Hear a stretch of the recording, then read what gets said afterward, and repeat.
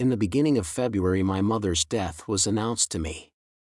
I at once hastened to her funeral at Leipzig, and was filled with deep emotion and joy at the wonderfully calm and sweet expression of her face. She had passed the latter years of her life, which had before been so active and restless, in cheerful ease, and at the end in peaceful and almost childlike happiness. On her deathbed she exclaimed in humble modesty, and with a bright smile on her face, "Oh, how beautiful! How lovely! How divine! Why do I deserve such favor?"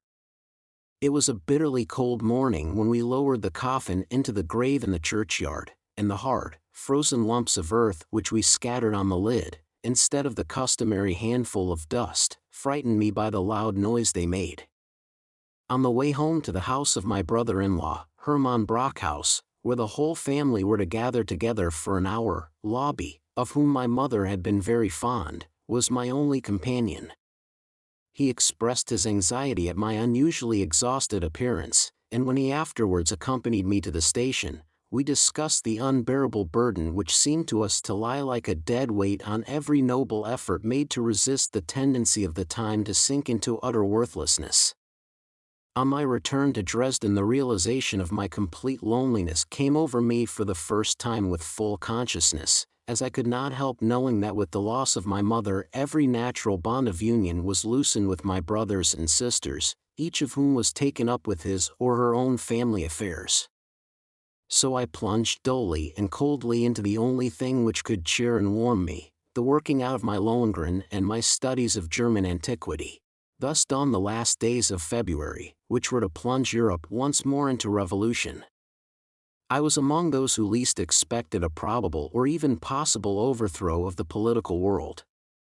My first knowledge of such things had been gained in my youth at the time of the July Revolution, and the long and peaceful reaction that followed it.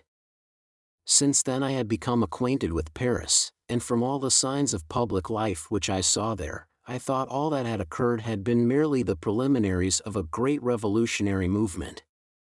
I had been present at the erection of the forts d'attaches around Paris, which Louis Philippe had carried out, and been instructed about the strategic value of the various fixed sentries scattered about Paris, and I agreed with those who considered that everything was ready to make even an attempt at a rising on the part of the populace of Paris quite impossible. When, therefore, the Swiss War of Separation at the end of the previous year, and the successful Sicilian Revolution at the beginning of the new year, turned all men's eyes in great excitement to watch the effect of these risings on Paris, I did not take the slightest interest in the hopes and fears which were aroused. News of the growing restlessness in the French capital did indeed reach us, but I disputed Rockel's belief that any significance could be attached to it.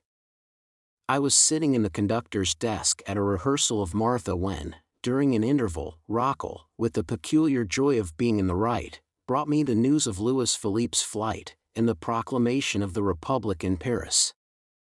This made a strange and almost astonishing impression on me, although at the same time the doubt as to the true significance of these events made it possible for me to smile to myself. I too caught the fever of excitement which had spread everywhere. The German March days were coming, and from all directions ever more alarming news kept coming in. Even within the narrow confines of my native Saxony serious petitions were framed, which the king withstood for a long time. Even he was deceived, in a way which he was soon to acknowledge, as to the meaning of this commotion and the temper that prevailed in the country. On the evening of one of these really anxious days, when the very air was heavy and full of thunder, we gave our third great orchestral concert, at which the king and his court were present, as on the two previous occasions. For the opening of this one I had chosen Mendelssohn's Symphony in A minor, which I had played on the occasion of his funeral. The mood of this piece, which even in the would-be joyful phrases is always tenderly melancholy, corresponded strangely with the anxiety and depression of the whole audience, which was more particularly accentuated in the demeanor of the royal family. I did not conceal from Lipinski, the leader of the orchestra, my regret at the mistake I had made in the arrangement of that day's program, as Beethoven's Fifth Symphony, also in a minor key, was to follow this minor symphony. With a merry twinkle in his eyes, the eccentric Pole comforted me by exclaiming, "Oh, let us play only the first two movements of the symphony in C minor, then no one will know whether we have played Mendelssohn in the major or the minor key." Fortunately, before these two movements began, to our great surprise, a loud shout was raised by some patriotic spirit in the middle of the audience, who called out, "Long live the King!" and the cry was promptly repeated with unusual enthusiasm and energy on all sides. Lipinski was perfectly right. The symphony, with the passionate and stormy excitement of the first theme, swelled out like a hurricane of rejoicing, and had seldom produced such an effect on the audience as on that night. This was the last of the newly inaugurated concerts that I ever conducted in Dresden. Shortly after this, the inevitable political changes took place. The king dismissed his ministry and elected a new one, consisting partly of liberals and partly even of really enthusiastic Democrats, who at once proclaimed the well-known regulations, which are the same all over the world, for founding a thoroughly democratic constitution. I was really touched by this result, and by the heartfelt joy which was evident among the whole population, and I would have given much to have been able to gain access to the king, and convince myself of his hearty confidence in the people's love for him, which seemed to me so desirable a consummation. In the evening the town was gaily illuminated, and the king drove through the streets in an open carriage. In the greatest excitement I went out among the dense crowds and followed his movements, often running where I thought it likely that a particularly hearty shout might rejoice and reconcile the monarch's heart. My wife was quite frightened when she saw me come back late at night, tired out and very hoarse from shouting. The events which took place in Vienna and Berlin, with their apparently momentous results, only moved me as interesting newspaper reports, and the meeting of a Frankfurt parliament in the place of the dissolved Bundestag sounded strangely pleasant in my ears. Yet all these significant occurrences could not tear me for a single day from my regular hours of work. With immense, almost overweening satisfaction, I finished, in the last days of this eventful and historic month of March, the score of Lohengrin with the orchestration of the music up to the vanishing of the Night of the Holy Grail into the remote and mystic distance. About this time a young Englishwoman, Madame Jessie Lawsett, who had married a Frenchman in Bordeaux, one day presented herself at my house in the company of Karl Ritter, who was barely 18 years of age. This young man, who was born in Russia of German parents, was a member of one of those northern families who had settled down permanently in Dresden, on account of the pleasant artistic atmosphere of that place. I remembered that I had seen him once before, not long after the first performance of Tannhauser, when he asked me for my autograph for a copy of the score of that opera, which was on sale at the music shop. I now learned that this copy really belonged to Frau Lawsett, who had been present at those performances, and who was now introduced to me. Overcome with shyness, the young lady expressed her admiration in a way I had never experienced before, and at the same time told me how great was her regret at being called away by family affairs from her favorite home in Dresden with the Ritter family, who, she gave me to understand, were deeply devoted to me. It was with a strange, and in its way quite a new, sensation that I bade farewell to this young lady. This was the first time since my meeting with Alwine from Man and Werder, when the Fliegender Holländer was produced, that I came across this sympathetic tone, which seemed to come like an echo from some old familiar past, but which I never heard close at hand. I invited young Ritter to come and see me whenever he liked, and to accompany me sometimes on my walks. His extraordinary shyness, however, seemed to prevent him from doing this, and I only remember seeing him very occasionally at my house. He used to turn up more often with Hans von Bülow, whom he seemed to know pretty well, and who had already entered the Leipzig University as a student of law. This well-informed and talkative young man showed his warm and hearty devotion to me more openly, and I felt bound to reciprocate his affection. He was the first person who made me realize the genuine character of the new political enthusiasm. On his hat, as well as on his father's, the black, red, and gold cockade was paraded before my eyes. Now that I had finished my Lohengrin, and had leisure to study the course of events, I could no longer help myself sympathizing with the ferment aroused by the birth of German ideals and the hopes attached to their realization. My old friend Frank had already imbued me with a fairly sound political judgment, and, like many others, I had grave doubts as to whether the German parliament now assembling would serve any useful purpose. Nevertheless, the temper of the populace, of which there could be no question, although it might not have been given very obvious expression, and the belief, everywhere prevalent, that it was impossible to return to the old conditions, could not fail to exercise its influence upon me. But I wanted actions instead of words, and actions which would force our princes to break forever with their old traditions, which were so detrimental to the cause of the German Commonwealth. With this object I felt inspired to write a popular appeal in verse, calling upon the German princes and peoples to inaugurate a great crusade against Russia, as the country which had been the prime instigator of that policy in Germany which had so fatally separated the monarchs from their subjects. One of the verses ran as follows. The old fight against the East returns again today. The people's sword must not rust. Who freedom wish for I? As I had no connection with political journals, and had learned by chance that Berthold Auerbach was on the staff of a paper in Mannheim, where the waves of revolution ran high, I sent him my poem with the request to do whatever he thought best with it, and from that day to this I have never heard or seen anything of it. Whilst the Frankfurt Parliament continued to sit on from day to day, and it seemed idle to conjecture whither this big talk by small men would lead, I was much impressed by the news which reached us from Vienna. In the May of this year an attempt at a reaction, such as had succeeded in Naples and remained indecisive in Paris, had been triumphantly nipped in the bud by the enthusiasm and energy of the Viennese people under the leadership of the students' band, who had acted with such unexpected firmness. I had arrived at the conclusion that, in matters directly concerning the people, no reliance could be placed on reason or wisdom, but only on sheer force supported by fanaticism or absolute necessity. But the course of events in Vienna, where I saw the youth of the educated classes working side by side with the laboring man, filled me with peculiar enthusiasm, to which I gave expression in another popular appeal in verse. This I sent to the Österreichischen Zeitung, where it was printed in their columns with my full signature. In Dresden 2 political unions had been formed, as a result of the great changes that had taken place. The first was called the Deutscher Verein, German Union, whose program aimed at a constitutional monarchy on the broadest democratic foundation. The names of its principal leaders, among which, in spite of its broad democratic foundation, my friends Edouard de Vriend and Professor Reichel had the courage openly to appear, guaranteed the safety of its objects.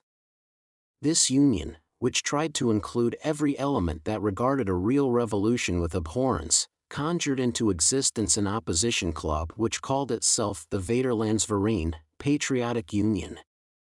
In this the democratic foundation seemed to be the chief basis, and the constitutional monarchy only provided the necessary cloak. Rockel canvassed passionately for the latter, as he seemed to have lost all confidence in the monarchy. The poor fellow was, indeed, in a very bad way. He had long ago given up all hope of rising to any position in the musical world. His directorship had become pure drudgery, and was, unfortunately, so badly paid that he could not possibly keep himself and his yearly increasing family on the income he derived from his post. He always had an unconquerable aversion from teaching, which was a fairly profitable employment in Dresden among the many wealthy visitors. So he went on from bad to worse, running miserably into debt, and for a long time saw no hope for his position as the father of a family except in emigration to America, where he thought he could secure a livelihood for himself and his dependents by manual labor, and for his practical mind by working as a farmer, from which class he had originally sprung. This, though tedious, would at least be certain. On our walks he had of late been entertaining me almost exclusively with ideas he had gleaned from reading books on farming, doctrines which he applied with zeal to the improvement of his encumbered position. This was the mood in which the revolution of 1848 found him, and he immediately went over to the extreme socialist side, which, owing to the example set by Paris, threatened to become serious. Everyone who knew him was utterly taken aback at the apparently vital change which had so suddenly taken place in him, when he declared that he had at last found his real vocation, that of an agitator. His persuasive faculties, on which, however, he could not rely sufficiently for platform purposes, developed in private intercourse into stupefying energy. It was impossible to stop his flow of language with any objection, and those he could not draw over to his cause he cast aside forever. In his enthusiasm about the problems which occupied his mind day and night, he sharpened his intellect into a weapon capable of demolishing every foolish objection, and suddenly stood in our midst like a preacher in the wilderness. He was at home in every department of knowledge. The Vaterlandsverein had elected a committee for carrying into execution a plan for arming the populace. This included Rockel and other thoroughgoing Democrats, and, in addition, certain military experts, among whom was my old friend Hermann Müller, the lieutenant of the guards who had once been engaged to Schroeder de Vriend. He and another officer named Ziklinski were the only members of the Saxon army who joined the political movement. The part one played in the meetings of this committee, as in everything else, was dictated by artistic motives. As far as I can remember, the details of this plan, which at last became a nuisance, afforded very sound foundation for a genuine arming of the people, though it was impossible to carry it out during the political crisis. My interest and enthusiasm about the social and political problems which were occupying the whole world increased every day, until public meetings and private intercourse, and the shallow platitudes which formed the staple eloquence of the orators of the day, proved to me the terrible shallowness of the whole movement. If only I could rest assured that, while such senseless confusion was the order of the day, people well versed in these matters would withhold from any demonstration, which to my great regret I observed in Hermann Frank, and told him of, openly, then, on the contrary, I should feel myself compelled, as soon as the opportunity arose, to discuss the purport of such questions and problems according to my judgment. Needless to say, the newspapers played an exciting and prominent part on this occasion. Once, when I went incidentally, as I might go to see a play, to a meeting of the Vaterlandsverein, when they were assembled in a public garden, they chose for the subject of their discussion, Republic or Monarchy. I was astonished to hear and to read with what incredible triviality it was carried on, and how the sum total of their explanation was, that, to be sure, a republic is best, but, at the worst, one could put up with a monarchy if it were well conducted. As the result of many heated discussions on this point, I was incited to lay bare my views on the subject in an article which I published in the Dresdener Anzeiger, but which I did not sign. My special aim was to turn the attention of the few who really took the matter seriously, from the external form of the government to its intrinsic value. When I had pursued and consistently discussed the utmost idealistic conclusions of all that which, to my mind, was necessary and inseparable from the perfect state and from social order, I inquired whether it would not be possible to realize all this with a king at the head, and entered so deeply into the matter as to portray the king in such a fashion, that he seemed even more anxious than anyone else that his state should be organized on genuinely republican lines, in order that he might attain to the fulfillment of his own highest aims. I must own, however, that I felt bound to urge this king to assume a much more familiar attitude towards his people than the court atmosphere and the almost exclusive society of his nobles would seem to render possible. Finally, I pointed to the King of Saxony as being specially chosen by fate to lead the way in the direction I had indicated, and to give the example to all the other German princes. Rockel considered this article a true inspiration from the angel of propitiation, but as he feared that it would not meet with proper recognition and appreciation in the paper, he urged me to lecture on it publicly at the next meeting of the Vaterlandsverein, for he attached great importance to my discoursing on the subject personally.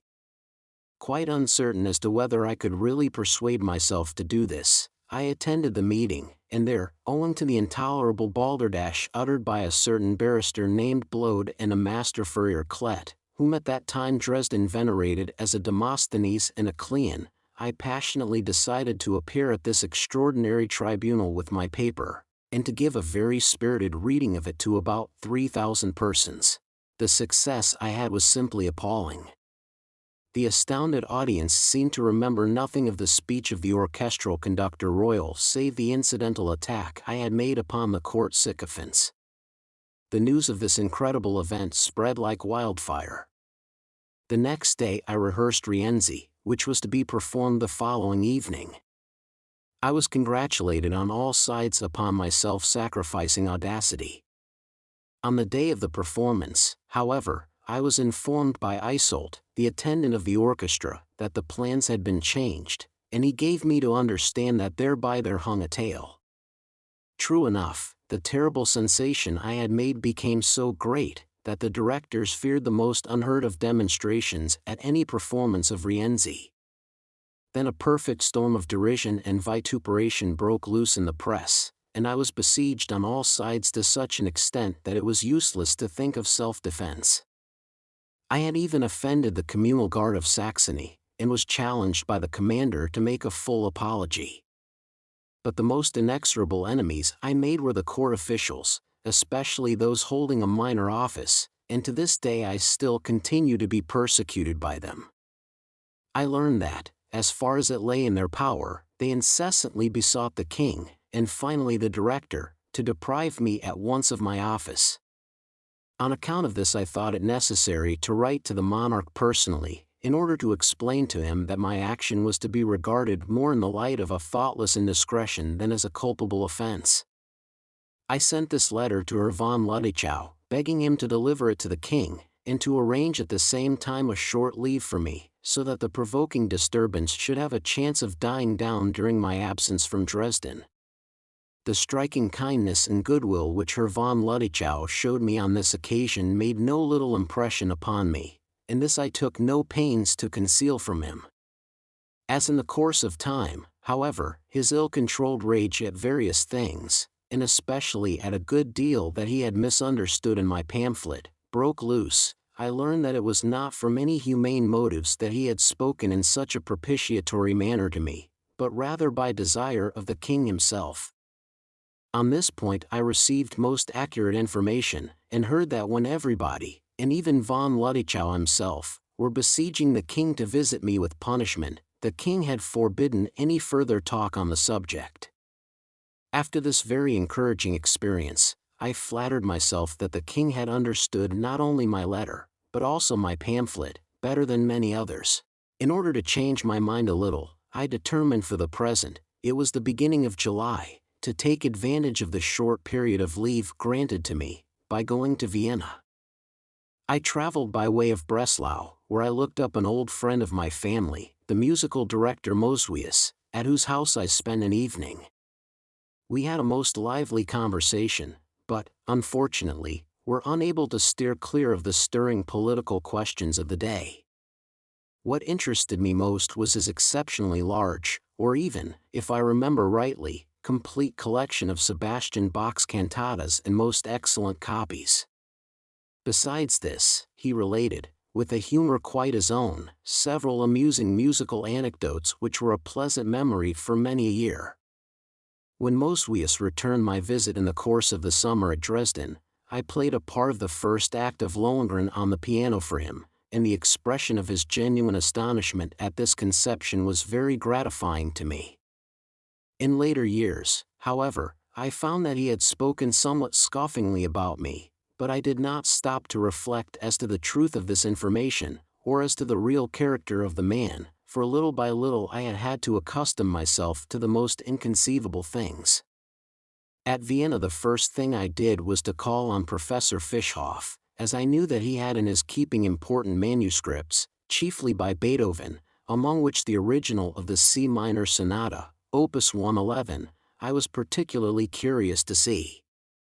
Through this new friend, whom I found somewhat dry, I made the acquaintance of Herr Vesk von Puttlingen, who, as the composer of a most insignificant opera, Joan of Arc, which had been performed in Dresden, had with cautious good taste adopted only the last two syllables of Beethoven's name, Haven. One day we were at his house to dinner, and I then recognized in him a former confidential official of Prince Metternich, who now, with his ribbon of black, red, and gold, followed the current of the age, apparently quite convinced. I made another interesting acquaintance in the person of Herr von Fonten, the Russian state councillor, and attaché at the Russian embassy in Vienna. I frequently met this man, both at Fischhoff's house and on excursions into the surrounding country, and it was interesting to me for the first time to run up against a man who could so strongly profess his faith in the pessimistic standpoint, that a consistent despotism guarantees the only order of things which can be tolerated.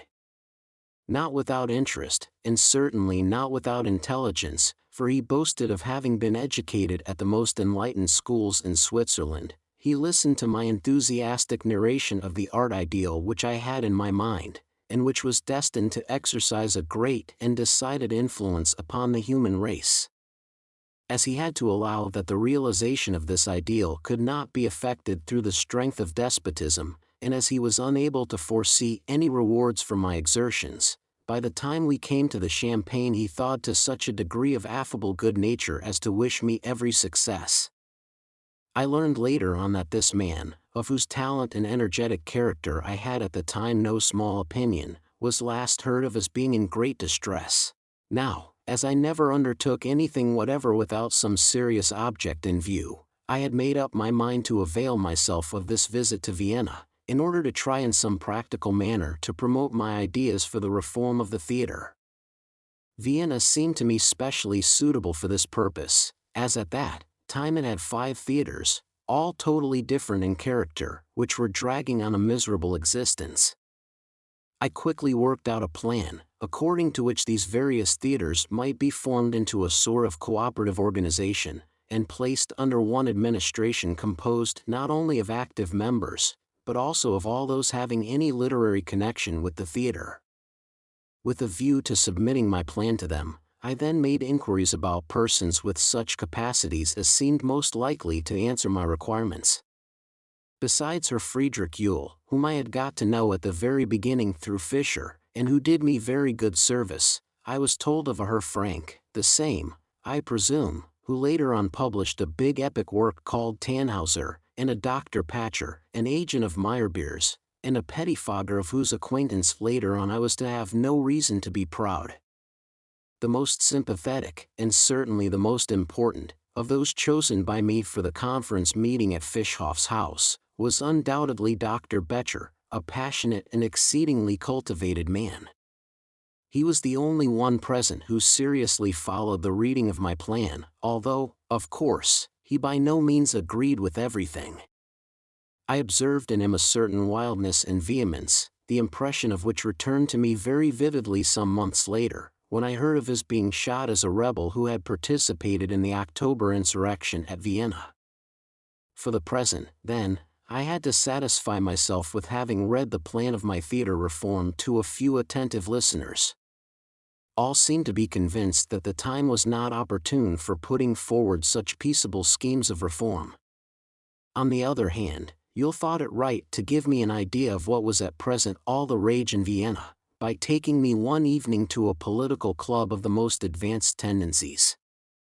There I heard a speech by Herr Sigismund Englander, who shortly afterwards attracted much attention in the political monthly papers. The unblushing audacity with which he and others expressed themselves that evening with regard to the most dreaded persons in public power astounded me almost as much as the poverty of the political views expressed on that occasion. By way of contrast I received a very nice impression of Herr Grillparzer, the poet, whose name was like a fable to me, associated as it was, from my earliest days, with his Jungfrau. I approached him also with respect to the matter of my theatre reform. He seemed quite disposed to listen in a friendly manner to what I had to say to him. He did not, however, attempt to conceal his surprise at my direct appeals and the personal demands I made of him.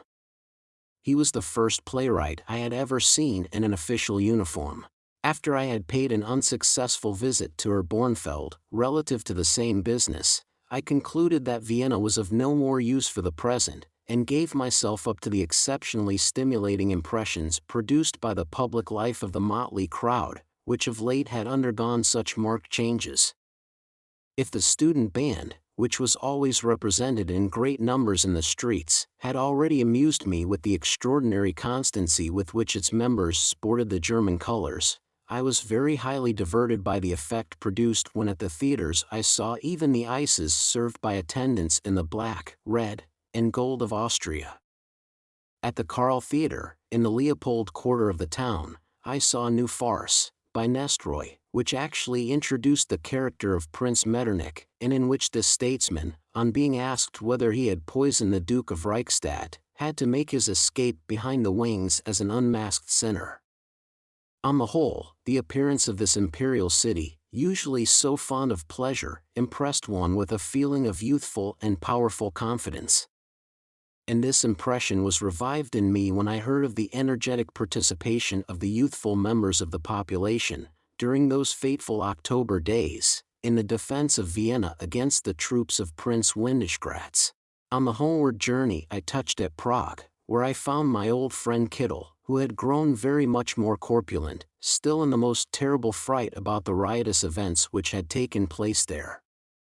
He seemed to be of opinion that the revolt of the Czech party against the Austrian government was directed at him personally, and he thought fit to reproach himself with the terrible agitation of the time, which he believed he had specially inflamed by his composition of my operatic text of Die Franzosen vor Nizza, out of which a kind of revolutionary air seemed to have become very popular.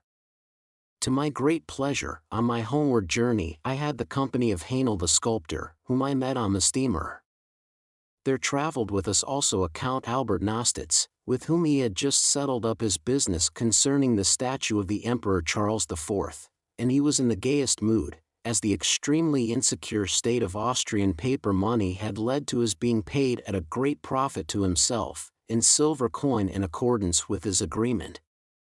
I was very pleased to find that, thanks to this circumstance, he was in such a confident mood, and so free from prejudice, that on arriving at Dresden he accompanied me the whole way, a very long distance, from the landing stage at which we had left the steamer to my house, in an open carriage, and this despite the fact that he very well knew that, only a few weeks before, I had caused a really terrible stir in this very city. As far as the public were concerned, the storm seemed quite to have died down, and I was able to resume my usual occupations and mode of life without any further trouble. I am sorry to say, however, that my old worries and anxieties started afresh. I stood in great need of money, and had not the vaguest notion whither to go in search of it. I then examined very thoroughly the answer I had received during the preceding winter to my petition for a higher salary. I had left it unread, as the modifications made in it had already disgusted me.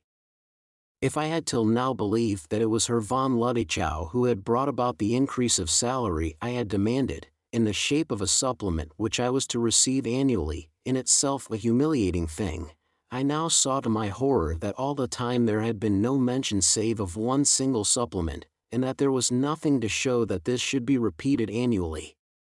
On learning this, I saw that I should now be at the hopeless disadvantage of coming too late with a remonstrance if I should attempt to make one, so there was nothing left for me but to submit to an insult which, under the circumstances, was quite unprecedented.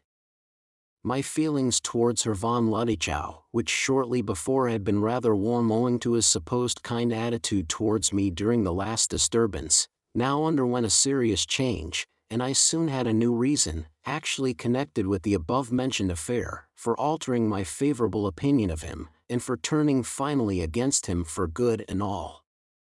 He had informed me that the members of the Imperial Orchestra had sent him a deputation demanding my instant dismissal, as they thought that it affected their honor to be any longer under a conductor who had compromised himself politically to the extent which I had. He also informed me that he had not only reprimanded them very severely, but that he had also been at great pains to pacify them concerning me. All this, which Ludichow had put in a highly favorable light, had latterly made me feel very friendly towards him. Then, however, as the result of inquiries into the matter, I heard accidentally through members of the orchestra that the facts of the case were almost exactly the reverse. What had happened was this, that the members of the Imperial Orchestra had been approached on all sides by the officials of the court, and had been not only earnestly requested to do what Ludwig had declared they had done of their own accord, but also threatened with the displeasure of the king, and of incurring the strongest suspicion if they refused to comply. In order to protect themselves against this intrigue, and to avoid all evil consequences should they not take the required step, the musicians had turned to their principal, and had sent him a deputation, through which they declared that, as a corporation of artists, they did not in the least feel called upon to mix themselves up in a matter that did not concern them. Thus the halo with which my former attachment to Herr von Ludwig had surrounded him at last disappeared for good and all, and it was chiefly my shame at having been so very much upset by his false conduct that now inspired me forever with such bitter feelings for this man.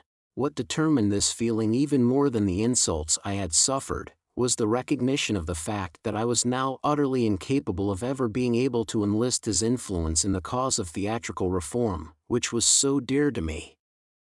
It was natural that I should learn to attach ever less and less importance to the mere retention of the post of orchestral conductor on so extraordinarily inadequate and reduced a salary, and in keeping to this office, I merely bowed to what was an inevitable though purely accidental circumstance of a wretched fate.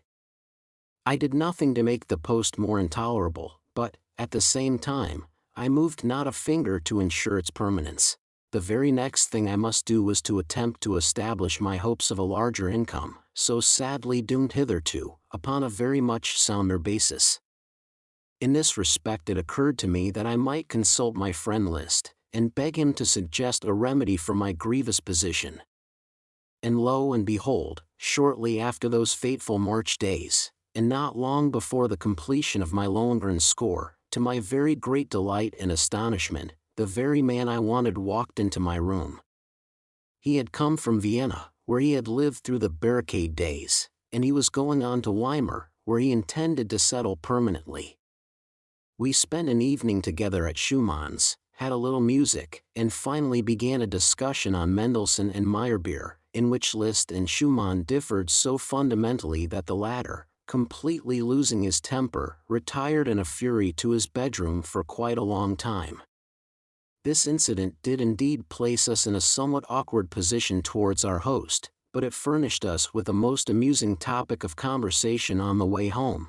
I have seldom seen Liszt so extravagantly cheerful as on that night, when, in spite of the cold and the fact that he was clad only in ordinary evening dress, he accompanied first the music director Schubert, and then myself, to our respective homes. Subsequently I took advantage of a few days' holiday in August to make an excursion to Weimar, where I found Liszt permanently installed and, as is well known, enjoying a life of most intimate intercourse with the Grand Duke. Even though he was unable to help me in my affairs, except by giving me a recommendation which finally proved useless, his reception of me on this short visit was so hearty and so exceedingly stimulating, that it left me profoundly cheered and encouraged.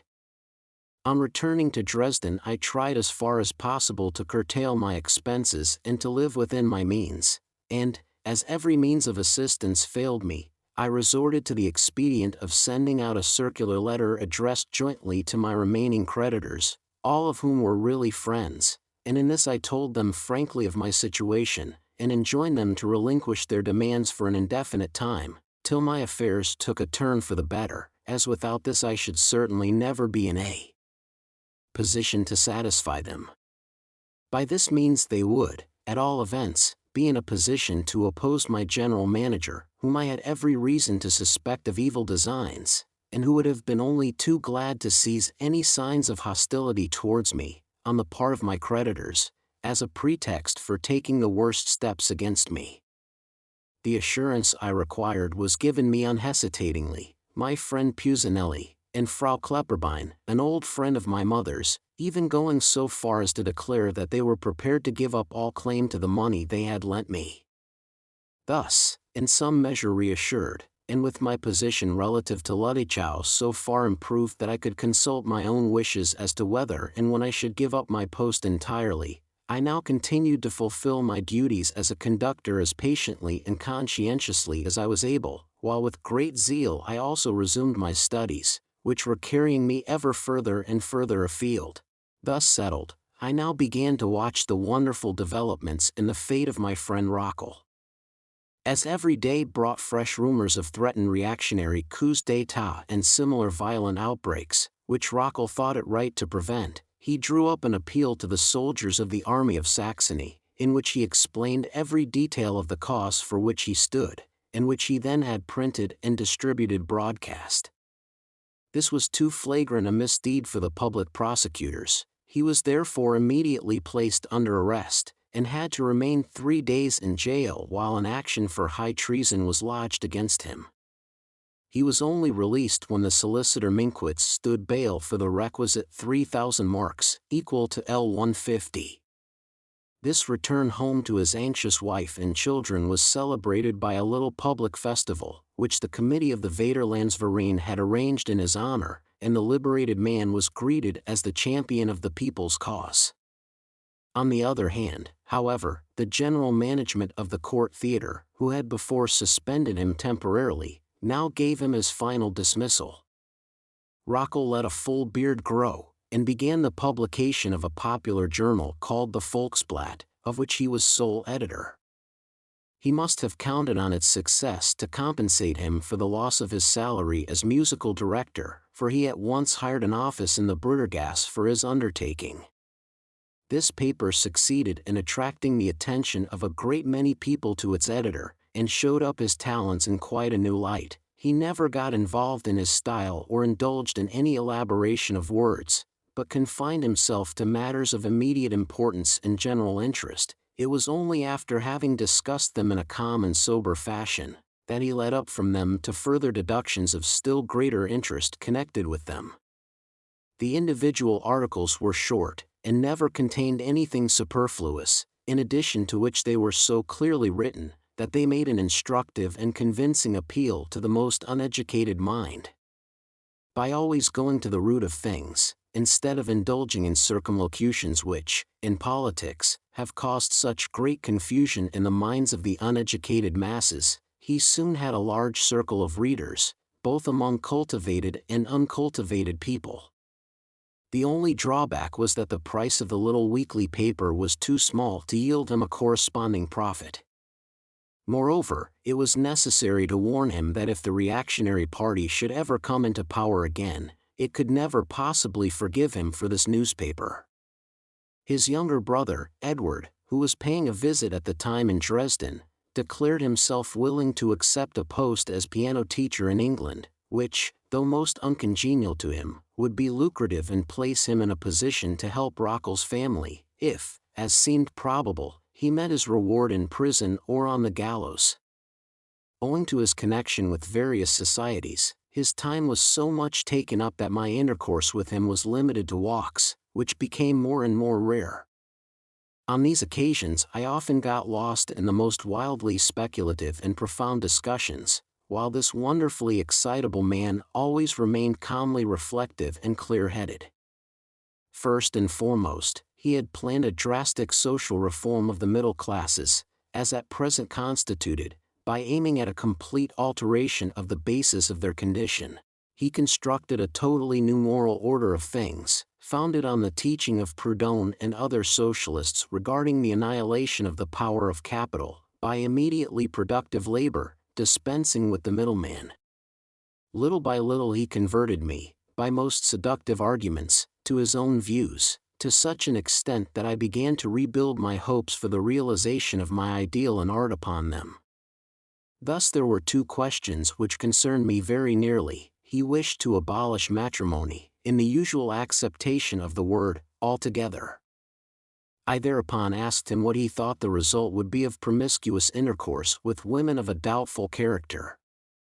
With amiable indignation he gave me to understand that we could have no idea about the purity of morals in general, and of the relations of the sexes in particular, so long as we were unable to free people completely from the yoke of the trades, guilds, and similar coercive institutions. He asked me to consider what the only motive would be which would induce a woman to surrender herself to a man, when not only the considerations of money, fortune, position, and family prejudices, but also the various influences necessarily arising from these, had disappeared. When I, in my turn, asked him whence he would obtain persons of great intellect and of artistic ability, if everybody were to be merged in the working classes, he met my objection by replying that owing to the very fact that everybody would participate in the necessary labor according to his strength and capacity, work would cease to be a burden, and would become simply an occupation which would finally assume an entirely artistic character. He demonstrated this on the principle that, as had already been proved, a field, worked laboriously by a single peasant, was infinitely less productive than when cultivated by several persons in a scientific way. These and similar suggestions, which Rockel communicated to me with a really delightful enthusiasm, led me to further reflections, and gave birth to new plans upon which, to my mind, a possible organization of the human race, which would correspond to my highest ideals in art, could alone be based. In reference to this, I immediately turned my thoughts to what was close at hand, and directed my attention to the theater. The motive for this came not only from my own feelings, but also from external circumstances. In accordance with the latest democratic suffrage laws, a general election seemed imminent in Saxony, the election of extreme radicals, which had now taken place nearly everywhere else, showed us that if the movement lasted, there would be the most extraordinary changes even in the administration of the revenue. Apparently a general resolution had been passed to subject the civil list to a strict revision. All that was deemed superfluous in the royal household was to be done away with. The theatre, as an unnecessary place of entertainment for a depraved portion of the public, was threatened with the withdrawal of the subsidy granted it from the civil list. I now resolved, in view of the importance which I attached to the theatre, to suggest to the ministers that they should inform the members of Parliament that if the theatre in its present condition were not worth any sacrifice from the state, it would sink to still more doubtful tendencies, and might even become dangerous to public morals, if deprived of that state control which had for its aim the ideal, and, at the same time, felt itself called upon to place culture and education under its beneficial protection. It was of the highest importance to me to secure an organization of the theatre, which would make the carrying out its loftiest ideals not only a possibility but also a certainty.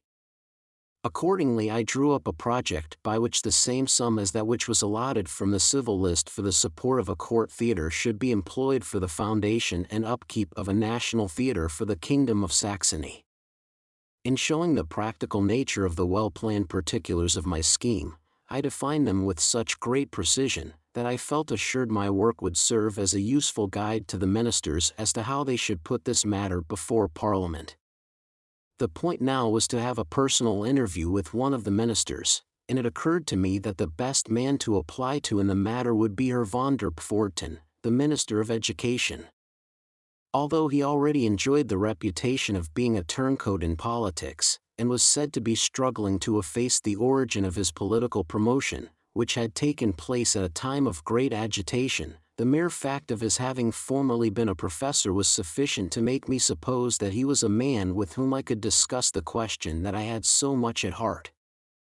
I learned, however, that the real art institutions of the kingdom, such, for instance, as the Academy of Fine Arts, to whose number I so ardently desired to see the theatre added, belonged to the department of the Minister of the Interior. To this man, the worthy though not highly cultivated or artistic Herr Oberlander, I submitted my plans, not, however, without having first made myself known to Herr von der Pforten, in order, for the reasons above stated, to commend my project to him. This man, who apparently was very busy, received me in a polite and reassuring manner, but his whole bearing, indeed the very expression of his face, seemed to destroy all hopes I might ever have cherished of finding in him that understanding which I had expected. The Minister Oberlander, on the other hand, earned my confidence by the straightforward earnestness with which he promised a thorough inquiry into the matter. Unfortunately, however, at the same time, he informed me with the most simple frankness that he could entertain but very little hope of getting the king's authorization for any unusual treatment of a question hitherto given over to routine. It must be understood that the relations of the king to his ministers were both strained and unconfidential, and that this was more especially so in the case of Oberlander, who never approached the monarch on any other business than that which the strictest discharge of his current duties rendered indispensable. He therefore thought it would be better if my plan could be brought forward, in the first place, by the Chamber of Deputies, as, in the event of the new civil list being discussed, I was particularly anxious to avoid the question of the continuation of the court theatre being treated in the ignorant and short-sighted radical fashion, which was to be feared above all. I did not despair of making the acquaintance of some of the most influential among the new members of Parliament. In this wise I found myself suddenly plunged into quite a new and strange world, and became acquainted with persons and opinions, the very existence of which until then I had not even suspected. I found it somewhat trying always to be obliged to meet these gentlemen at their beer enshrouded in the dense clouds of their tobacco smoke, and to have to discuss with them matters which, though very dear to me, must have seemed a little fantastic to their mind. After a certain Herr von Truchler, a very handsome, energetic man, whose seriousness was almost gloomy, had listened to me calmly for some time, and had told me that he no longer knew anything about the state, but only about society, and that the latter would know, without either his or my aid, how it should act in regard to art and to the theatre, I was filled with such extraordinary feelings, half mingled with shame, that there and then I gave up, not only all my exertions, but all my hopes as well. The only reminder I ever had of the whole affair came some while after when, on meeting Herr von Ludichow, I quickly gathered from his attitude to me that he had got wind of the episode, and that it only inspired him with fresh hostility towards me. During my walks, which I now took absolutely alone, I thought ever more deeply, and much to the relief of my mind, over my ideas concerning that state of human society for which the boldest hopes and efforts of the socialists and communists, then busily engaged in constructing their system, offered me but the roughest foundation. These efforts could begin to have some meaning and value for me only when they had attained to that political revolution and reconstruction which they aimed at, for it was only then that I, in my turn, could start my reforms in art. At the same time my thoughts were busy with a drama, in which the Emperor Frederick I, surnamed Barbarossa, was to be the hero. In it the model ruler was portrayed in a manner which lent him the greatest and most powerful significance. His dignified resignation at the impossibility of making his ideals prevail was intended not only to present a true transcript of the arbitrary multifariousness of the things of this world, but also to arouse sympathy for the hero. I wished to carry out this drama in popular rhyme, and in the style of the German used by our epic poets of the Middle Ages, and in this respect the poem Alexander, by the priest Lambert, struck me as a good example. But I never got further with this play than to sketch its outline in the broadest manner possible. The 5 acts were planned in the following manner: Act I, Imperial Diet in the Roncaglian Fields, a demonstration of the significance of imperial power which should extend even to the investiture of water and air. Act II. The Siege and Capture of Milan. Act III. Revolt of Henry the Lion and his overthrow at Lugano. Act IV. Imperial Diet in Augsburg, the humiliation and punishment of Henry the Lion. Act V. Imperial Diet and Grand Court Assembly at Mainz, peace with the Lombards, reconciliation with the Pope, acceptance of the cross, and the departure for the East. I lost all interest, however, in the carrying out of this dramatic scheme directly I discovered its resemblance to the subject matter of the Nibelungen and Siegfried myths, which possessed a more powerful attraction for me. The points of similarity which I recognized between the history and the legend in question then induced me to write a treatise on the subject, and in this I was assisted by some stimulating monographs, found in the Royal Library, written by authors whose names have now escaped my memory, but which taught me in a very attractive manner a considerable amount about the old original kingdom of Germany. Later on I published this fairly extensive essay with the title of Die Nibelungen, but in working it out I finally lost all inclination to elaborate the historical material for a real drama. In direct connection with this I began to sketch a clear summary of the form which the old original Nibelungen myth had assumed in my mind in its immediate association with the mythological legend of the gods, a form which, though full of detail, was yet much condensed in its leading features. Thanks to this work, I was able to convert the chief part of the material itself into a musical drama. It was only by degrees, however, and after long hesitation that I dared to enter more deeply into my plans for this work, for the thought of the practical realization of such a work on our stage literally appalled me.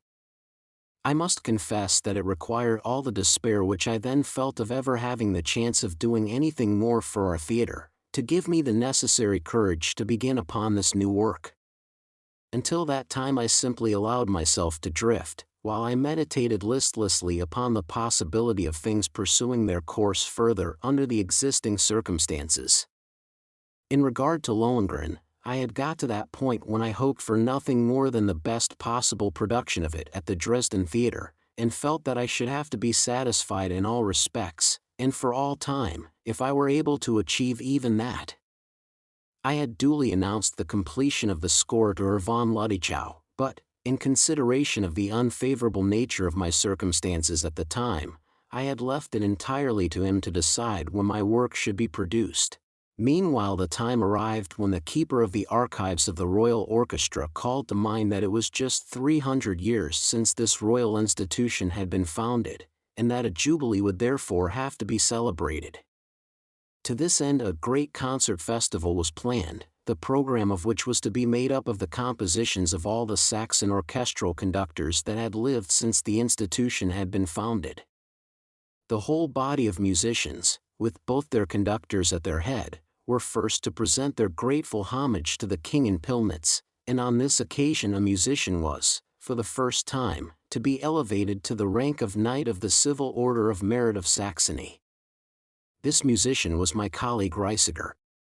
Until then he had been treated by the court, and by the manager himself, in the most scornful manner possible, but had, owing to his conspicuous loyalty at this critical time, especially to me, found exceptional favor in the eyes of our committees. When he appeared before the public decorated with the wonderful order, he was greeted with great jubilation by the loyal audience that filled the theater on the evening of the festival concert. His overture to Elva was also received with a perfect uproar of enthusiastic applause, such as had never fallen to his lot, whereas the finale of the first act from Lohengrin, which was produced as the work of the youngest conductor, was accorded only an indifferent reception. This was all the more strange as I was quite unaccustomed to such coolness in regard to my work on the part of the Dresden public. Following upon the concert, there was a festive supper, and when this was over, as all kinds of speeches were being made, I freely proclaimed to the orchestra, in a loud and decided tone, my views as to what was desirable for their perfection in the future. Hereupon Marskner, who, as a former musical conductor in Dresden, had been invited to the Jubilee celebrations, expressed the opinion that I should do myself a great deal of harm by holding too good an opinion of the musicians. He said I ought just to consider how uncultivated these people were with whom I had to deal. He pointed out that they were trained simply for the one instrument they played, and asked me whether I did not think that by discoursing to them on the aspirations of art I would produce not only confusion, but even perhaps bad blood.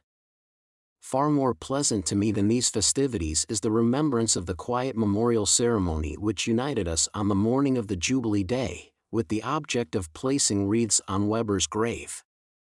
As nobody could find a word to utter, and even Marskner was able to give expression only to the very driest and most trivial of speeches about the departed master, I felt it incumbent upon me to say a few heartfelt words concerning the memorial ceremony for which we were gathered together. This brief spell of artistic activity was speedily broken by fresh excitements, which kept pouring in upon us from the political world. The events of October in Vienna awakened our liveliest sympathy, and our walls daily blazed with red and black placards, with summonses to march on Vienna, with the curse of Red Monarchy, as opposed to the hated Red Republic, and with other equally startling matter. Except for those who were best informed as to the course of events, and who certainly did not swarm in our streets, these occurrences aroused great uneasiness everywhere. With the entry of Windischgratz into Vienna, the acquittal of Froebel and the execution of Blum, it seemed as though even Dresden were on the eve of an explosion. A vast demonstration of mourning was organized for Blum, with an endless procession through the streets. At the head marched the ministry, among whom the people were particularly glad to see Herr von der Pforten taking a sympathetic share in the ceremony, as he had already become an object of suspicion to them. From that day gloomy forebodings of disaster grew ever more prevalent on every side. People even went so far as to say, with little attempt at circumlocution, that the execution of Blum had been an act of friendship on the part of the Archduchess Sophia to her sister, the Queen of Saxony, for during his agitation in Leipzig the man had made himself both hated and feared. Troops of Viennese fugitives, disguised as members of the student bands, began to arrive in Dresden, and made a formidable addition to its population, which from this time forth paraded the streets with ever-increasing confidence. One day, as I was on my way to the theater to conduct a performance of Rienzi, the choirmaster informed me that several foreign gentlemen had been asking for me.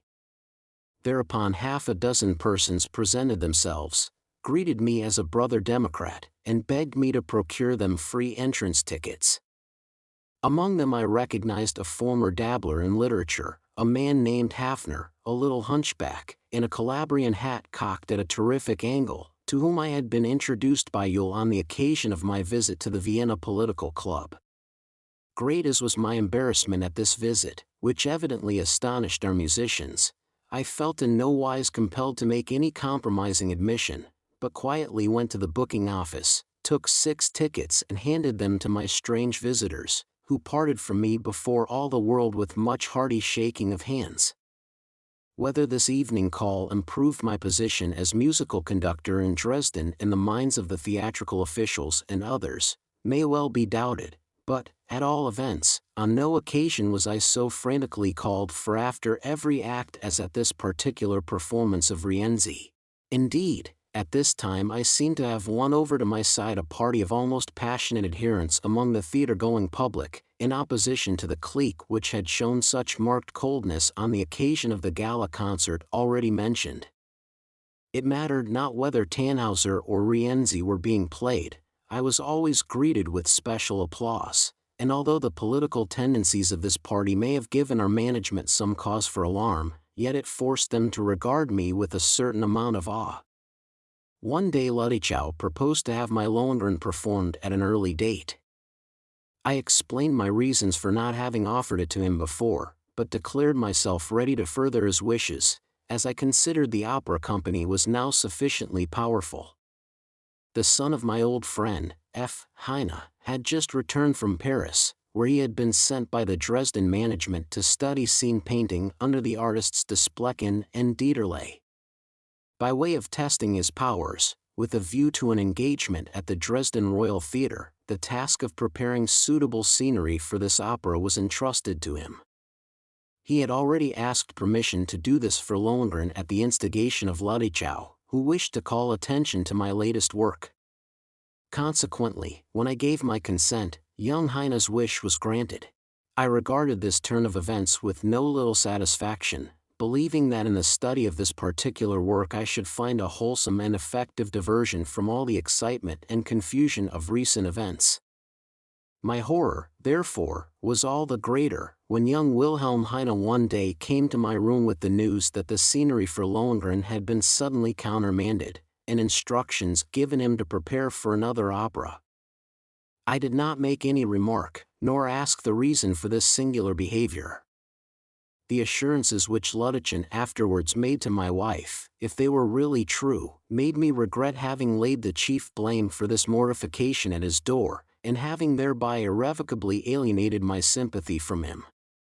When she asked him about this many years later, he assured her that he had found the court vehemently hostile to me, and that his well-meant attempts to produce my work had met with insuperable obstacles. However that may have been, the bitterness I now experienced wrought a decisive effect upon my feelings. Not only did I relinquish all hope of a reconciliation with the theater authorities by a splendid production of my Lohengrin, but I determined to turn my back forever on the theater, and to make no further attempt to meddle with its concerns. By this act I expressed not merely my utter indifference as to whether I kept my position as musical conductor or no, but my artistic ambitions also entirely cut me off from all possibility of ever cultivating modern theatrical conditions again. I at once proceeded to execute my long-cherished plans for Siegfried's Tod, which I had been half afraid of before. In this work I no longer gave a thought to the Dresden or any other court theater in the world. My sole preoccupation was to produce something that should free me, once and for all, from this irrational subservience. As I could get nothing more from Rockel in this connection, I now corresponded exclusively with Edouard de Vriend on matters connected with the theater and dramatic art. When, on the completion of my poem, I read it to him, he listened with amazement, and at once realized the fact that such a production would be an absolute drug in the modern theatrical market, and he naturally could not agree to let it remain so. On the other hand, he tried so far to reconcile himself to my work as to try and make it less startling and more adapted for actual production. He proved the sincerity of his intentions by pointing out my error in asking too much of the public, and requiring it to supply from its own knowledge many things necessary for a right understanding of my subject matter, at which I had only hinted in brief and scattered suggestions. He showed me, for instance, that before Siegfried and Brunhilde are displayed in a position of bitter hostility towards each other, they ought first to have been presented in their true and calmer relationship. I had, in fact, opened the poem of Siegfried's Tod with those scenes which now form the first act of the Götterdämmerung. The details of Siegfried's relation to Brunhilde had been merely outlined to the listeners in a lyrico-episodical dialogue between the hero's wife, whom he had left behind in solitude, and a crowd of Valkyries passing before her rock. To my great joy, de Vriend's hint on this point directed my thoughts to those scenes which I afterwards worked out in the prologue of this drama.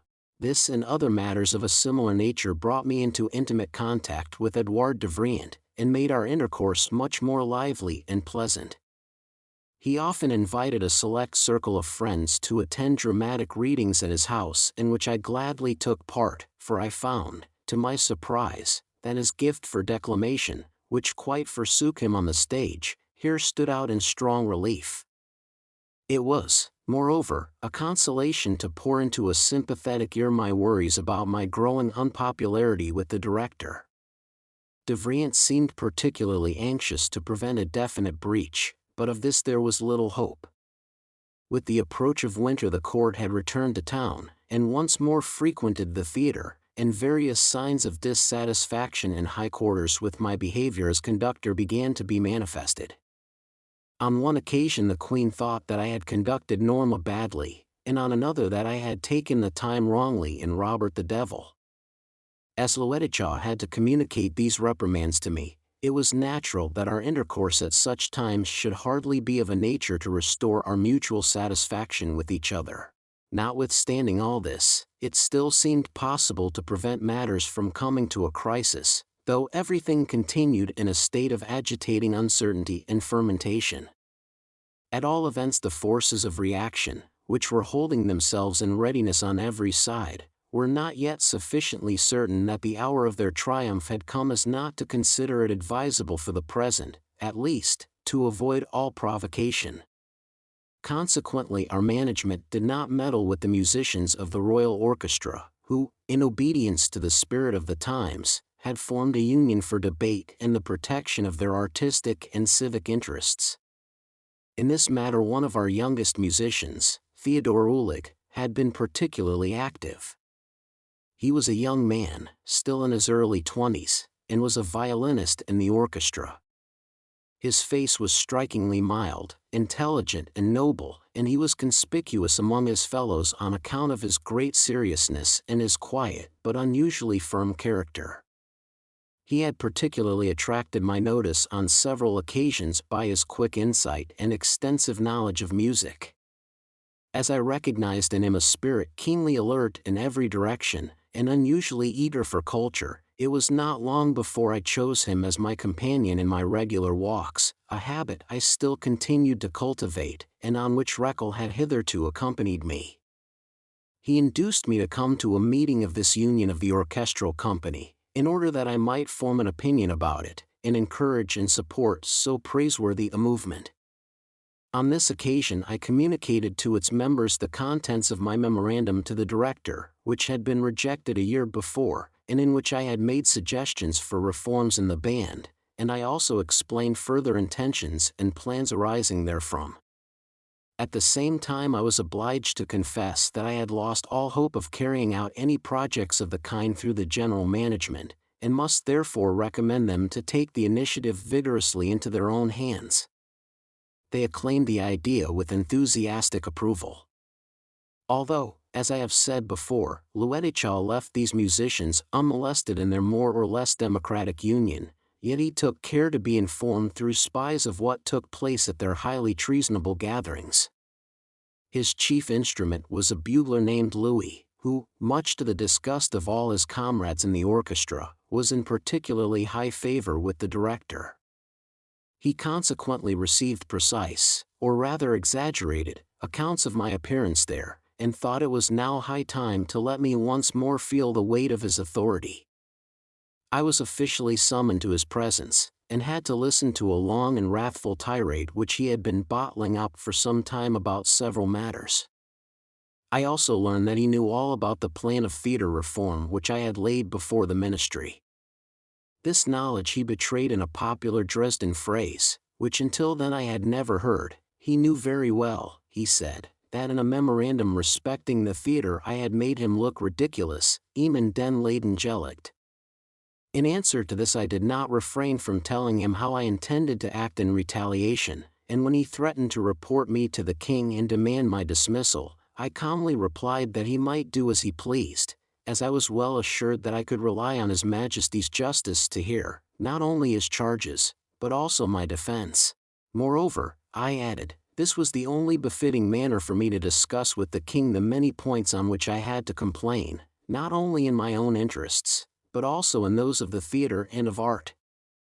This was not pleasant hearing for Ludwig, and he asked how it was possible for him to try and cooperate with me, when I for my part had openly declared, to use his own expression, that all labor was wasted upon him, Hopfen uendi mals verloren seen. We had at last to part with mutual shruggings of the shoulder. My conduct seemed to trouble my former patron, and he therefore enlisted the tact and moderation of Edouard de Vriend in his service, and asked him to use his influence with me to facilitate some further arrangement between us. But, in spite of all his zeal, de Vriend had to admit with a smile, after we had discussed his message, that nothing much could be done, and as I persisted in my refusal to meet the director again in consultation respecting the service of the theatre, he had at last to recognize that his own wisdom would have to help him out of the difficulty.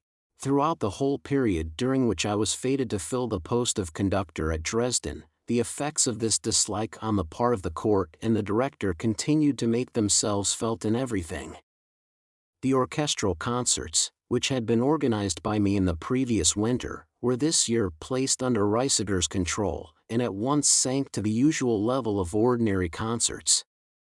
Public interest quickly waned, and the undertaking could only with difficulty be kept alive.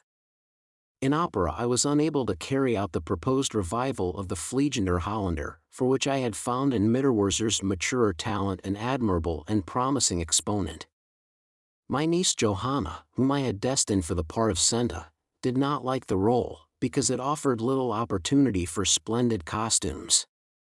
She preferred Zampa and Favorita, partly to please her new protector, my erstwhile Rienzi enthusiast, Tykic, partly for the sake of 3 brilliant costumes which the management had to furnish for each of these parts.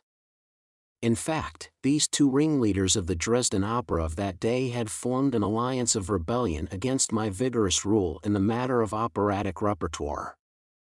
Their opposition, to my great discomfiture, was crowned by success when they secured the production of this Favorita of Donizetti's, the arrangement of which I had once been obliged to undertake for Schlesinger in Paris. I had at first emphatically refused to have anything to do with this opera, although its principal part suited my niece's voice admirably, even in her father's judgment. But now that they knew of my feud with the director, and of my voluntary loss of influence, and finally of my evident disgrace, they thought the opportunity ripe for compelling me to conduct this tiresome work myself, as it happened to be my turn. Besides this, my chief occupation at the Royal Theatre during this period consisted in conducting Flottau's opera Martha, which, although it failed to attract the public, was nevertheless produced with excessive frequency, owing to its convenient cast. On reviewing the results of my labors in Dresden, where I had now been nearly 7 years, I could not help feeling humiliated when I considered the powerful and energetic impetus I knew I had given in many directions to the court theatre, and I found myself obliged to confess that, were I now to leave Dresden, not the smallest trace of my influence would remain behind. From various signs I also gathered that, if ever it should come to a trial before the king between the director and myself, even if his majesty were in my favor, yet out of consideration for the courtier the verdict would go against me. Nevertheless, on Palm Sunday of the new year, 1849, I received ample amends. In order to ensure liberal receipts, our orchestra had again decided to produce Beethoven's Ninth Symphony. Every one did his utmost to make this one of our finest performances, and the public took up the matter with real enthusiasm. Michael Bakunin, unknown to the police, had been present at the public rehearsal.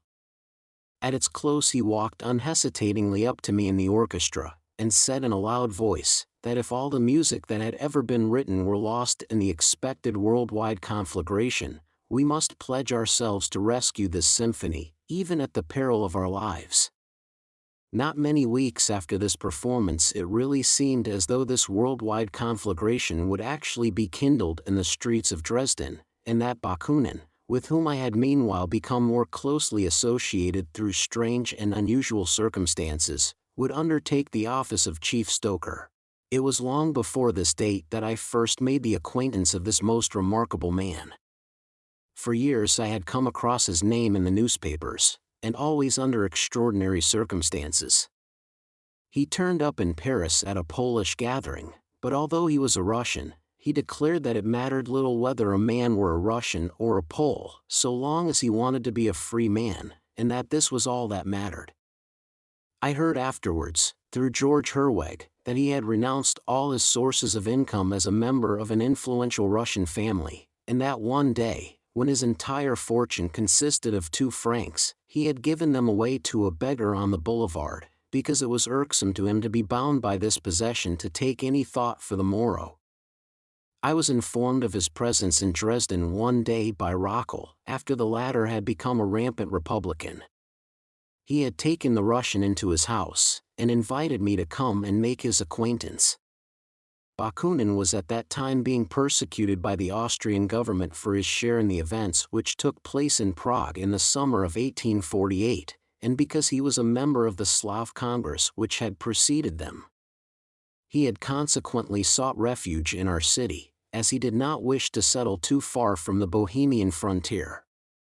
The extraordinary sensation he had created in Prague arose from the fact that, when the Czechs sought the protection of Russia against the dreaded Germanising policy of Austria, he conjured them to defend themselves with fire and sword against those very Russians, and indeed against any other people who lived under the rule of a despotism like that of the Tsars. This superficial acquaintance with Blumen's aims had sufficed to change the purely national prejudices of the Germans against him into sympathy. When I met him, therefore, under the humble shelter of Rockel's roof, I was immediately struck by his singular and altogether imposing personality. He was in the full bloom of manhood, anywhere between 30 and 40 years of age. Everything about him was colossal, and he was full of a primitive exuberance and strength. I never gathered that he set much store by my acquaintance.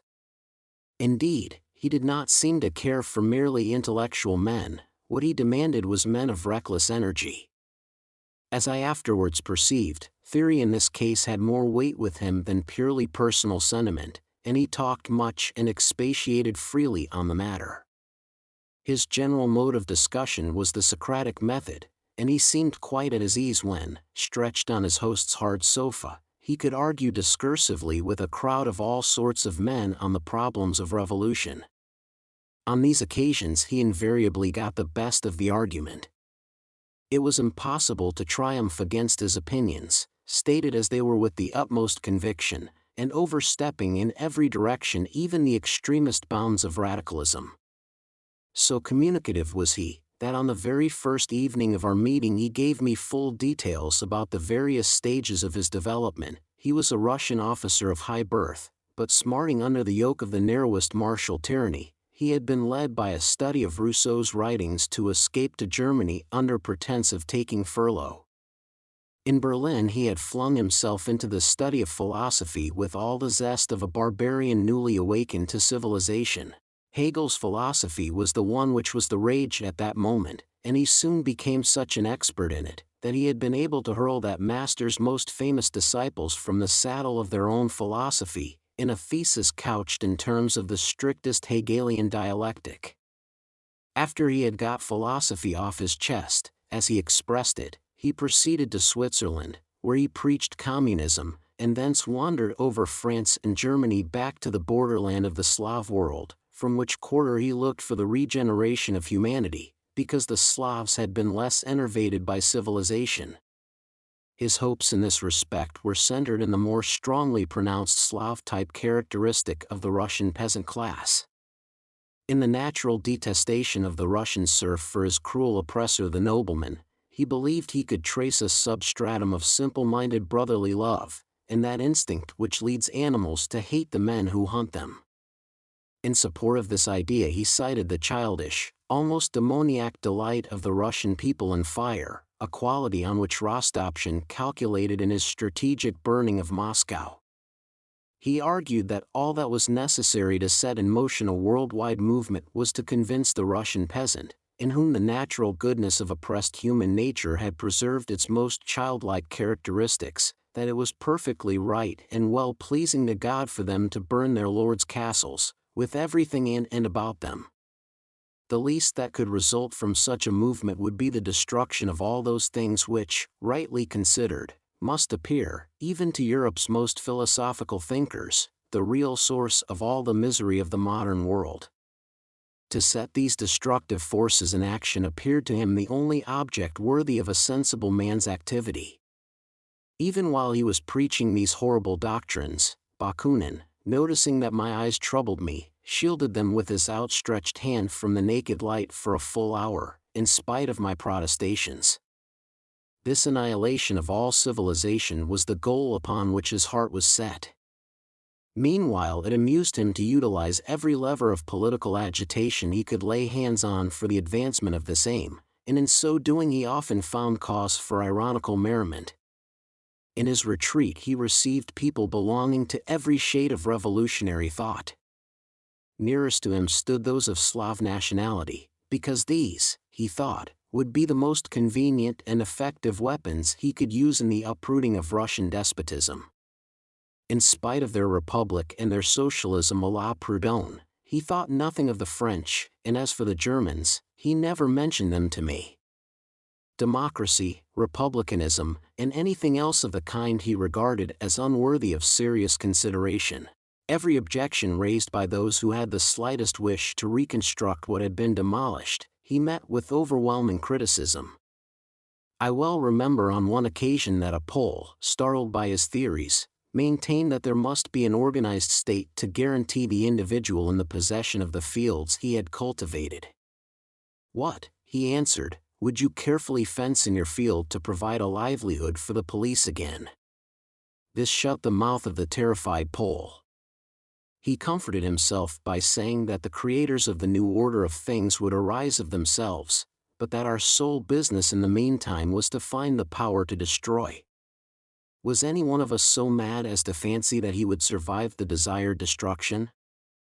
We ought to imagine the whole of Europe with St. Petersburg, Paris, and London transformed into a vast rubbish heap.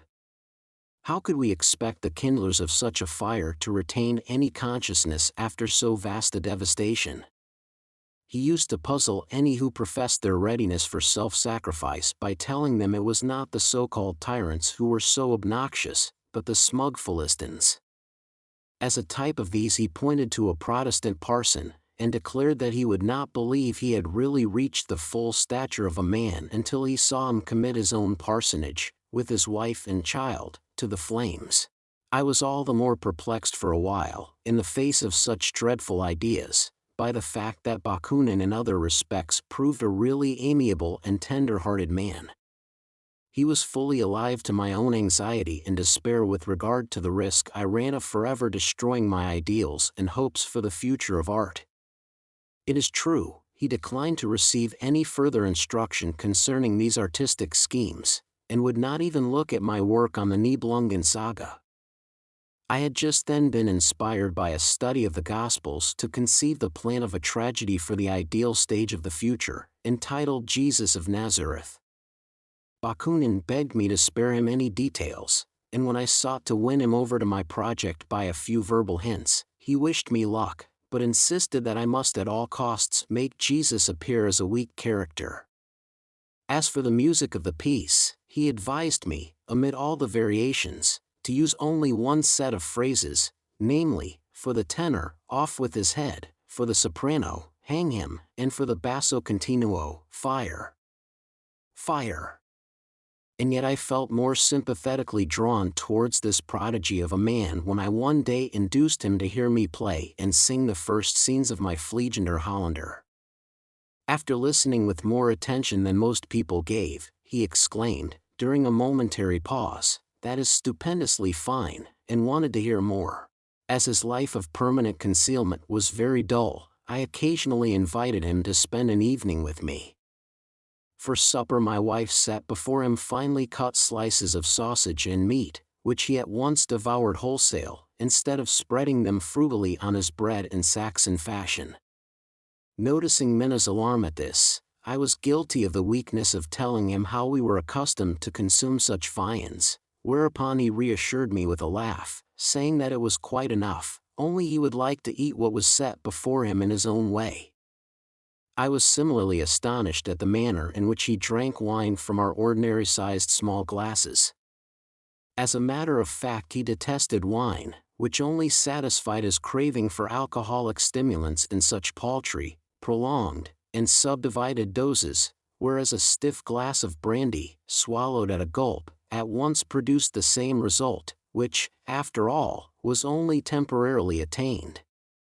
Above all, he scorned the sentiment which seeks to prolong enjoyment by moderation, arguing that a true man should only strive to still the cravings of nature, and that the only real pleasure in life worthy of a man was love.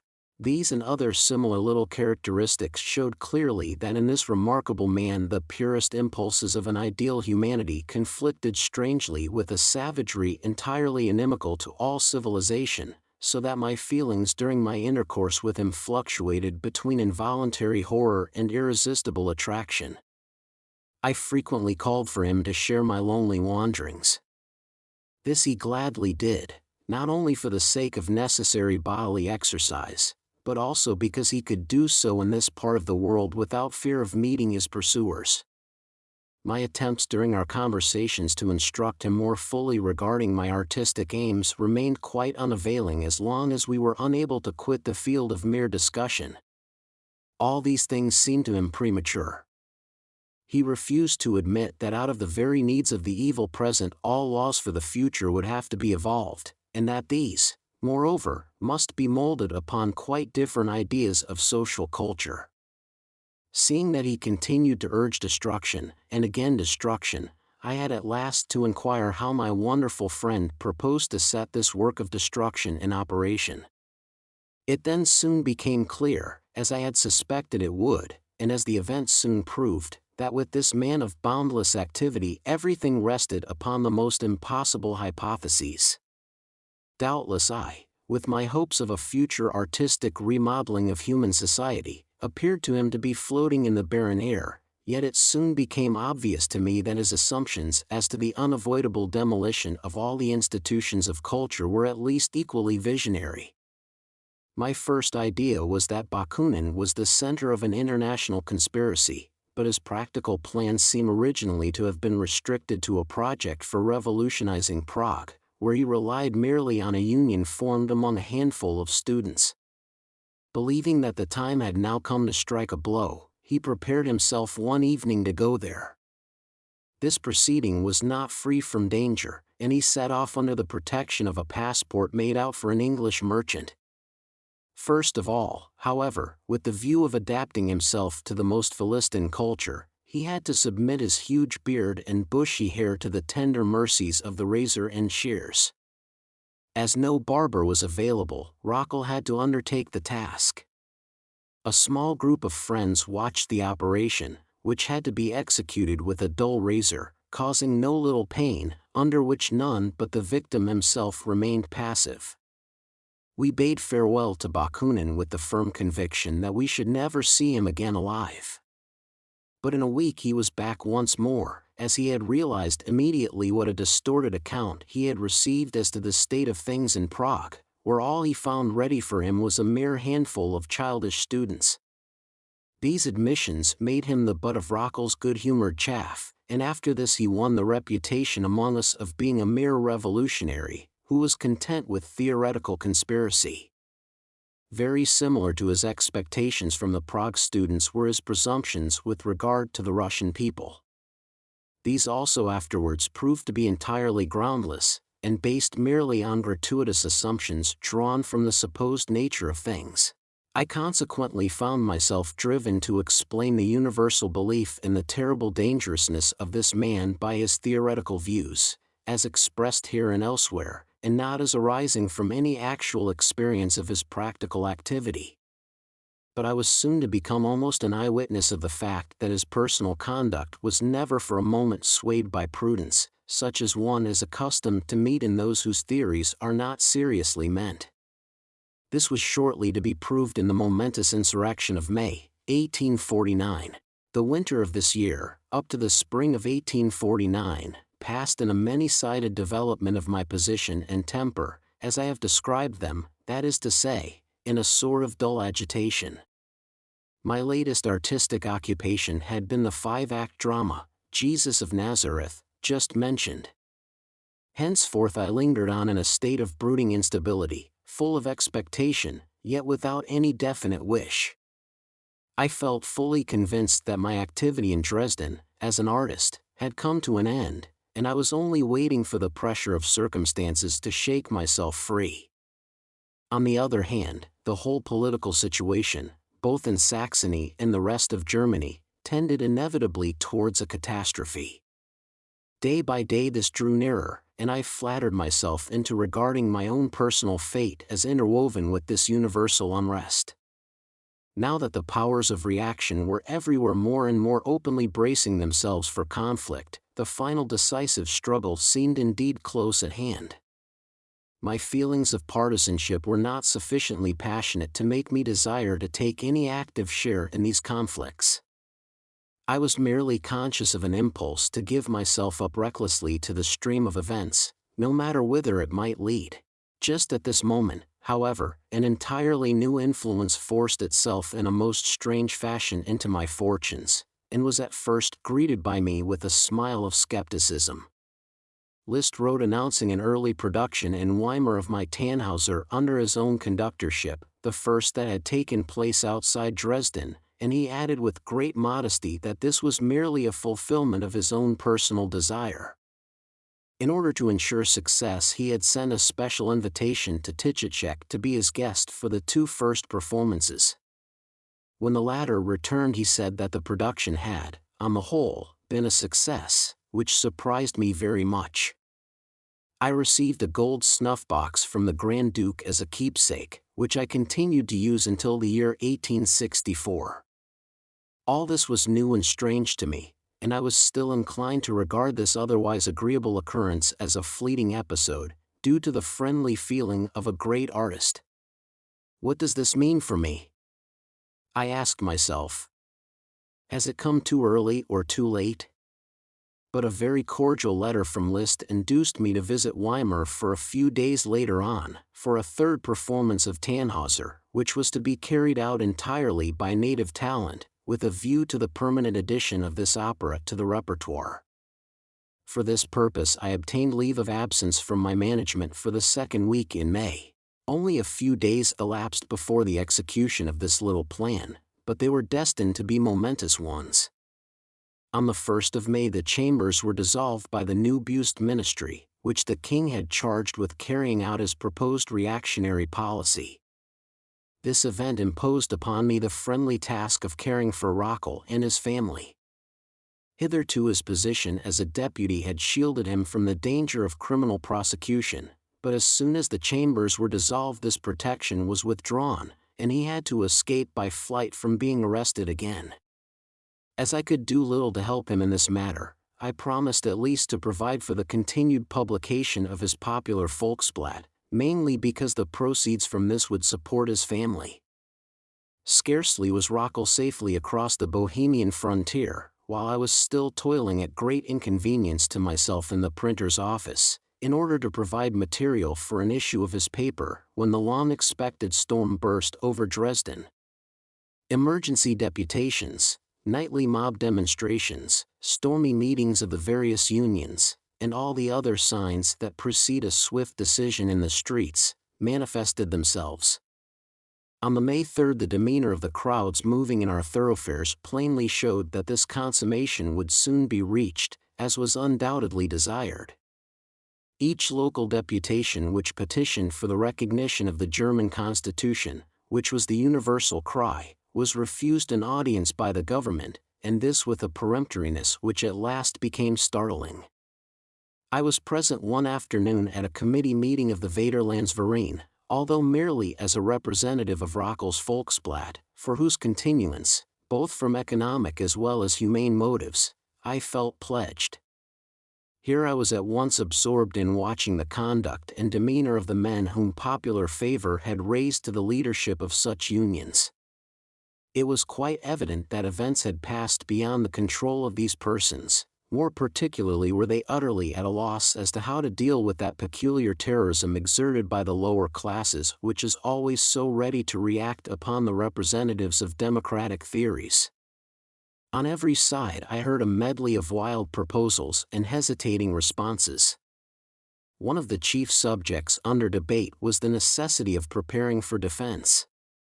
Arms, and how to procure them, were eagerly discussed, but all in the midst of great disorder, and when at last they discovered that it was time to break up, the only impression I received was one of the wildest confusion.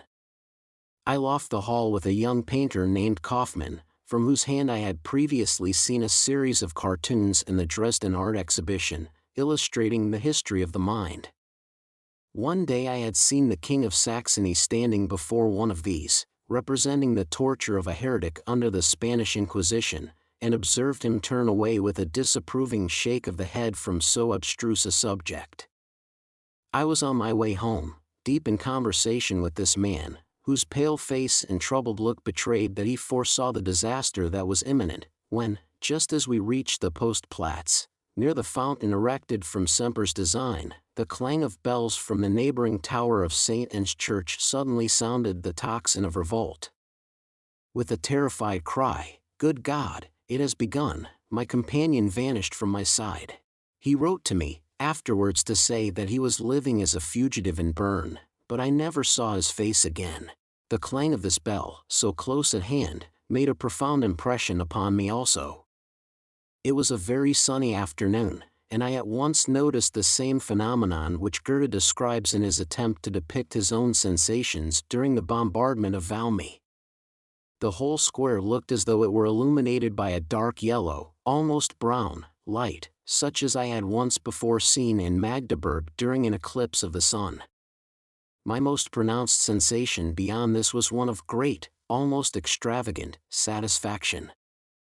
I felt a sudden strange longing to play with something hitherto regarded as dangerous and important. My first idea, suggested probably by the vicinity of the square, was to inquire at Tchitchek's house for the gun which, as an enthusiastic Sunday sportsman, he was accustomed to use. I only found his wife at home, as he was away on a holiday tour. Her evident terror as to what was going to happen provoked me to uncontrollable laughter. I advised her to lodge her husband's gun in a place of safety, by handing it to the committee of the Vaterlandsverein in return for a receipt, as it might otherwise soon be requisitioned by the mob. I have since learned that my eccentric behavior on this occasion was afterwards reckoned against me as a serious crime. I then returned to the streets, to see whether anything beyond a ringing of bells and a yellowish eclipse of the sun might be going on in the town. I first made my way to the old market-place, where I noticed a group of men gathered round a vociferous orator. It was also an agreeable surprise to me to see Schroeder de Vriend descending at the door of a hotel. She had just arrived from Merlin, and was keenly excited by the news which had reached her, that the populace had already been fired upon. As she had only recently seen an abortive insurrection crushed by arms in Berlin, she was indignant to find the same things happening in her peaceful Dresden, as she termed it. When she turned to me from the stolid crowd, which had complacently been listening to her passionate outpourings, she seemed relieved at finding someone to whom she could appeal to oppose these horrible proceedings with all his might. I met her on another occasion at the house of my old friend Heine, where she had taken refuge. When she noticed my indifference, she again adjured me to use every possible effort to prevent the senseless, suicidal conflict. I heard afterwards that a charge of high treason on account of sedition had been brought against Schroeder de Vriend by reason of her conduct in regard to this matter. She had to prove her innocence in a court of law, so as to establish beyond dispute her claim to the pension which she had been promised by contract for her many years' service in Dresden as an opera singer. On the 3rd of May I betook myself direct to that quarter of the town where I heard unpleasant rumors of a sanguinary conflict having taken place. I afterwards learned that the actual cause of the dispute between the civil and military power had arisen when the watch had been changed in front of the arsenal. At that moment the mob, under a bold leader, had seized the opportunity to take forcible possession of the armory. A display of military force was made, and the crowd was fired upon by a few cannon loaded with grape shot. As I approached the scene of operations through the rampish gas, I met a company of the Dresden Communal Guards, who, although they were quite innocent, had apparently been exposed to this fire. I noticed that one of the citizen guards, leaning heavily on the arm of a comrade, was trying to hurry along, in spite of the fact that his right leg seemed to be dragging helplessly behind him. Some of the crowd, seeing the blood on the pavement behind him, shouted, "He is bleeding." In the midst of this excitement I suddenly became conscious of the cry raised on all sides, "To the barricades! To the barricades!" Driven by a mechanical impulse, I followed the stream of people, which moved once more in the direction of the town hall and the old marketplace.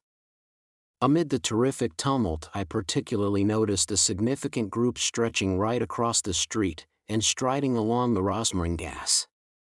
It reminded me, though the simile was rather exaggerated, of the crowd that had once stood at the doors of the theatre and demanded free entrance to Rienzi. Among them was a hunchback, who at once suggested Goethe's Vanson in Egmont, and as the revolutionary cry rose about his ears, I saw him rub his hands together in great glee over the long-desired ecstasy of revolt which he had realized at last. I recollect quite clearly that from that moment I was attracted by surprise and interest in the drama, without feeling any desire to join the ranks of the combatants. However, the agitation caused by my sympathy as a mere spectator increased with every step I felt impelled to take.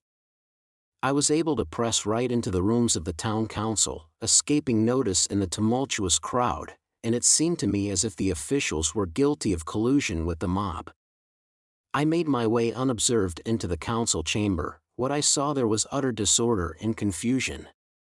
When night fell I wandered slowly through the hastily made barricades, consisting chiefly of market stalls, back to my house in the distant Friedrichstrasse, and next morning I again watched these amazing proceedings with sympathetic interest. On Thursday, May 4th, I could see that the town hall was gradually becoming the undoubted center of the revolution. That section of the people who had hoped for a peaceful understanding with the monarch was thrown into the utmost consternation by the news that the king and his whole court, acting on the advice of his minister Bust, had left the palace, and had gone by ship down the Elbe to the fortress of Königstein.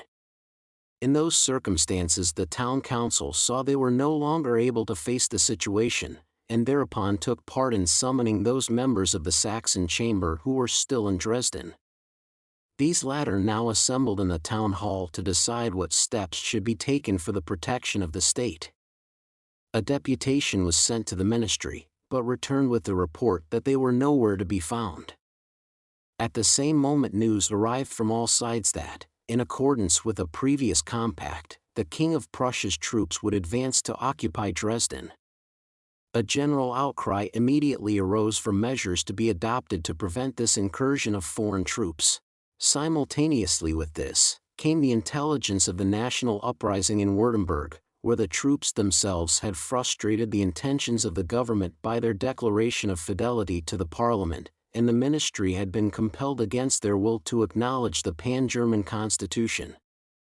The opinion of our politicians, who were assembled in consultation, was that the matter might still be settled by peaceful means, if it were possible to induce the Saxon troops to take up a similar attitude, as by this means the king would at least be placed under the wholesome necessity of offering patriotic resistance to the Prussian occupation of his country. Everything seemed to depend on making the Saxon battalions in Dresden understand the paramount importance of their action. As this seemed to me the only hope of an honorable peace in this senseless chaos, I confess that, on this one occasion, I did allow myself to be led astray so far as to organize a demonstration which, however, proved futile.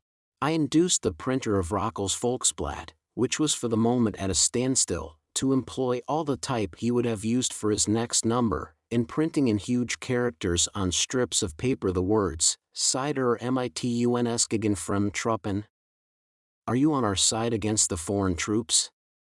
Placards bearing these words were fixed on those barricades which it was thought would be the first to be assaulted, and were intended to bring the Saxon troops to a halt if they were commanded to attack the revolutionaries. Of course no one took any notice of these placards except intending informers. On that day nothing but confused negotiations and wild excitement took place which threw no light on the situation. The old town of Dresden, with its barricades, was an interesting enough sight for the spectators. I looked on with amazement and disgust, but my attention was suddenly distracted by seeing Bakunin emerge from his hiding place and wander among the barricades in a black frock coat. But I was very much mistaken in thinking he would be pleased with what he saw. He recognized the childish inefficiency of all the measures that had been taken for defense, and declared that the only satisfaction he could feel in the state of affairs was that he need not trouble about the police, but could calmly consider the question of going elsewhere, as he found no inducement to take part in an insurrection conducted in such a slovenly fashion. While he walked about, smoking his cigar, and making fun of the naivete of the Dresden Revolution, I watched the communal guards assembling under arms in front of the town hall at the summons of their commandant.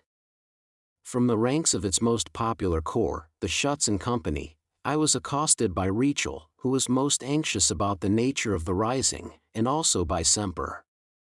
Richel, who seemed to think I was better informed of the facts than he was, assured me that he felt his position was a very difficult one.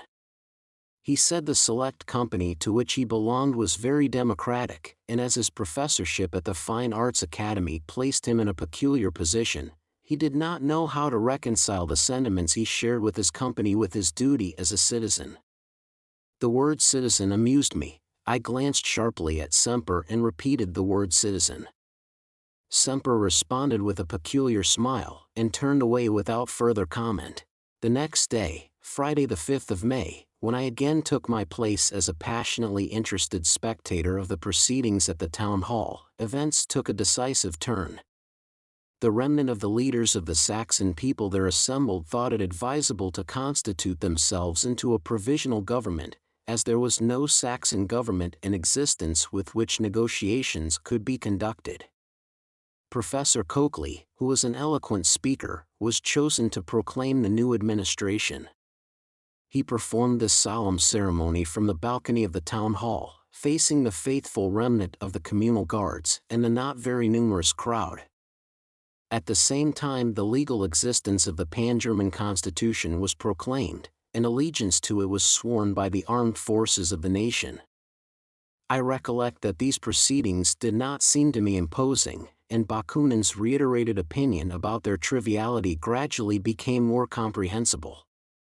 Even from a technical point of view, these reflections were justified when, to my great amusement and surprise, Semper, in the full uniform of a citizen guard, with a hat bedecked with the national colors, asked for me at the town hall, and informed me of the extremely faulty construction of the barricades in the Wildstruffergasse and the neighboring Brudergasse.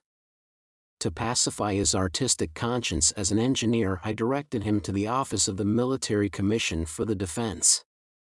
He followed my advice with conscientious satisfaction. Possibly he obtained the necessary authorization to give instructions for the building of suitable works of defense at that neglected point.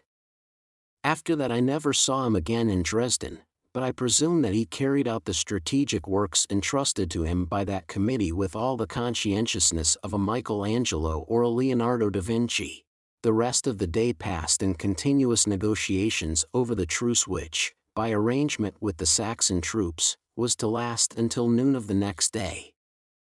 In this business I noticed the very pronounced activity of a former college friend, Marshal von Bieberstein, a lawyer who, in his capacity as senior officer of the Dresden Communal Guard, distinguished himself by his boundless zeal amid the shouts of a mighty band of fellow orators.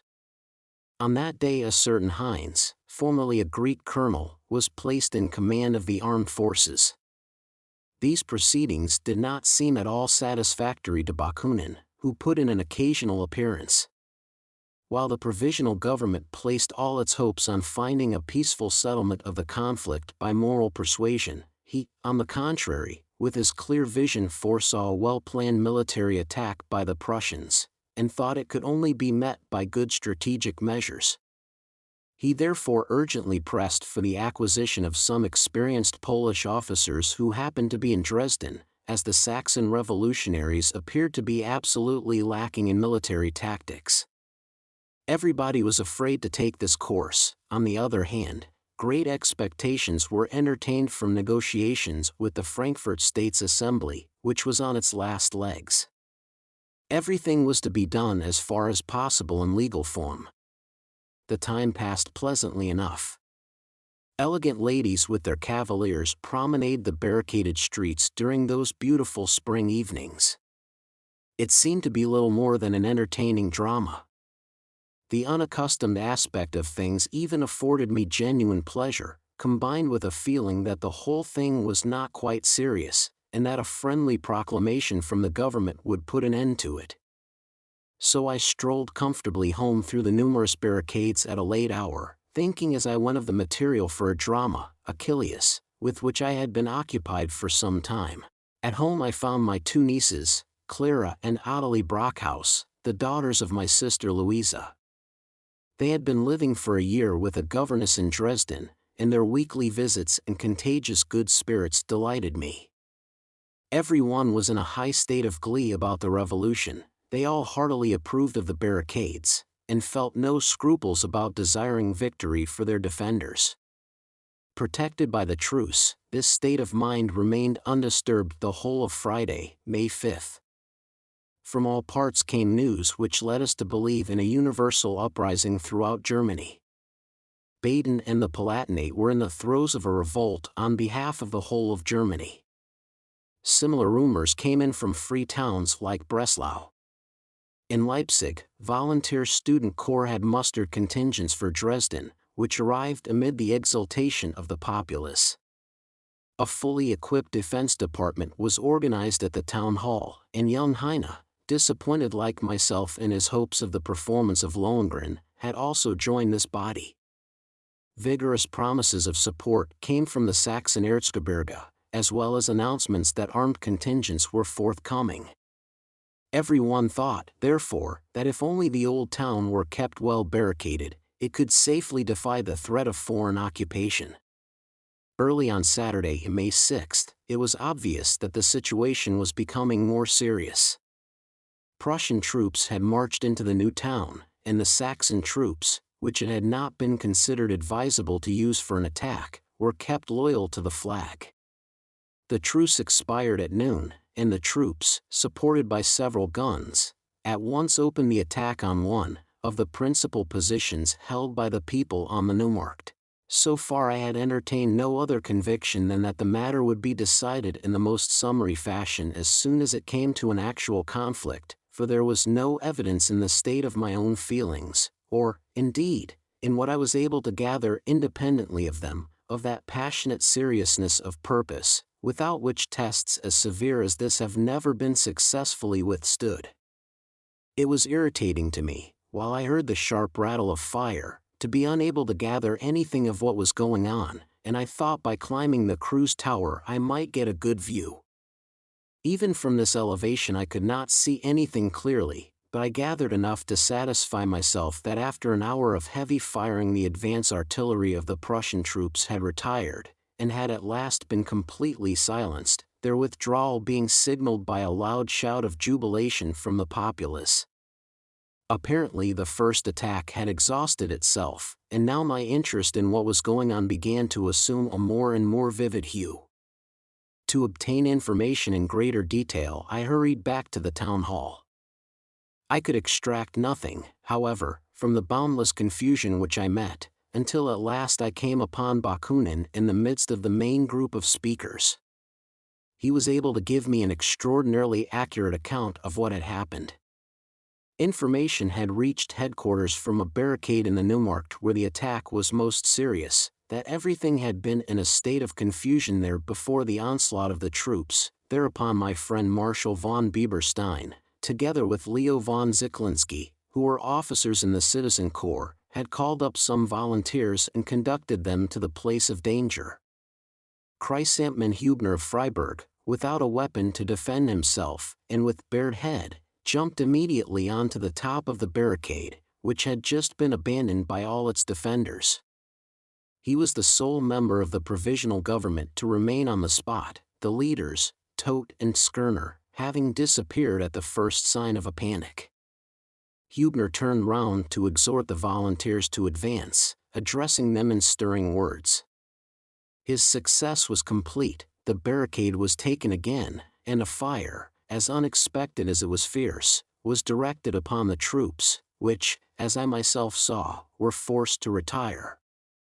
Bakunin had been in close touch with this action, he had followed the volunteers, and he now explained to me that however narrow might be the political views of Hubner, he belonged to the moderate left of the Saxon chamber, he was a man of noble character, at whose service he had immediately placed his own life. Bakunin had only needed this example to determine his own line of conduct. He had decided to risk his neck in the attempt and to ask no further questions. Hubner too was now bound to recognize the necessity for extreme measures, and no longer recoiled from any proposal on the part of Bakunin which was directed to this end.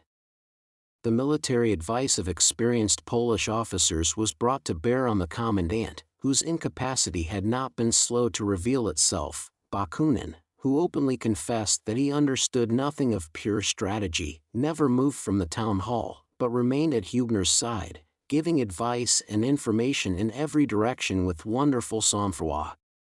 For the rest of the day the battle confined itself to skirmishes by sharpshooters from the various positions.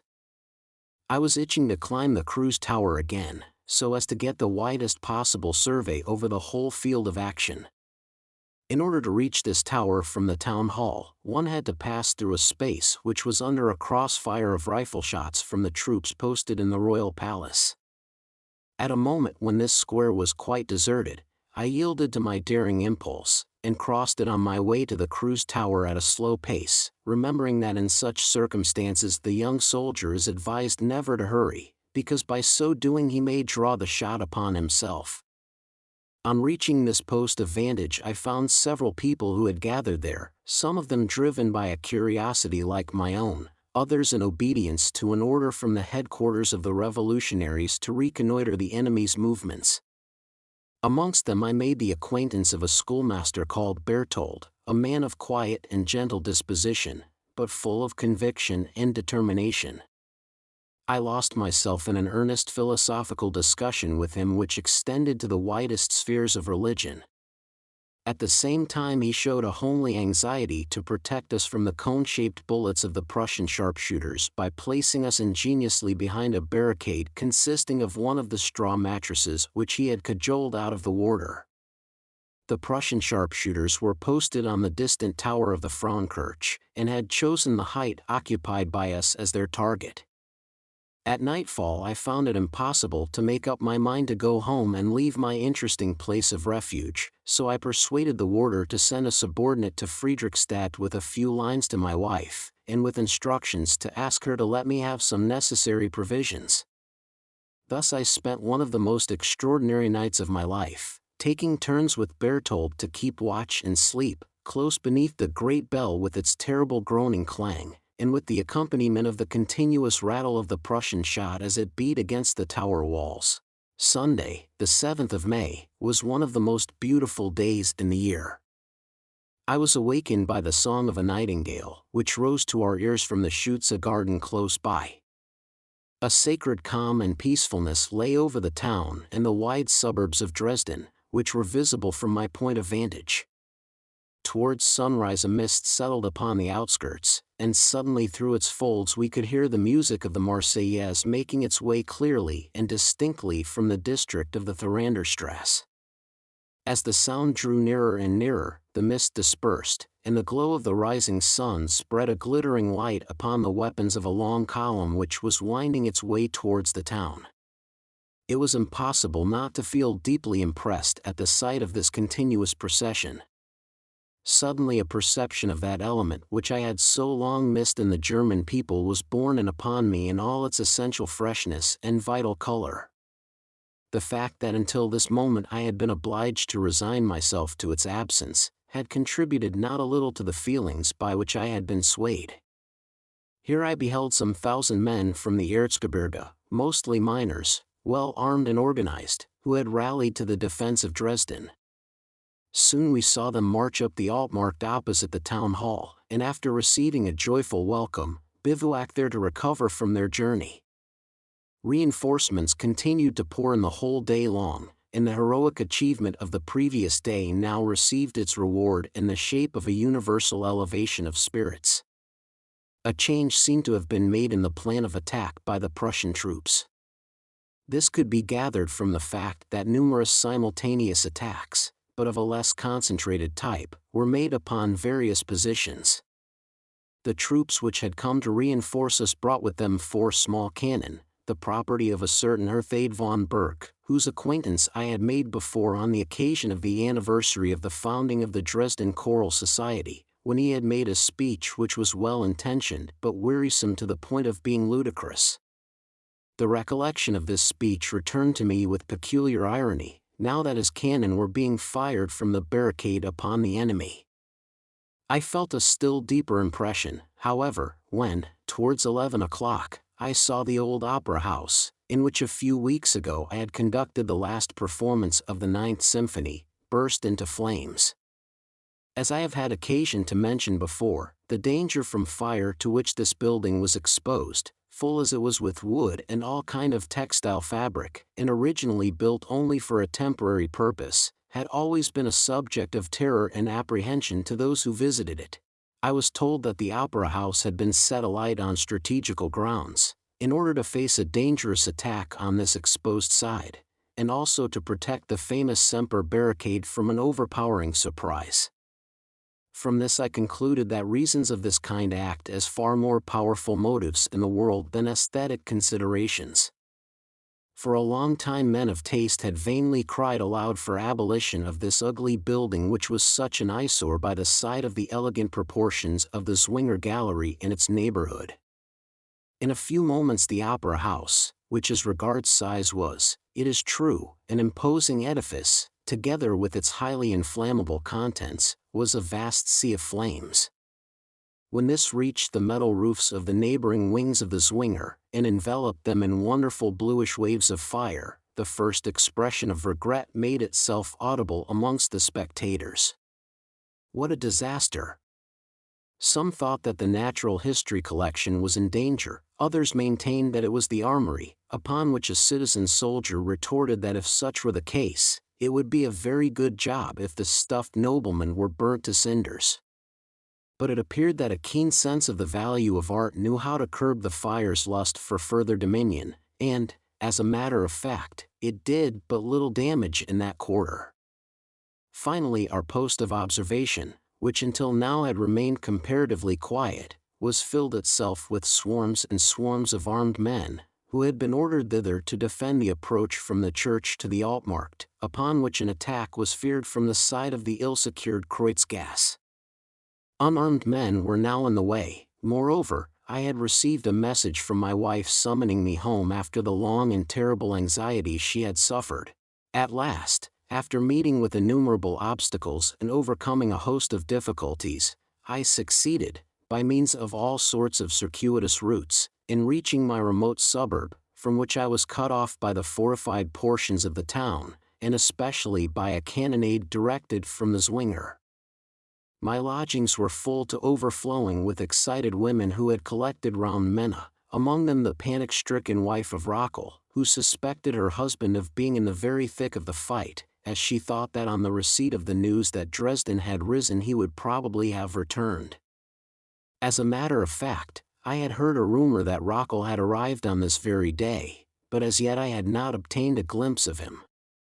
My young nieces helped once more to raise my spirits.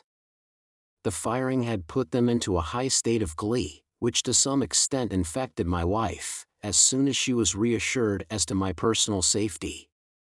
All of them were furious with the sculptor Haenel, who had never ceased insisting upon the expedience of bolting the house to prevent an entry of the revolutionaries. All the women without exception were joking about his abject terror at the sight of some men armed with scythes who had appeared in the street in this way. Sunday passed like a sort of family jollification. On the following morning, Monday, May 8th, I tried again to get information as to the state of affairs by forcing my way to the town hall from my house, which was cut off from the place of action. As in the course of my journey I was making my way over a barricade near St. Anne's Church, one of the communal guard shouted out to me, "Hello, conductor, your der Freudeschöner Gotterfunken, 15, has indeed set fire to things. The rotten building is razed to the ground." Obviously the man was an enthusiastic member of the audience at my last performance of the Ninth Symphony. Coming upon me so unexpectedly, this pathetic greeting filled me with a curious sense of strength and freedom. A little further on, in a lonely alley in the suburb of Plauen, I fell in with the musician Hyabendel, the first oboist in the Royal Orchestra, and a man who still enjoyed a very high reputation. He was in the uniform of the communal guards, but carried no gun, and was chatting with a citizen in a similar costume. As soon as he saw me, he felt he must immediately make an appeal to me to use my influence against Rockel, who, accompanied by ordnance officers of the Revolutionary Party, was instituting a search for guns in this quarter. As soon as he realized that I was making sympathetic inquiries about Rockel, he drew back frightened, and said to me in tones of the deepest anxiety, "But, conductor, have you no thought for your position, and what you may lose by exposing yourself in this fashion?" This remark had the most drastic effect upon me. I burst into a loud laugh, and told him that my position was not worth a thought one way or the other. This indeed was the expression of my real feelings, which had long been suppressed, and now broke out into almost jubilant utterance. At that moment I caught sight of Rockel, with 2 men of the citizen army who were carrying some guns, making his way towards me. He gave me a most friendly greeting, but turned at once to Hyabendel and his companion and asked him why he was idling about here in uniform instead of being at his post. When Hyabendel made the excuse that his gun had been requisitioned, Rockel cried out to him, "You're a fine lot of fellows," and went away laughing. He gave me a brief account as we proceeded of what had happened to him since I had lost sight of him, and thus spared me the obligation of giving him a report of his Volksblatt. We were interrupted by an imposing troop of well-armed young students of the gymnasium who had just entered the city and wished to have a safe conduct to their place of muster. The sight of these serried ranks of youthful figures, numbering several hundreds, who were stepping bravely to their duty, did not fail to make the most elevating impression upon me. Rockel undertook to accompany them over the barricade in safety to the mastering place in front of the town hall. He took the opportunity of lamenting the utter absence of true spirit which he had hitherto encountered in those in command. He had proposed, in case of extremity, to defend the most seriously threatened barricades by tiring them with pitch brands. At the mere word the provisional government had fallen into a veritable state of panic. I let him go his way in order that I might enjoy the privilege of a solitary person and reach the town hall by a short cut, and it was not until 13 years later that I again set eyes upon him. 15. These words refer to the opening of the Ninth Symphony chorus, Freude, Freude, Freude, Schöner Götterfunken-Tochter aus Elysium, praise her, praise oh praise joy, the God-descended daughter of Elysium. English version by Natalia McFerrin. Editor. In the town hall I learned from Bakunin that the provisional government had passed a resolution, on his advice, to abandon the position in Dresden, which had been entirely neglected from the beginning, and was consequently quite untenable for any length of time. This resolution proposed an armed retreat to the Erzgebirge, where it would be possible to concentrate the reinforcements pouring in from all sides, especially from Thuringia, in such strength that the advantageous position could be used to inaugurate a German civil war that would sound no hesitating note at its outset. To persist in defending isolated barricaded streets in Dresden could, on the other hand, lend little but the character of an urban riot to the contest, although it was pursued with the highest courage. I must confess that this idea seemed to me magnificent and full of meaning. Up to this moment I had been moved only by a feeling of sympathy for a method of procedure entered upon at first with almost ironical incredulity, and then pursued with the vigor of surprise. Now, however, all that had before seemed incomprehensible unfolded itself before my vision in the form of a great and hopeful solution. Without either feeling that I was in any way being compelled, or that it was my vocation to get some part or function allotted to me in these events, I now definitely abandoned all consideration for my personal situation, and determined to surrender myself to the stream of developments which flowed in the direction towards which my feelings had driven me with a delight that was full of despair. Still, I did not wish to leave my wife helpless in Dresden, and I rapidly devised a means of drawing her into the path which I had chosen, without immediately informing her of what my resolve meant. During my hasty return to Friedrichstadt I recognized that this portion of the town had been almost entirely cut off from the inner city by the occupation of the Prussian troops. I saw in my mind's eye our own suburb occupied, and the consequences of a state of military siege in their most repulsive light. It was an easy job to persuade Minna to accompany me on a visit, by way of the Thuranderstrasse, which was still free, to Chemnitz, where my married sister Clara lived. It was only a matter of a moment for her to arrange her household orders, and she promised to follow me to the next village in an hour with the parrot. I went on in advance with my little dog Peps, in order to hire a carriage in which to proceed on our journey to Chemnitz. It was a smiling spring morning when I traversed for the last time the paths I had so often trod on my lonely walks, with the knowledge that I should never wander along them again. While the larks were soaring to dizzy heights above my head, and singing in the furrows of the fields, the light and heavy artillery did not cease to thunder down the streets of Dresden. The noise of the shooting, which had continued uninterruptedly for several days, had hammered itself so indelibly upon my nerves, that it continued to re-echo for a long time in my brain, just as the motion of the ship which took me to London had made me stagger for some time afterwards. Accompanied by this terrible music, I threw my parting greeting to the towers of the city that lay behind me, and said to myself with a smile, that if, 7 years ago, my entry had taken place under thoroughly obscure auspices, at all events my exit was conducted with some show of pomp and ceremony. When at last I found myself with Minna in a one-horse carriage on the way to the Erzgebirge, we frequently met armed reinforcements on their way to Dresden. The sight of them always kindled an involuntary joy in us. Even my wife could not refrain from addressing words of encouragement to the men. At present it seemed not a single barricade had been lost. On the other hand, a gloomy impression was made upon us by a company of regulars which was making its way towards Dresden in silence. We asked some of them whither they were bound, and their answer, to do their duty, had been obviously impressed upon them by command. At last we reached my relations in Chemnitz. I terrified all those near and dear to me when I declared my intention to return to Dresden on the following day at the earliest possible hour, in order to ascertain how things were going there. In spite of all attempts to dissuade me, I carried out my decision, pursued by a suspicion that I should meet the armed forces of the Dresden people on the country highroad in the act of retreat. The nearer I approached the capital, the stronger became the confirmation of the rumors that, as yet, there was no thought in Dresden of surrender or withdrawal, but that, on the contrary, the contest was proving very favorable for the national party. All this appeared to me like one miracle after another. On this day, Tuesday, 9th of May, I once more forced my way in a high state of excitement over ground which had become more and more inaccessible. All the highways had to be avoided, and it was only possible to make progress through such houses as had been broken through.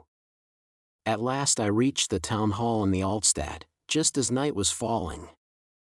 A truly terrible spectacle met my eyes, for I crossed those parts of the town in which preparations had been made for a house-to-house fight. The incessant groaning of big and small guns reduced to an uncanny murmur all the other sounds that came from armed men ceaselessly crying out to one another from barricade to barricade, and from one house to another, which they had broken through. Pitch brands burnt here and there, pale-faced figures lay prostrate around the watch-posts, half dead with fatigue, and any unarmed wayfarer forcing a path for himself was sharply challenged.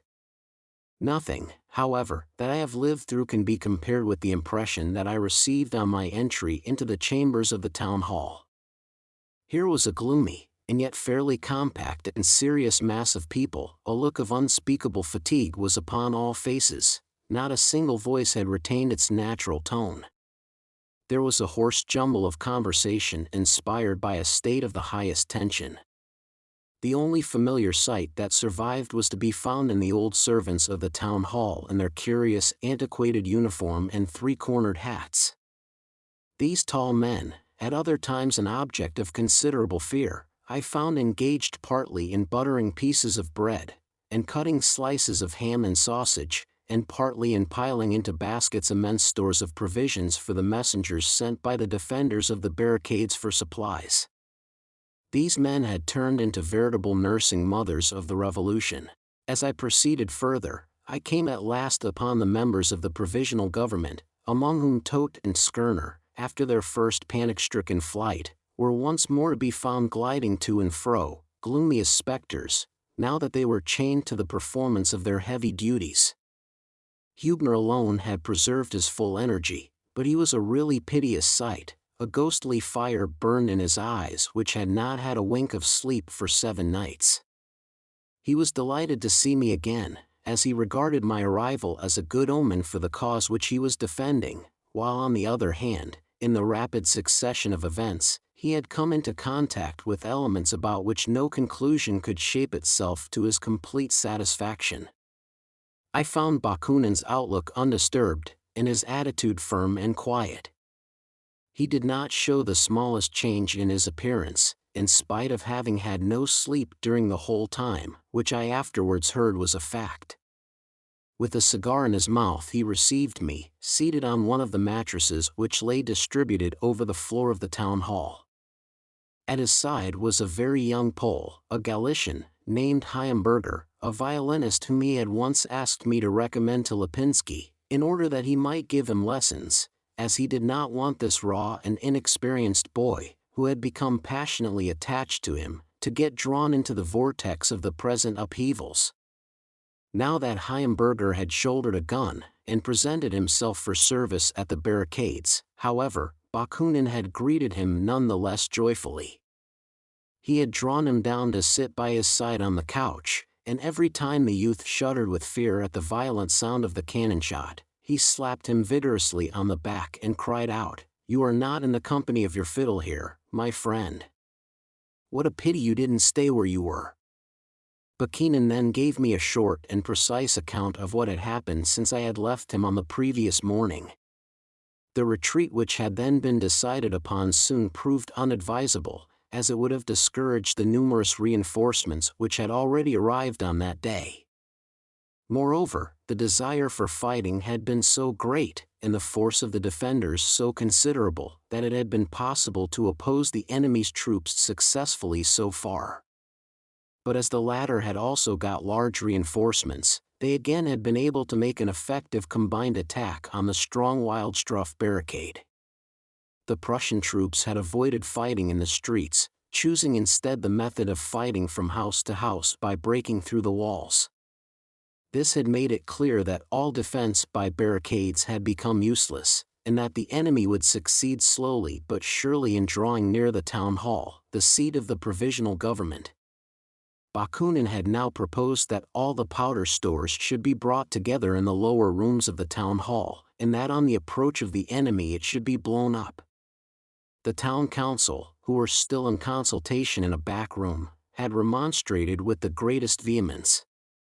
Bakunin, however, had insisted with great firmness on the execution of the measure, but in the end had been completely outwitted by the removal of all the powder stores. Moreover, Hübner, to whom Bakunin could refuse nothing, had been won over to the other side.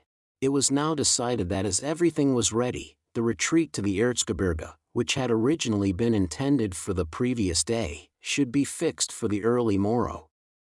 Young Ziklinski had already received orders to cover the road to Plauen so as to make it strategically safe. When I inquired after Rockel, Bakunin replied swiftly that he had not been seen since the previous evening, and that he had most likely allowed himself to be caught, he was in such a nervous state. I now gave an account of what I had observed on my way to and from Chemnitz, describing the great masses of reinforcements, amongst which was the communal guard of that place, several thousand strong. In Freiburg I had met 400 reservists, who had come in excellent form to back the citizen army, but could not proceed further, as they were tired out by their forced march. It seemed obvious that this was a case in which the necessary energy to requisition wagons had been lacking, and that if the bounds of loyalty were transgressed in this matter, the advent of fresh forces would be considerably promoted. I was begged to make my way back at once, and convey the opinion of the provisional government to the people whose acquaintance I had made. My old friend Marshal von Bieberstein immediately proposed to accompany me. I welcomed his offer, as he was an officer of the provisional government, and was consequently more fitted than I was to communicate orders.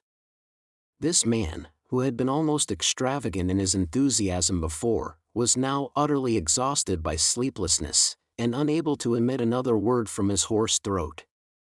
He now made his way with me from the town hall to his house in the suburb of Plauen by the devious ways that had been indicated to us, in order to requisition a carriage for our purpose from a coachman he knew, and to bid farewell to his family, from whom he assumed he would in all probability have to separate himself for some time. While we were waiting for the coachman we had tea and supper, talking the while, in a fairly calm and composed manner, with the ladies of the house. We arrived at Freiburg early the following morning, after various adventures, and I set out forthwith to find the leaders of the reservist contingent with whom I was already acquainted. Marshal advised them to requisition horses and carts in the villages wherever they could do so. When they had all set off in marching order for Dresden, and while I was feeling impelled by my passionate interest in the fate of that city to return to it once more, Marshall conceived the desire to carry his commission further afield, and for this purpose asked to be allowed to leave me.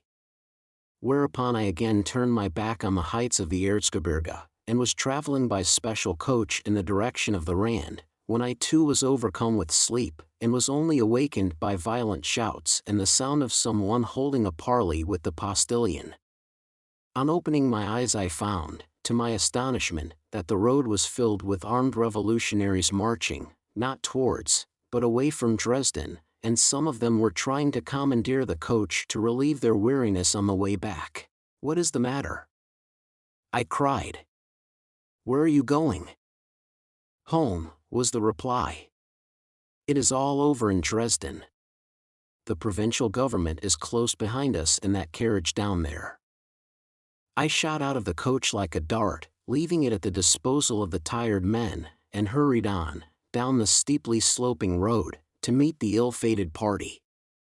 And there I actually found them, Hubner, Bakunin, and Martin, the energetic post office clerk, the two latter armed with muskets, in a smart hired carriage from Dresden which was coming slowly up the hill. On the box were, as I supposed, the secretaries, while as many as possible of the weary National Guard struggled for seats behind.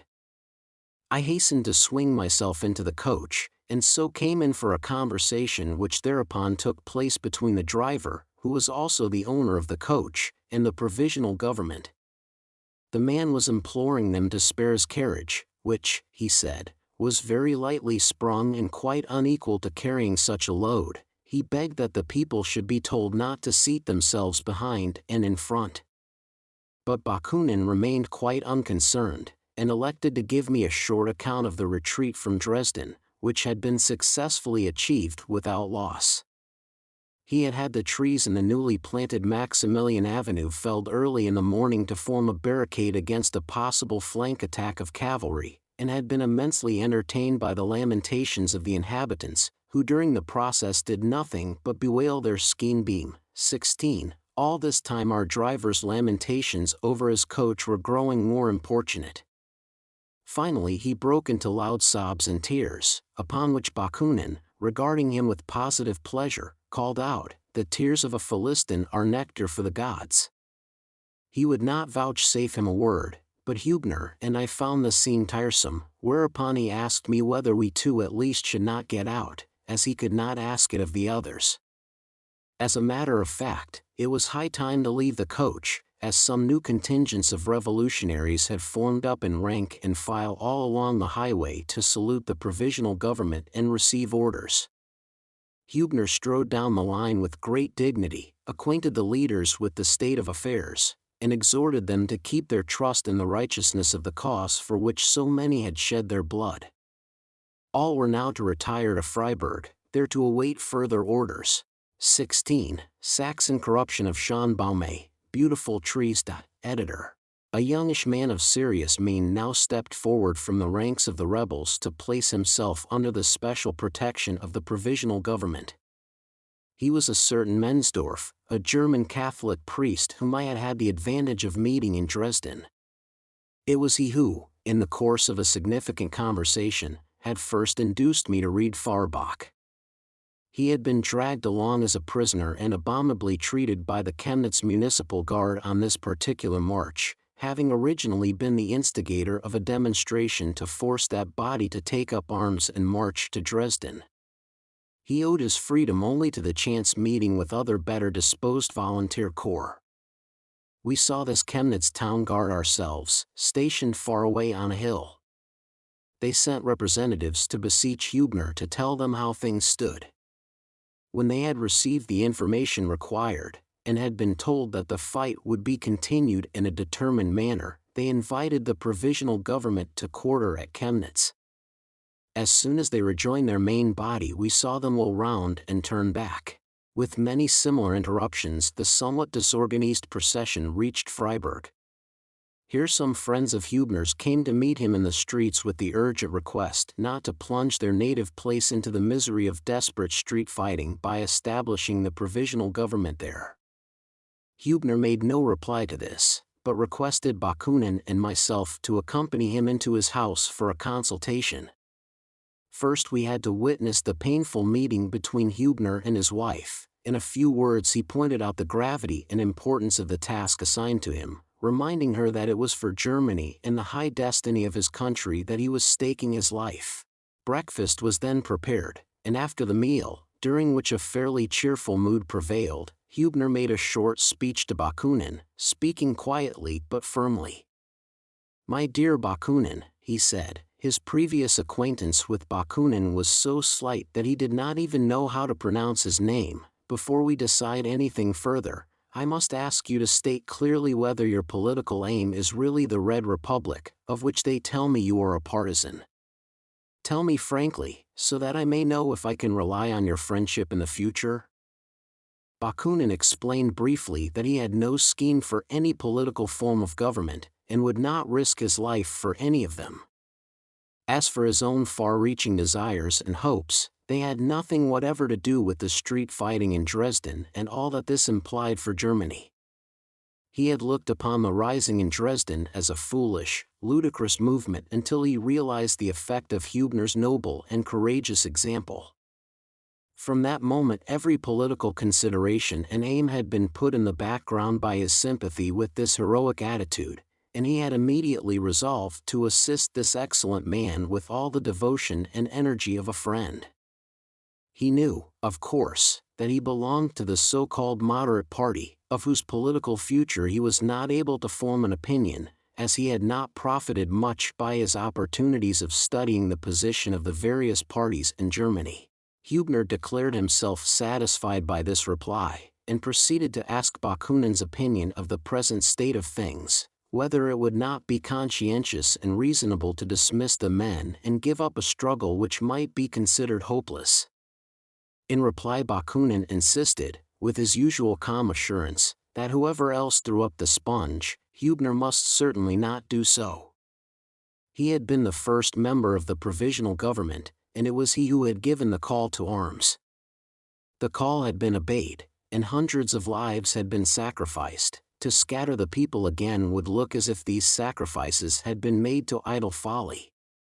Even if they were the only two left, they still ought not to forsake their posts.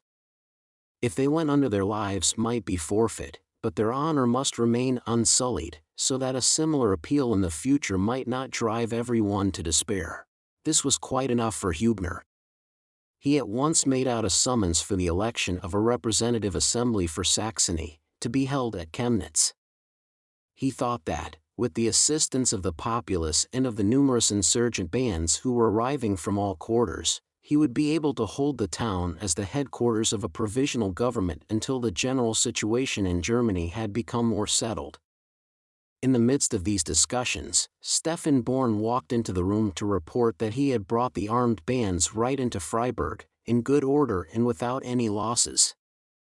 This young man was a compositor who had contributed greatly to Hübner's peace of mind during the last 3 days in Dresden by taking over the chief command. His simplicity of manner made a very encouraging impression on us, particularly when we heard his report. When, however, Hübner asked whether he would undertake to defend Freiburg against the troops which might be expected to attack at any moment, he declared that this was an experienced officer's job, and that he himself was no soldier and knew nothing of strategy. Under these circumstances it seemed better, if only to gain time, to fall back on the more thickly populated town of Chemnitz. The first thing to be done, however, was to see that the revolutionaries, who were assembled in large numbers at Freiburg, were properly cared for, and Born went off immediately to make preliminary arrangements. Hübner also took leave of us, and went to refresh his tired brain by an hour's sleep. I was left alone on the sofa with Bakunin, who soon fell towards me, overcome by irresistible drowsiness, and dropped the terrific weight of his head onto my shoulder. As I saw that he would not wake if I shook off this burden, I pushed him aside with some difficulty, and took leave both of the sleeper and of Hübner's house, for I wished to see for myself, as I had done for many days past, what course these extraordinary events were taking. I therefore went to the town hall, where I found the townspeople entertaining to the best of their ability a blustering horde of excited revolutionaries both within and without the walls. To my surprise, I found Hubner there in the full swing of work. I thought he was asleep at home, but the idea of leaving the people even for an hour without a counselor had driven away all thought of rest. He had lost no time in superintending the organization of a sort of commandant's office, and was again occupied with drafting and signing documents in the midst of the uproar that raged on all sides. It was not long before Bakunin too put in an appearance, principally in search of a good officer, who was not, however, forthcoming. The commandant of a large contingent from the Voigtland, an oldish man, raised Bakunin's hopes by the impassioned energy of his speeches, and he would have had him appointed commandant general on the spot. But it seemed as if any real decision were impossible in that frenzy and confusion, and as the only hope of mastering it seemed to be in reaching Chemnitz, Hubner gave the order to march on towards that town as soon as every one had had food. Once this was settled, I told my friends I should go on in advance of their column to Chemnitz, where I should find them again next day, for I longed to be quit of this chaos. I actually caught the coach, the departure of which was fixed for that time, and obtained a seat in it. But the revolutionaries were just marching off on the same road, and we were told that we must wait until they had passed to avoid being caught in the whirlpool. This meant considerable delay, and for a long while I watched the peculiar bearing of the patriots as they marched out. I noticed in particular a Voigtland regiment, whose marching step was fairly orthodox, following the beat of a drummer who tried to vary the monotony of his instrument in an artistic manner by hitting the wooden frame alternately with the drumhead. The unpleasant rattling tone thus produced reminded me in ghostly fashion of the rattling of the skeleton's bones in the dance round the gallows by night which Berlioz had brought home to my imagination with such terrible realism in his performance of the last movement of his Symphonie Fantastique in Paris.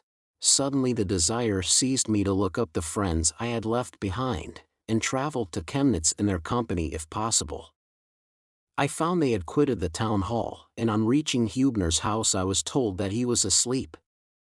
I therefore went back to the coach, which, however, was still putting off its departure, as the road was blocked with troops.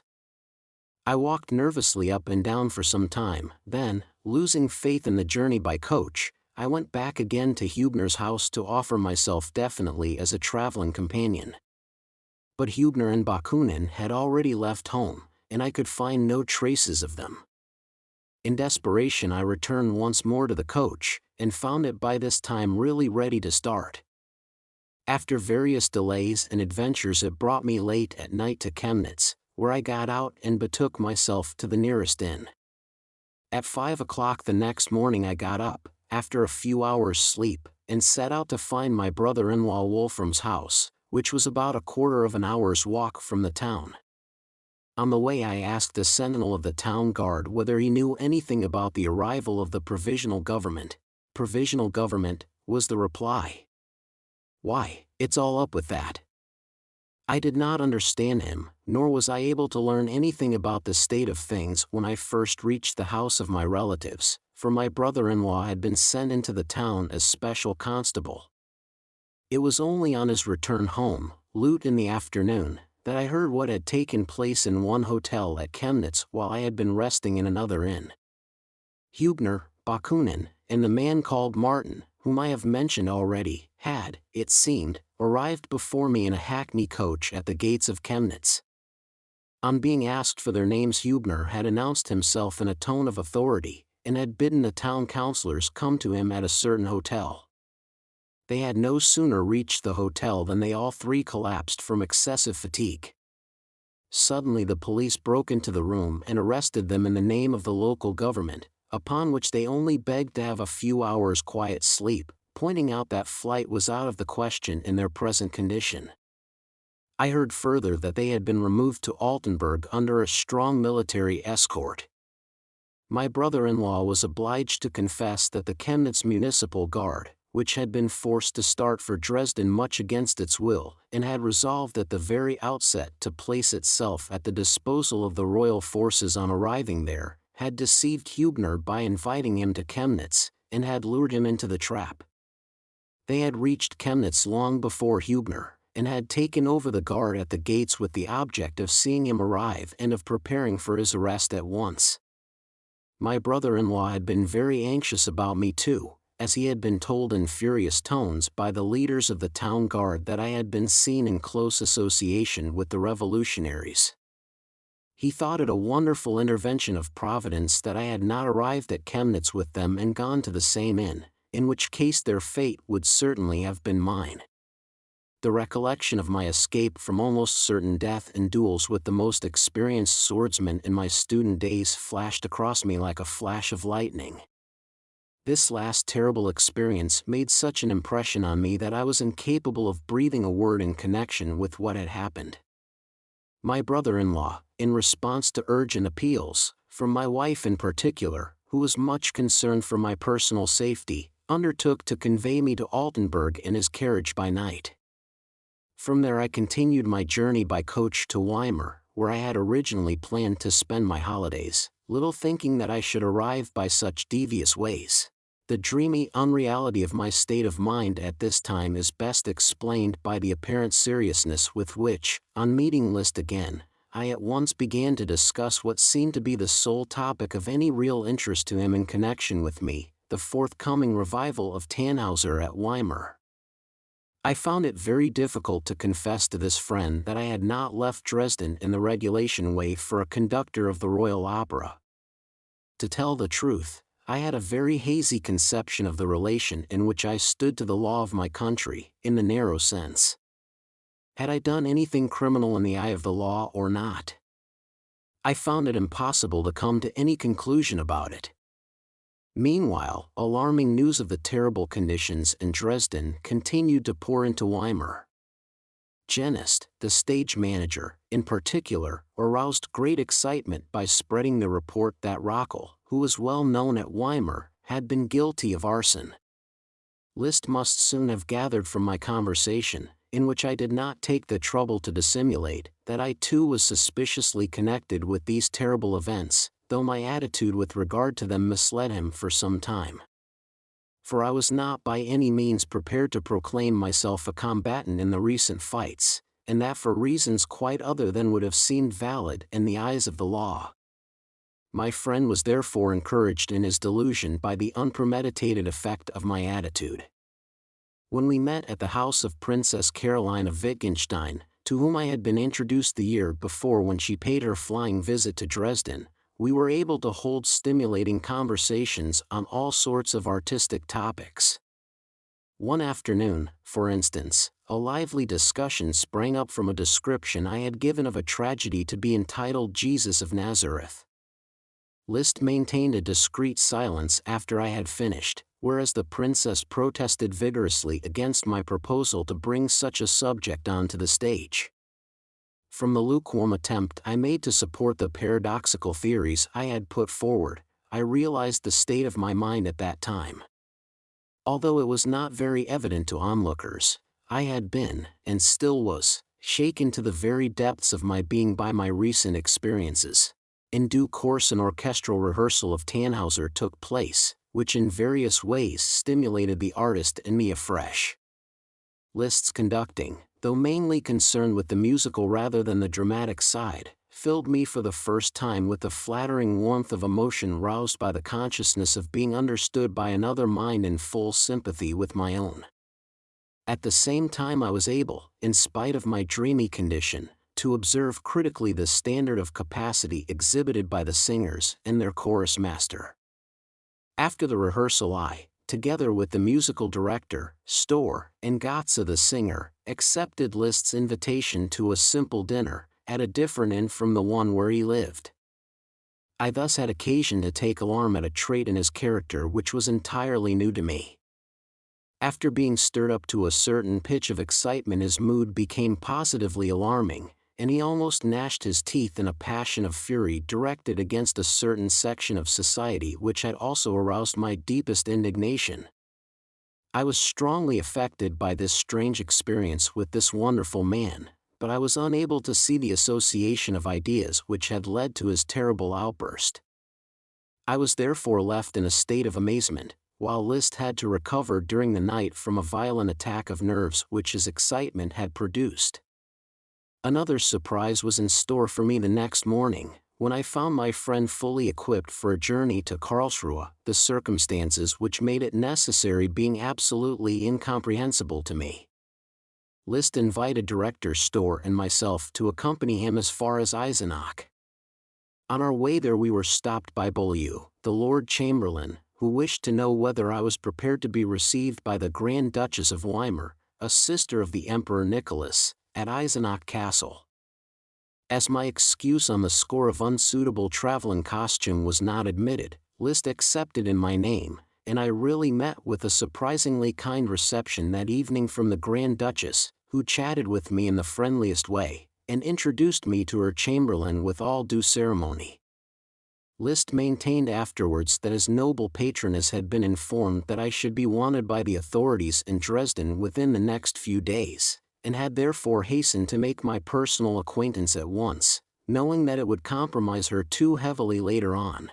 Liszt continued his journey from Eisenach, leaving me to be entertained and looked after by Storr and the musical director Kumstedt, a diligent and skillful master of counterpoint with whom I paid my first visit to the Wartburg, which had not then been restored.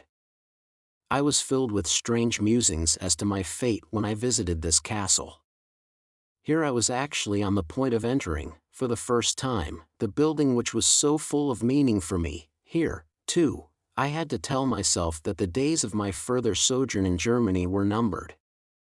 And in fact the news from Dresden, when we returned to Weimar the next day, was serious indeed. Liszt, on his return on the third day, found a letter from my wife, who had not dared to write direct to me. She reported that the police had searched my house in Dresden, to which she had returned, and that she had, moreover, been warned on no account to allow me to return to that city, as a warrant had been taken out against me, and I was shortly to be served with a writ and arrested.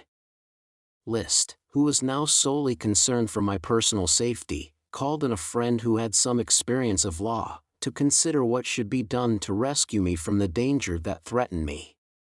Von Watzdorf, the minister whom I had already visited, had been of opinion that I should, if required, submit quietly to being taken to Dresden, and that the journey would be made in a respectable private carriage. On the other hand, reports which had reached us of the brutal way in which the Prussian troops in Dresden had gone to work in applying the state of siege were of so alarming a nature that Liszt and his friends in council urged my speedy departure from Weimar, where it would be impossible to protect me. But I insisted on taking leave of my wife, whose anxiety was great, before leaving Germany, and begged to be allowed to stay a little longer at least in the neighborhood of Weimar. This was taken into consideration, and Professor Siebert suggested my taking temporary shelter with a friendly steward at the village of Magdala, which was 3 hours distant. I drove there the following morning to introduce myself to this kind steward and protector as Professor Werder from Berlin, who, with a letter of recommendation from Professor Siebert, had come to turn his financial studies to practical account in helping to administer these estates. Here in rural seclusion I spent 3 days, entertainment of a peculiar nature being provided by the meeting of a popular assembly, which consisted of the remainder of the contingent of revolutionaries which had marched off towards Dresden and had now returned in disorder. I listened with curious feelings, amounting almost to contempt, to the speeches on this occasion, which were of every kind and description. On the second day of my stay my host's wife came back from Weimar, where it was market day, full of a curious tale. The composer of an opera which was being performed there on that very day had been obliged to leave Weimar suddenly because the warrant for his arrest had arrived from Dresden. My host, who had been let into my secret by Professor Siebert, asked playfully what his name was. As his wife did not seem to know, he came to her assistance with the suggestion that perhaps it was Rockel, whose name was familiar at Weimar. Yes, she said, Rockel, that was his name, quite right. My host laughed loudly, and said that he would not be so stupid as to let them catch him, in spite of his opera. At last, on May 22nd, my birthday, Minna actually arrived at Magdala. She had hastened to Weimar on receiving my letter, and had proceeded from there according to instructions, bent on persuading me at all costs to flee the country immediately and for good. No attempt to raise her to the level of my own mood was successful. She persisted in regarding me as an ill-advised, inconsiderate person who had plunged both himself and her into the most terrible situation. It had been arranged that I should meet her the next evening in the house of Professor Wolf at Jena to take a last farewell. She was to go by way of Weimar, while I took the footpath from Magdala. I started accordingly on my walk of about 6 hours, and came over the plateau into the little university town, which now received me hospitably for the first time, at sunset. I found my wife again at the house of Professor Wolf, who, thanks to Liszt, was already my friend, and with the addition of a certain Professor Widman another conference was held on the subject of my further escape. A writ was actually out against me for being strongly suspected of participation in the Dresden rising, and I could not under any circumstances depend on a safe refuge in any of the German federal states. Liszt insisted on my going to Paris, where I could find a new field for my work, while Widman advised me not to go by the direct route through Frankfurt and Baden, as the rising was still in full swing there, and the police would certainly exercise praiseworthy vigilance over incoming travelers with suspicious-looking passports. The way through Bavaria would be the safest, as all was quiet there again. I could then make for Switzerland, and the journey to Paris from there could be engineered without any danger. As I needed a passport for the journey, Professor Widman offered me his own, which had been issued at Tübingen and had not been brought up to date. My wife was quite in despair, and the parting from her caused me real pain. I set off in the mail coach and traveled, without further hindrance, through many towns, amongst them Rudolstadt, a place full of memories for me, to the Bavarian frontier.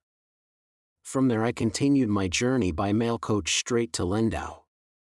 At the gates I, together with the other passengers, was asked for my passport. I passed the night in a state of strange, feverish excitement, which lasted until the departure of the steamer on Lake Constance early in the morning. My mind was full of the Swabian dialect, as spoken by Professor Widman, with whose passport I was traveling. I pictured to myself my dealings with the Bavarian police should I have to converse with them in accordance with the above-mentioned irregularities in that document. A prey to feverish unrest, I spent the whole night trying to perfect myself in the Swabian dialect, but, as I was amused to find, without the smallest success. I had braced myself to meet the crucial moment early the next morning, when the policeman came into my room and, not knowing to whom the passports belonged, gave me 3 at random to choose from. With joy in my heart I seized my own, and dismissed the dreaded messenger in the most friendly way. Once on board the steamer I realized with true satisfaction that I had now stepped onto Swiss territory. It was a lovely spring morning. Across the broad lake I could gaze at the alpine landscape as it spread itself before my eyes. When I stepped onto Republican soil at Rorschach, I employed the first moments in writing a few lines home to tell of my safe arrival in Switzerland and my deliverance from all danger. The coach drive through the pleasant country of St. Gall to Zurich cheered me up wonderfully, and when I drove down from Oberstrasse into Zurich that evening, the last day in May, at 6 o'clock, and saw for the first time the Glarner Alps that encircle the lake gleaming in the sunset, I at once resolved, though without being fully conscious of it, to avoid everything that could prevent my settling here. I had been the more willing to accept my friend's suggestion to take the Swiss route to Paris, as I knew I should find an old acquaintance, Alexander Müller, at Zurich. I hoped with his help to obtain a passport to France, as I was anxious not to arrive there as a political refugee. I had been on very friendly terms with Müller once upon a time at Würzburg. He had been settled at Zurich for a long time as a teacher of music. This I learned from a pupil of his, Wilhelm Baumgartner, who had called on me in Dresden some years back to bring me a greeting from this old friend. On that occasion I entrusted the pupil with a copy of the score of Tannhauser for his master, by way of remembrance, and this kind attention had not fallen on barren soil. Müller and Baumgartner, whom I visited forthwith, introduced me at once to Jacob Sulzer and Franz Hagenbeck, two cantonal secretaries who were the most likely, among all their good friends, to compass the immediate fulfillment of my desire. These two people, who had been joined by a few intimates, received me with such respectful curiosity and sympathy that I felt at home with them at once. The great assurance and moderation with which they commented on the persecutions which had overtaken me, as seen from their usual simple republican standpoint, opened to me a conception of civil life which seemed to lift me to an entirely new sphere. I felt so safe and protected here, whereas in my own country I had, without quite realizing it, come to be considered a criminal owing to the peculiar connection between my disgust at the public attitude towards art and the general political disturbances. To prepossess the two secretaries entirely in my favor, one of them, Sulzer, had enjoyed an excellent classical education. My friends arranged a meeting one evening at which I was to read my poem on the death of Siegfried. I am prepared to swear that I never had more attentive listeners, among men, than on that evening. The immediate effect of my success was the drawing up of a fully valid federal passport for the poor German under warrant of arrest, armed with which I started gaily on my journey to Paris after quite a short stay at Zurich.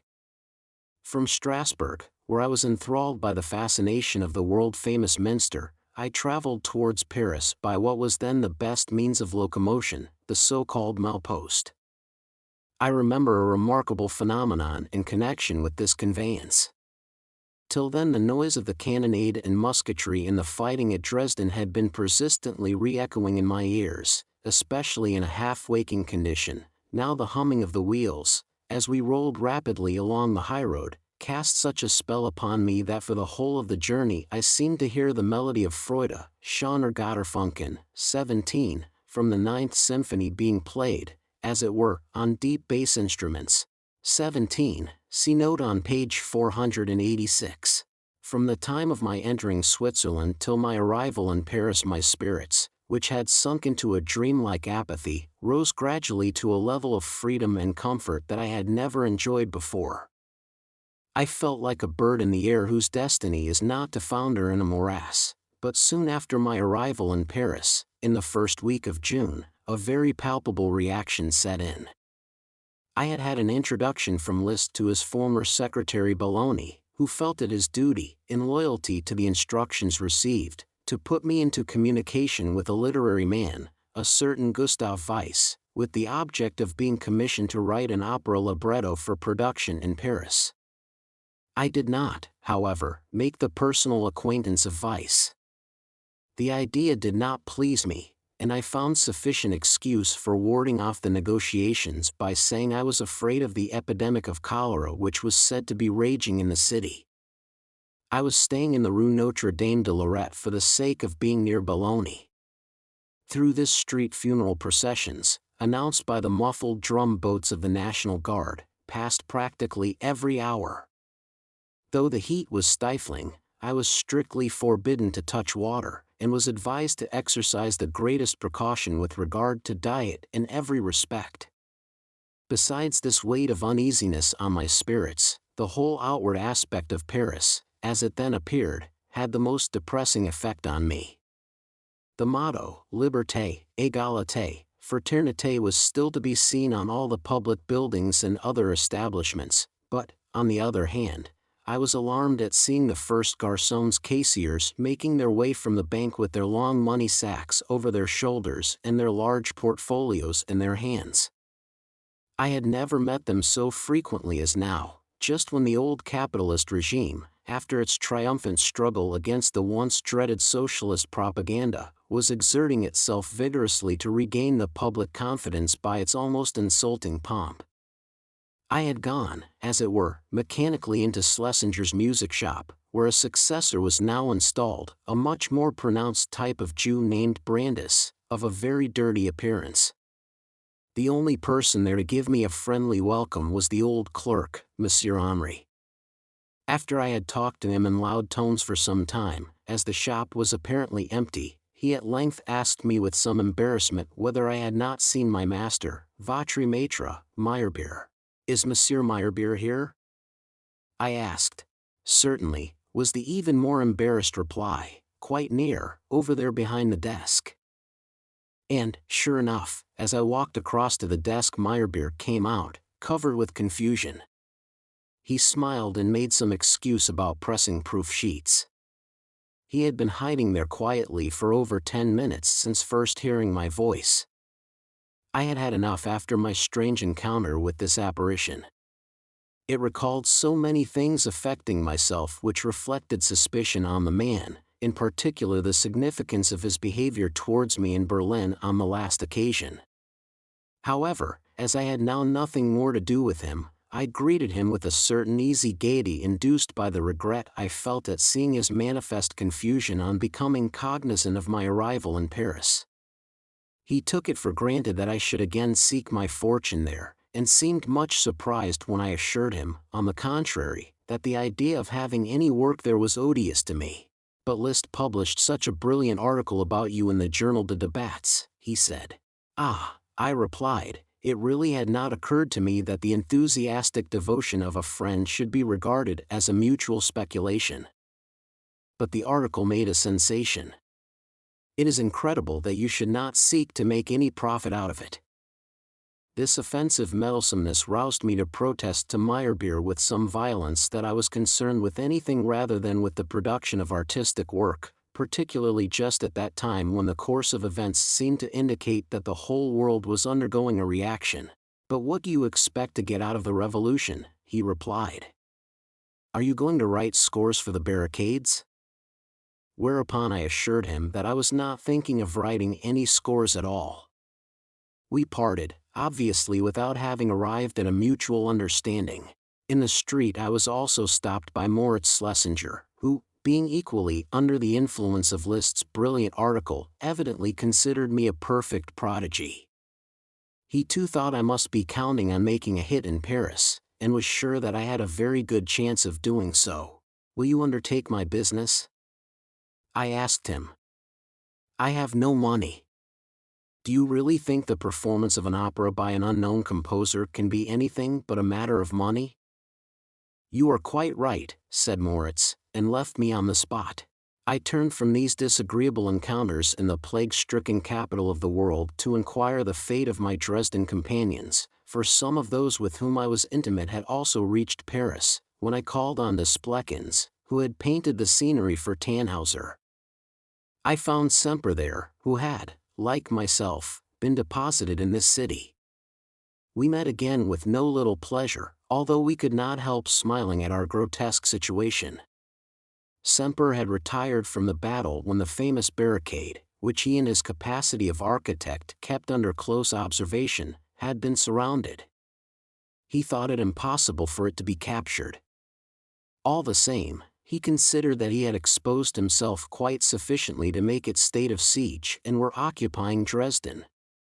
He considered himself lucky as a native of Holstein to be dependent, not on the German, but on the Danish government for a passport, as this had helped him to reach Paris without difficulty. When I expressed my real and heartfelt regret at the turn of affairs which had torn him from a professional undertaking on which he had just started, the completion of the Dresden Museum, he refused to take it too seriously, saying it had given him a great deal of worry. In spite of our trying situation, it was with Semper that I spent the only bright hours of my stay in Paris. We were soon joined by another refugee, young Heine, who had once wished to paint my Lohengrin scenery. He had no qualms about his future, for his master de Spleckens was willing to give him employment. I alone felt I had been pitched quite aimlessly into Paris.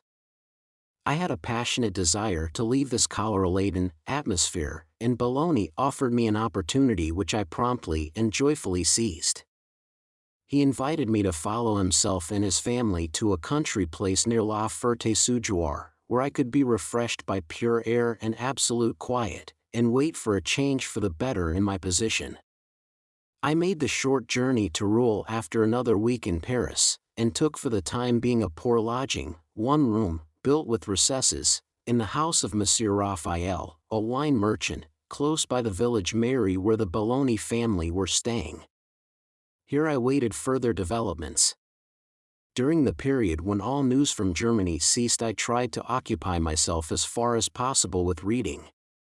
After going through Proudhon's writings, and in particular his De la Propriété, in such a manner as to glean comfort from my situation in curiously divers ways, I entertained myself for a considerable time with Lamartine's Histoire des Girondins, a most alluring and attractive work. One day Bologna brought me news of the unfortunate rising in Paris, which had been attempted on the June 13 by the Republicans under Ledru against the Provisional Government, which was then in the full tide of reaction. Great as was the indignation with which the news was received by my host and the mayor of the place, a relative of his, at whose table we ate our modest daily meal, it made, on the whole, little impression on me, as my attention was still fixed in great agitation on the events which were taking place on the Rhine, and particularly on the Grand Duchy of Baden, which had been made forfeit to a provisional government. When, however, the news reached me from this quarter also that the Prussians had succeeded in subduing a movement which had not at first seemed hopeless, I felt extraordinarily downcast. I was compelled to consider my position carefully, and the necessity of conquering my difficulties helped to allay the excitement to which I was a prey. The letters from my Weimar friends, as well as those from my wife, now brought me completely to my senses. The former expressed themselves very curtly about my behavior with regard to recent events. The opinion was, that for the moment there would be nothing for me to do, and especially not in Dresden, or at the Grand Ducal Court, as one could not very well knock at battered doors, on any frappe pas de portes infancies, Princess von Wittgenstein to Bologna. I did not know what to reply, for I had never dreamt of expecting anything to come from their intervening on my behalf in that quarter. Consequently, I was quite satisfied that they sent me temporarily financial assistance. With this money I made up my mind to leave for Zurich and ask Alex Muller to give me shelter for a while, as his house was sufficiently large to accommodate a guest. My saddest moment came when, after a long silence, I at last received a letter from my wife. She wrote that she could not dream of living with me again, that after I had so unscrupulously thrown away a connection and position, the like of which would never again present itself to me, no woman could reasonably be expected to take any further interest in my future enterprises. I fully appreciated my wife's unfortunate position. I could in no way assist her, except by advising her to sell our Dresden furniture, and by making an appeal on her behalf to my relatives in Leipzig. Until then I had been able to think more lightly of the misery of her position, simply because I had imagined her to be more deeply in sympathy with what agitated me.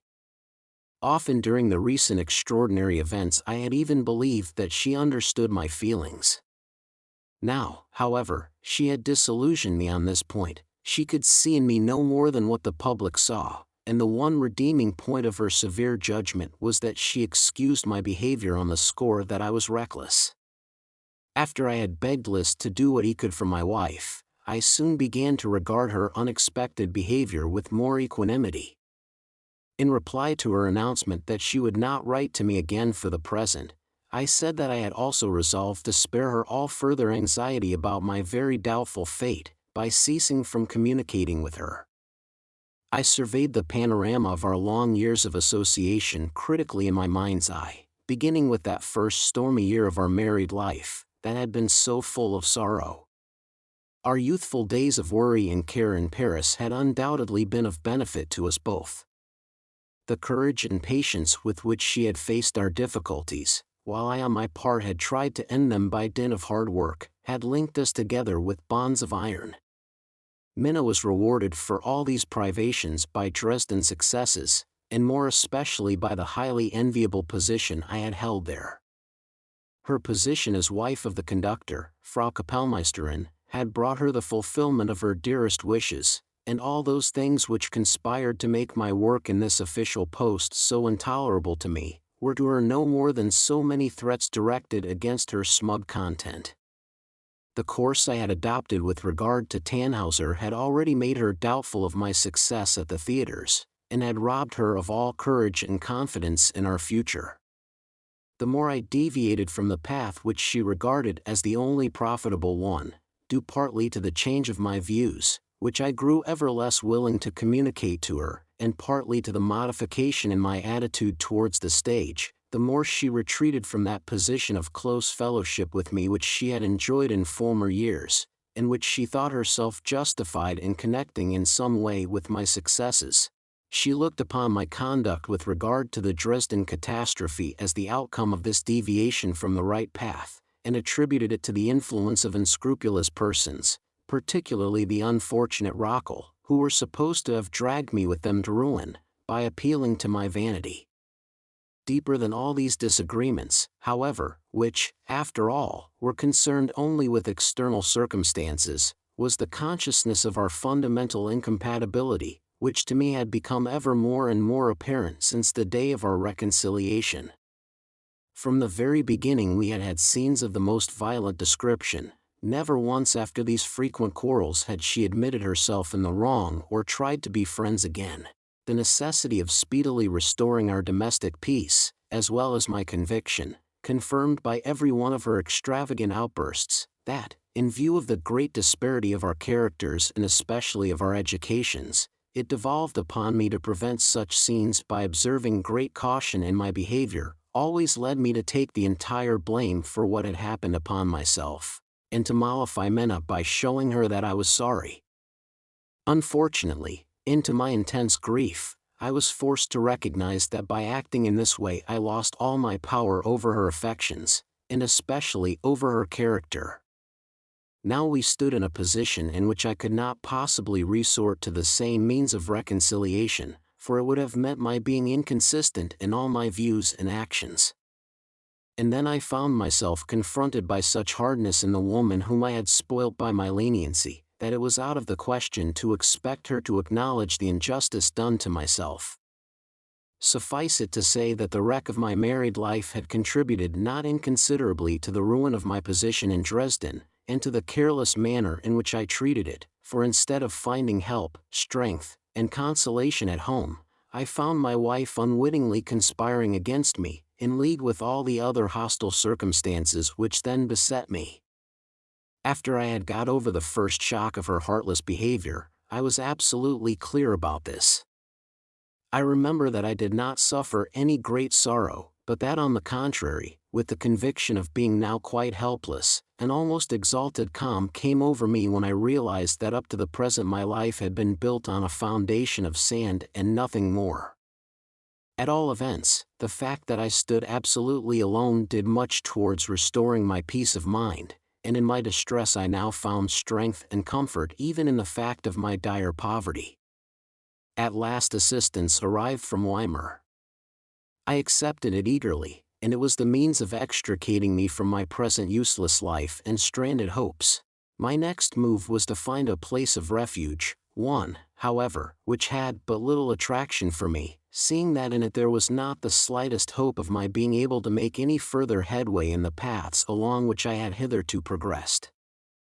This refuge was Zurich, a town devoid of all art in the public sense, and where for the first time I met simple-hearted people who knew nothing about me as a musician, but who, as it appeared, felt drawn towards me by the power of my personality alone. I arrived at Muller's house and asked him to let me have a room, at the same time giving him what remained of my capital, namely 20 francs. I quickly discovered that my old friend was embarrassed by my perfectly open confidence in him, and that he was at his wits' end to know what to do with me. I soon gave up the large room containing a grand piano, which he had allotted to me on the impulse of the moment, and retired to a modest little bedroom. The meals were my great trial, not because I was fastidious, but because I could not digest Thorn. Outside my friend's house, on the contrary, I enjoyed what, considering the habits of the locality, was the most luxurious reception. The same young men who had been so kind to me on my first journey through Zurich again showed themselves anxious to be continually in my company, and this was especially the case with one young fellow called Jacob Sulzer. He had to be 30 years of age before he was entitled to become a member of the Zurich government, and he therefore still had several years to wait. In spite of his youth, however, the impression he made on all those with whom he came in contact was that of a man of riper years, whose character was formed.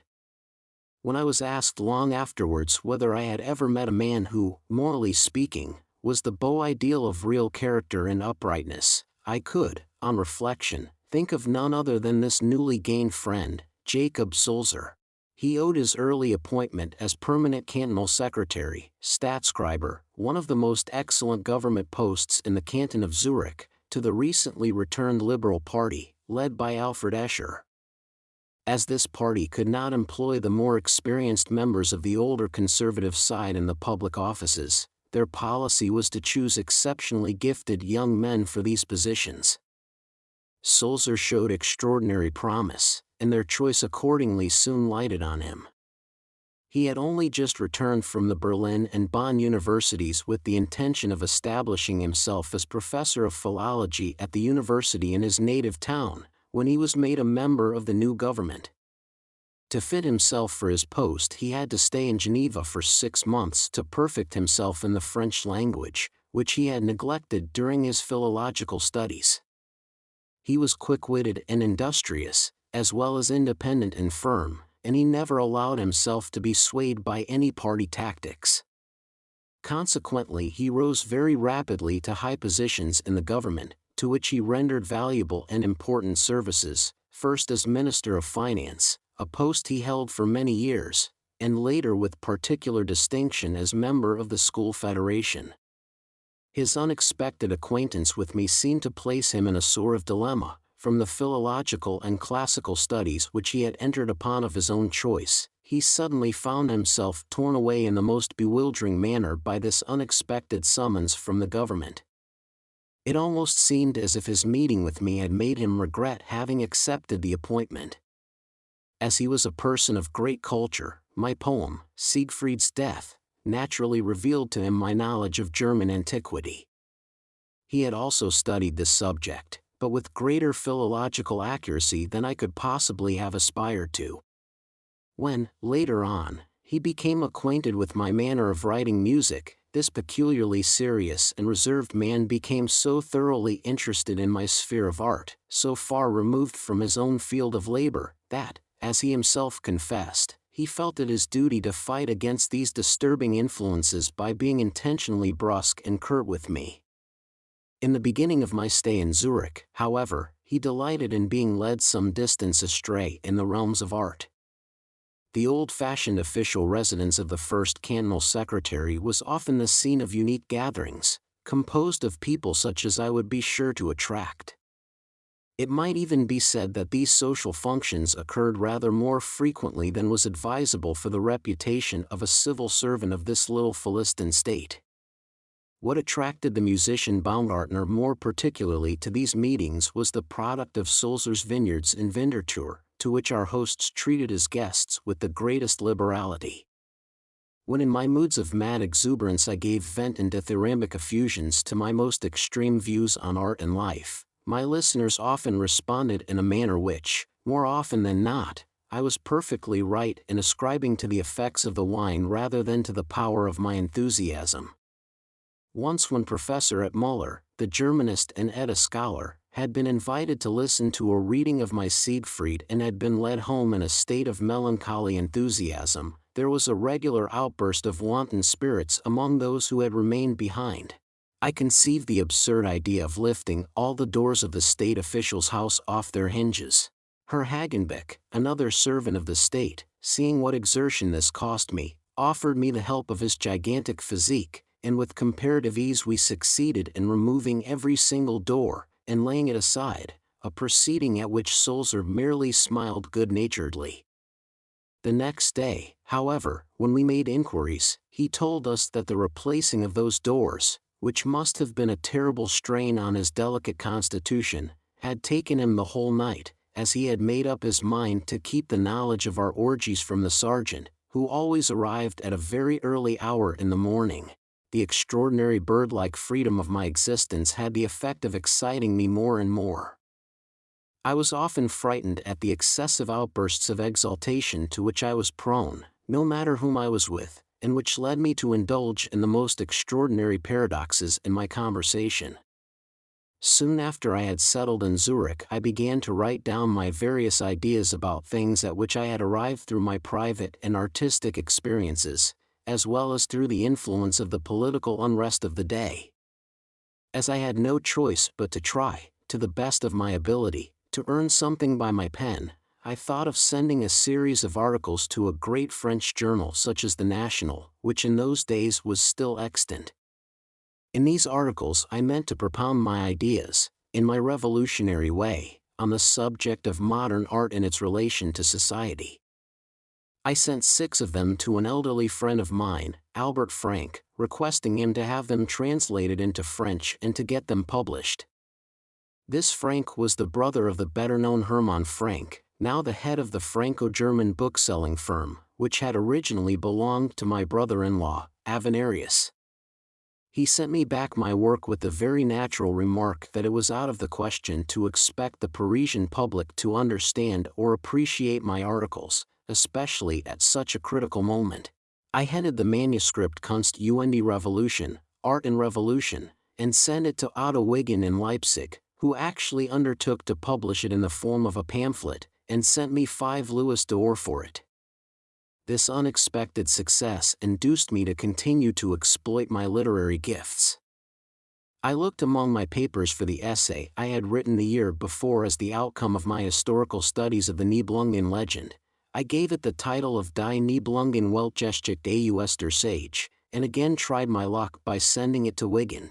The sensational title of Kunst und Revolution, as well as the notoriety the royal conductor had gained as a political refugee, had made the radical publisher hope that the scandal that would arise on the publication of my articles would redound to his benefit. I soon discovered that he was on the point of issuing a second edition of Kunst und Revolution, without, however, informing me of the fact. He also took over my new pamphlet for another 5 louis d'or. This was the first time I had earned money by means of published work, and I now began to believe that I had reached that point when I should be able to get the better of my misfortunes. I thought it over, and decided to give public lectures in Zurich on subjects related to my writings during the coming winter, hoping in that free and haphazard fashion to keep body and soul together for a little while, although I had no fixed appointment and did not intend to work at music. It seemed necessary for me to resort to these means, as I did not know how otherwise to keep myself alive. Shortly after my arrival in Zurich, I had witnessed the coming of the fragments of the Baden army, dispersed over Swiss territory, and accompanied by fugitive volunteers, and this had made a painful and uncanny impression upon me. The news of the surrender near Villagos by Gorgi paralyzed the last hopes as to the issue of the great European struggle for liberty, which so far had been left quite undecided. With some misgiving and anxiety I now turned my eyes from all these occurrences in the outside world inwards to my own soul. I was accustomed to patronize the Café Littéraire, where I took my coffee after my heavy midday meal, in a smoky atmosphere surrounded by a merry and joking throng of men playing dominoes and fast. One day I stared at its common wallpaper representing antique subjects, which in some inexplicable way recalled a certain watercolor by Janelli to my mind, portraying the education of Dionysus by the Muses. I had seen it at the house of my brother-in-law Brockhaus in my young days, and it had made a deep impression on me at the time. At this same place I conceived the first ideas of my Kunstwerk der Zukunft, the artwork of the future, and it seemed a significant omen to me to be roused one day out of one of my postprandial dreams by the news that Schroeder de Vriend was staying in Zurich. I immediately got up with the intention of calling on her at the neighboring hotel, Zumschwert, but to my great dismay heard that she had just left by steamer. I never saw her again, and long afterwards only heard of her painful death from my wife, who in later years became fairly intimate with her in Dresden. After I had spent 2 remarkable summer months in this wild and extraordinary fashion, I at last received reassuring news of Minna, who had remained in Dresden. Although her manner of taking leave of me had been both harsh and wounding, I could not bring myself to believe I had completely parted from her. In a letter I wrote to one of her relations, in which I presumed they would forward, I made sympathetic inquiries about her, while I had already done all that lay in my power, through repeated appeals to Liszt, to ensure her being well cared for. I now received a direct reply, which, in addition to the fact that it testified to the vigor and activity with which she had fought her difficulties, at the same time showed me that she earnestly desired to be reunited with me. It was almost in terms of contempt that she expressed her grave doubts as to the possibility of my being able to make a living in Zurich, but she added that, inasmuch as she was my wife, she wished to give me another chance.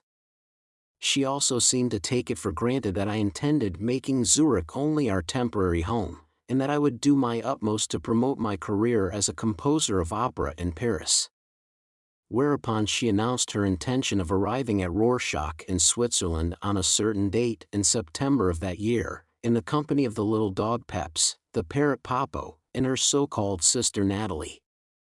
After having engaged 2 rooms for our new home, I now prepared to set out on foot for St. Gall and Rorschach through the lovely and celebrated Tagenburg and Appenzell, and felt very touched after all when the peculiar family, which consisted half of pet animals, landed at the harbor of Rorschach. I must honestly confess that the little dog and the bird made me very happy. My wife at once threw cold water on my emotions, however, by declaring that in the event of my behaving badly again she was ready to return to Dresden any moment, and that she had numerous friends there, who would be glad to protect and succor her if she were forced to carry out her threat. Be this as it may, one look at her convinced me how greatly she had aged in this short time, and how much I ought to pity her, and this feeling succeeded in banishing all bitterness from my heart. I did my utmost to give her confidence and to make her believe that our present misfortunes were but momentary. This was no easy task, as she would constantly compare the diminutive aspect of the town of Zurich with the more noble majesty of Dresden, and seemed to feel bitterly humiliated. The friends whom I introduced to her found no favor in her eyes. She looked upon the cantonal secretary, Sulzer, as a mere town clerk who would not be of any importance in Germany, and the wife of my host Muller absolutely disgusted her when, in answer to Minna's complaints about my terrible position, she replied that my greatness lay in the very fact of my having faced it. Then again Minna appeased me by telling me of the expected arrival of some of my Dresden belongings, which she thought would be indispensable to our new home. The property of which she spoke consisted of a Breitkopf and Hartel grand piano that looked better than it sounded, and of the title page of the Nibelungen by Cornelius in a Gothic frame that used to hang over my desk in Dresden. With this nucleus of household effects we now decided to take small lodgings in the so-called Hinteren Escherhausen in the Zeltweg. With great cleverness Minna had succeeded in selling the Dresden furniture to advantage, and out of the proceeds of this sale she had brought 300 marks with her to Zurich to help towards setting up our new home. She told me that she had saved my small but very select library for me by giving it into the safe custody of the publisher, Heinrich Brockhaus, brother of my sister's husband and member of the Saxon Diet, who had insisted upon looking after it. Great, therefore, was her dismay when, upon asking this kind friend to send her the books, he replied that he was holding them as security for a debt of 1,500 marks which I had contracted with him during my days of trouble in Dresden, and that he intended to keep them until that sum was returned. As even after the lapse of many years I found it impossible to refund this money, these books, collected for my own special wants, were lost to me forever. Thanks more particularly to my friend Sulzer, the cantonal secretary, whom my wife at first despised so much on account of his title which she misunderstood, and who, although he was far from well off himself, thought it only natural that he should help me, however moderately, out of my difficulties. We soon succeeded in making our little place look so cozy that my simple Zurich friends felt quite at home in it. My wife, with all her undeniable talents, Hero found ample scope in which to distinguish herself, and I remember how ingeniously she made a little whatnot out of the box in which she had kindly brought my music and manuscript to Zurich. But it was soon time to think of how to earn enough money to provide for us all. My idea of giving public lectures was treated with contempt by my wife, who looked upon it as an insult to her pride. She could acquiesce only in one plan, that suggested by Liszt, namely, that I should write an opera for Paris. To satisfy her, and in view of the fact that I could see no chance of a remunerative occupation close at hand, I actually reopened a correspondence on this matter with my great friend and his secretary Belloni in Paris.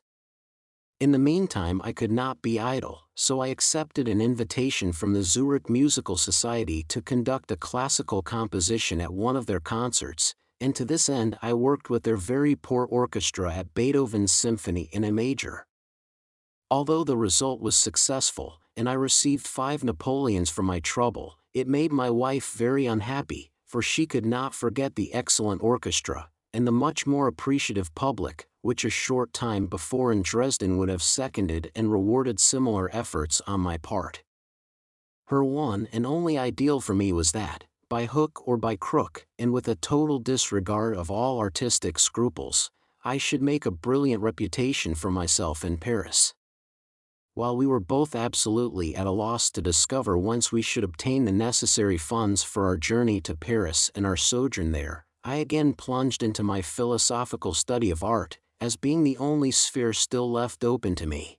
Harassed by the cares of a terrible struggle for existence, I wrote the whole of Das Kunstwerk der Zukunft in the chilly atmosphere of a sunless little room on the ground floor during the months of November and December of that year. Minna had no objection to this occupation when I told her of the success of my first pamphlet, and the hope I had of receiving even better pay for this more extensive work. Thus for a while I enjoyed comparative peace, although in my heart a spirit of unrest had begun to reign, thanks to my growing acquaintance with Feuerbach's works. I had always had an inclination to fathom the depths of philosophy, just as I had been led by the mystic influence of Beethoven's Ninth Symphony to search the deepest recesses of music. My first efforts at satisfying this longing had failed. None of the Leipzig professors had succeeded in fascinating me with their lectures on fundamental philosophy and logic.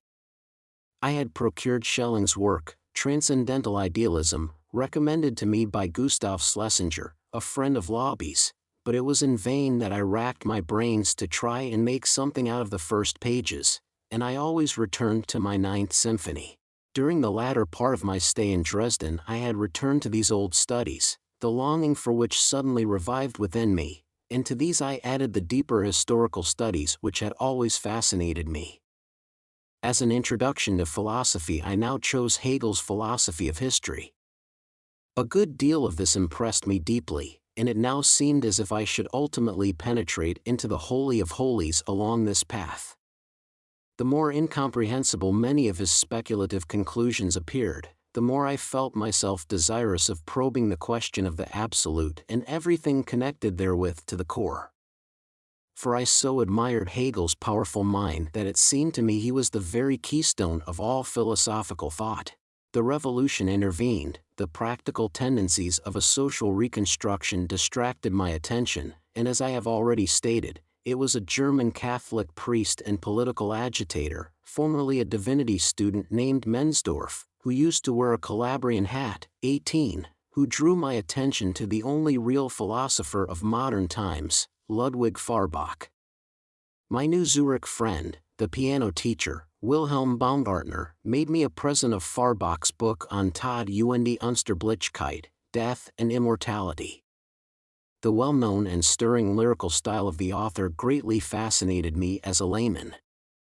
The intricate questions which he propounds in this book as if they were being discussed for the first time by him, and which he treats in a charmingly exhaustive manner, had often occupied my mind since the very first days of my acquaintance with Lairs in Paris, just as they occupy the mind of every imaginative and serious man. With me, however, this was not lasting, and I had contented myself with the poetic suggestions on these important subjects which appear here and there in the works of our great poets. 18. A broad-rimmed, tall, white felt hat, tapering to a point, originally worn by the inhabitants of Calabria, and in 1848 a sign of republicanism. Editor. The frankness with which Farbach explains his views on these interesting questions, in the more mature parts of his book, pleased me as much by their tragic as by their social radical tendencies. It seemed right that the only true immortality should be that of sublime deeds and great works of art. It was more difficult to sustain any interest in Das Wesen des Christentums, the essence of Christianity, by the same author, for it was impossible whilst reading this work not to become conscious, however involuntarily, of the prolix and unskillful manner in which he dilates on the simple and fundamental idea, namely, religion explained from a purely subjective and psychological point of view. Nevertheless, from that day onward I always regarded Farbach as the ideal exponent of the radical release of the individual from the thraldom of accepted notions, founded on the belief in authority. The initiated will therefore not wonder that I dedicated my Kunstwerk der Zukunft to Farbach and addressed its preface to him. My friend Sulzer, a thorough disciple of Hegel, was very sorry to see me so interested in Farbach, whom he did not even recognize as a philosopher at all. He said that the best thing that Farbach had done for me was that he had been the means of awakening my ideas, although he himself had none. But what had really induced me to attach so much importance to Farbach was the conclusion by means of which he had seceded from his master Hegel, to wit, that the best philosophy was to have no philosophy, a theory which greatly simplified what I had formerly considered a very terrifying study, and secondly, that only that was real which could be ascertained by the senses. The fact that he proclaimed what we call spirit to be an aesthetic perception of our senses, together with his statement concerning the futility of philosophy, these were the two things in him which rendered me such useful assistance in my conceptions of an all-embracing work of art, of a perfect drama which should appeal to the simplest and most purely human emotions at the very moment when it approached its fulfillment as Kunstwerk der Zukunft. It must have been this which Sulzer had in his mind when he spoke deprecatingly of Farbach's influence over me. At all events, after a while I certainly could not return to his works, and I remember that his newly published book, Über das Wesen der Religion, Lectures on the Essence of Religion, scared me to such an extent by the dullness of its title alone, that when Herweg opened it for my benefit, I closed it with a bang under his very nose. At that time I was working with great enthusiasm upon the draft of a connected essay, and was delighted one day to receive a visit from the novelist and Tschechian scholar, Eduard von Billow, the father of my young friend Billow, who was passing through Zurich. In my tiny little room I read him my chapter on poetry, and could not help noticing that he was greatly startled at my ideas on literary drama and on the advent of the new Shakespeare. I thought this all the more reason why Wigan the publisher should accept my new revolutionary book, and expected him to pay me a fee which would be in proportion to the greater size of the work. I asked for 20 louis d'or, and this sum he agreed to pay me. The prospect of receiving this amount induced me to carry out the plan, which need had forced upon me, of traveling to Paris and of trying my luck there as a composer of opera. This plan had very serious drawbacks. Not only did I hate the idea, but I knew that I was doing an injustice to myself by believing in the success of my enterprise, for I felt that I could never seriously throw myself into it heart and soul. Everything, however, combined to make me try the experiment, and it was Liszt in particular who, confident of this being my only way to fame, insisted upon my reopening the negotiations into which Belloni and I had entered during the previous summer. To show with what earnestness I tried to consider the chances of carrying out my plan, I drafted out the plot of the opera, which the French poet would only have to put into verse, because I never for a moment fancied that it would be possible for him to think out and write a libretto for which I would only need to compose the music. I chose for my subject the legend of Wieland der Schmied, upon which I commented with some stress at the end of my recently finished Kunstwerk der Zukunft, in the version of which by Simrock, taken from the Wilkina legend, had greatly attracted me. I sketched out the complete scenario with precise indication of the dialogue for 3 acts, and with a heavy heart decided to hand it over to my Parisian author to be worked out. Liszt thought he saw a means of making my music known through his relations with Segers, the musical director of a society then known as the Concerts de Saint-Cécile. In January of the following year, the Tannhauser Overture was to be given under his baton, and it therefore seemed advisable that I should reach Paris some time before this event. This undertaking, which appeared to be so difficult owing to my complete lack of funds, was at last facilitated in a manner quite unexpected. I had written home for help, and had appealed to all the old friends I could think of, but in vain. By the family of my brother Albert in particular, whose daughter had recently entered upon a brilliant theatrical career, I was treated in much the same way as one treats an invalid by whom one dreads to become infected. In contrast to their harshness, I was deeply touched by the devotion of the Ritter family, who had remained in Dresden, for, apart from my acquaintance with young Karl, I scarcely knew these people at all. Through the kindness of my old friend Heine, who had been informed of my position, Frau Julie Ritter, the venerable mother of the family, had thought it her duty to place, through a business friend, the sum of 1,500 marks at my disposal. At about the same time I received a letter from Madame Lossett, who had called upon me in Dresden the year before, and who now in the most affecting terms assured me of her continued sympathy. These were the first signs of that new phase in my life upon which I entered from this day forth, and in which I accustomed myself to look upon the outward circumstances of my existence as being merely subservient to my will. And by this means I was able to escape from the hampering narrowness of my home life.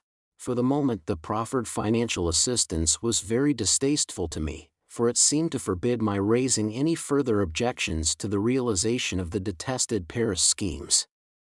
When, however, on the strength of this favorable change in my affairs, I suggested to my wife that we might, after all, content ourselves with remaining in Zurich, she flew into the most violent passion over my weakness and lack of spirit, and declared that if I did not make up my mind to achieve something in Paris, she would lose all faith in me.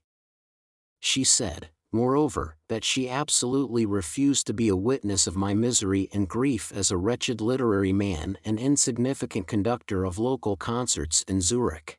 We had entered upon the year 1850. I had decided to go to Paris, if only for the sake of peace, but had to postpone my journey on account of ill health. The reaction following upon the terrible excitement of recent times had not failed to have its effect on my overwrought nerves, and a state of complete exhaustion had followed. The continual colds, in spite of which I had been obliged to work in my very unhealthy room, had at last given rise to alarming symptoms. A certain weakness of the chest became apparent, and this the doctor, a political refugee, undertook to cure by the application of pitch plasters. As the result of this treatment and the irritating effect it had upon my nerves, I lost my voice completely for a while, whereupon I was told that I must go away for a change. On going out to buy my ticket for the journey, I felt so weak and broke out into such terrible perspiration that I hastened to return to my wife in order to consult her as to the advisability, in the circumstances, of abandoning the idea of the expedition altogether. She, however, maintained, and perhaps rightly, not only that my condition was not dangerous, but that it was to a large extent due to imagination, and that, once in the right place, I would soon recover. An inexpressible feeling of bitterness stimulated my nerves as in anger and despair I quickly left the house to buy the confounded ticket for the journey, and in the beginning of February I actually started on the road to Paris. I was filled with the most extraordinary feelings, but the spark of hope which was then kindled in my breast certainly had nothing whatever to do with the belief that had been imposed upon me from without, that I was to make a success in Paris as a composer of operas. I was particularly anxious to find quiet rooms, for peace had now become my first necessity, no matter where I happened to be staying. The cabman who drove me from street to street through the most isolated quarters, and whom I at last accused of keeping always to the most animated parts of the city, finally protested in despair that one did not come to Paris to live in a convent. At last it occurred to me to look for what I wanted in one of the sites through which no vehicle seemed to drive, and I decided to engage rooms in the Site de Provence. True to the plans which had been forced upon me, I at once called on Herr Segers about the performance of the Tannhauser overture. It turned out that in spite of my late arrival I had missed nothing, for they were still racking their brains as to how to procure the necessary orchestral parts. I therefore had to write to Liszt, asking him to order the copies, and had to wait for their arrival. Belloni was not in town, things were therefore at a standstill, and I had plenty of time to think over the object of my visit to Paris, while an unceasing accompaniment was poured out to my meditations by the barrel organs which infest the sights of Paris. I had much difficulty in convincing an agent of the government, from whom I received a visit soon after my arrival, that my presence in Paris was due to artistic reasons, and not to my doubtful position as a political refugee. Fortunately, he was impressed by the score, which I showed him, as well as by Liszt's article on the Tannhauser overture, written a year before in the Journal de Débats, and he left me, politely inviting me to continue my avocations peacefully and industriously, as the police had no intention of disturbing me. I also looked up my older Parisian acquaintances. At the hospitable house of the Splechens I met Semper, who was trying to make his position as tolerable as possible by writing some inferior artistic work.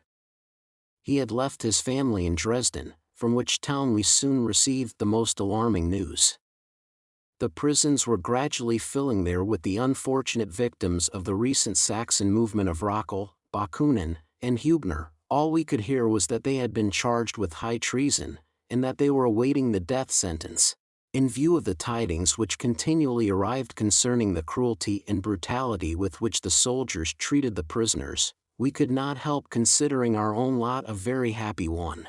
My intercourse with Semper, whom I saw frequently, was generally enlivened by a gaiety which was occasionally of rather a risky nature. He was determined to rejoin his family in London, where the prospect of various appointments was open to him.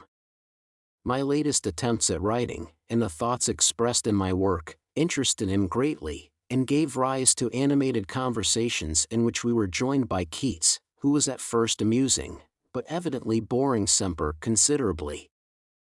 I found the former in the identical position in which I had left him many years ago. He had made no headway with his painting, and would have been glad if the revolution had taken a more decided turn, so that, under cover of the general confusion, he might have escaped from his embarrassing position with his landlord.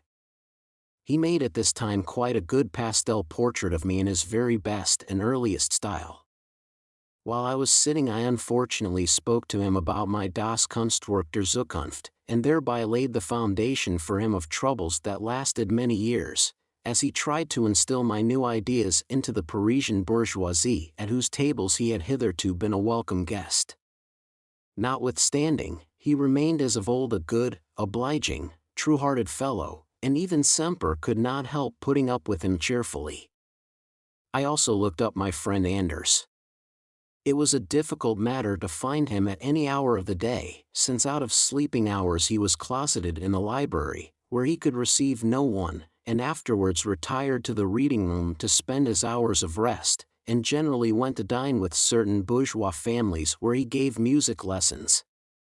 He had aged considerably, but I was glad to find him, comparatively speaking, in better health than the state in which I had last seen him had allowed me to hope, as when I left Paris before he had seemed to be in a decline. Curiously enough, a broken leg had been the means of improving his health, the treatment necessary for it having taken him to a hydro, where his condition had much improved. His one idea was to see me achieve a great success in Paris, and he wished to secure a seat in advance for the first performance of my opera, which he took for granted was to appear, and kept repeating that it would be so very trying for him to occupy a place in any part of the theater where there would be likely to be a crush. He could not see the use of my present literary work. In spite of this I was again engaged on it exclusively, as I soon ascertained there was no likelihood of my overture to Tannhauser being produced.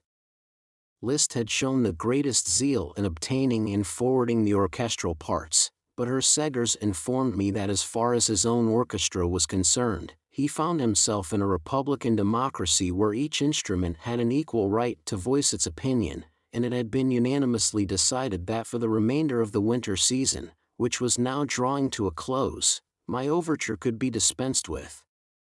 I gathered enough from this turn of affairs to realize how precarious my position was. It is true, the result of my writings was hardly less discouraging. A copy of the Wigan edition of my Kunstwerk der Zukunft was forwarded to me full of horrible misprints, and instead of the expected remuneration of 20 louis d'or, my publisher explained that for the present he could only pay me half this sum, as, owing to the fact that at first the sale of the Kunst-und Revolution had been very rapid, he had been led to attach too high a commercial value to my writings, a mistake he had speedily discovered when he found there was no demand for Die Nibelungen. On the other hand, I received an offer of remunerative work from Adolf Kolicek, who was also a fugitive, and was just going to bring out a German monthly journal as the organ of the Progressive Party. In response to this invitation, I wrote a long essay on Kunst und Klima, Art and Climate, in which I supplemented the ideas I had already touched upon in my Kunstwerk der Zukunft. Besides this, I had, since my arrival in Paris, worked out a more complete sketch of Wieland der Schmied. It is true that this work had no longer any value, and I wondered with apprehension what I could write home to my wife, now that the last precious remittance had been so aimlessly sacrificed. The thought of returning to Zurich was as distasteful to me as the prospect of remaining any longer in Paris. My feelings with regard to the latter alternative were intensified by the impression made upon me by Meyerbeer's opera The Prophet, which had just been produced and which I had not heard before.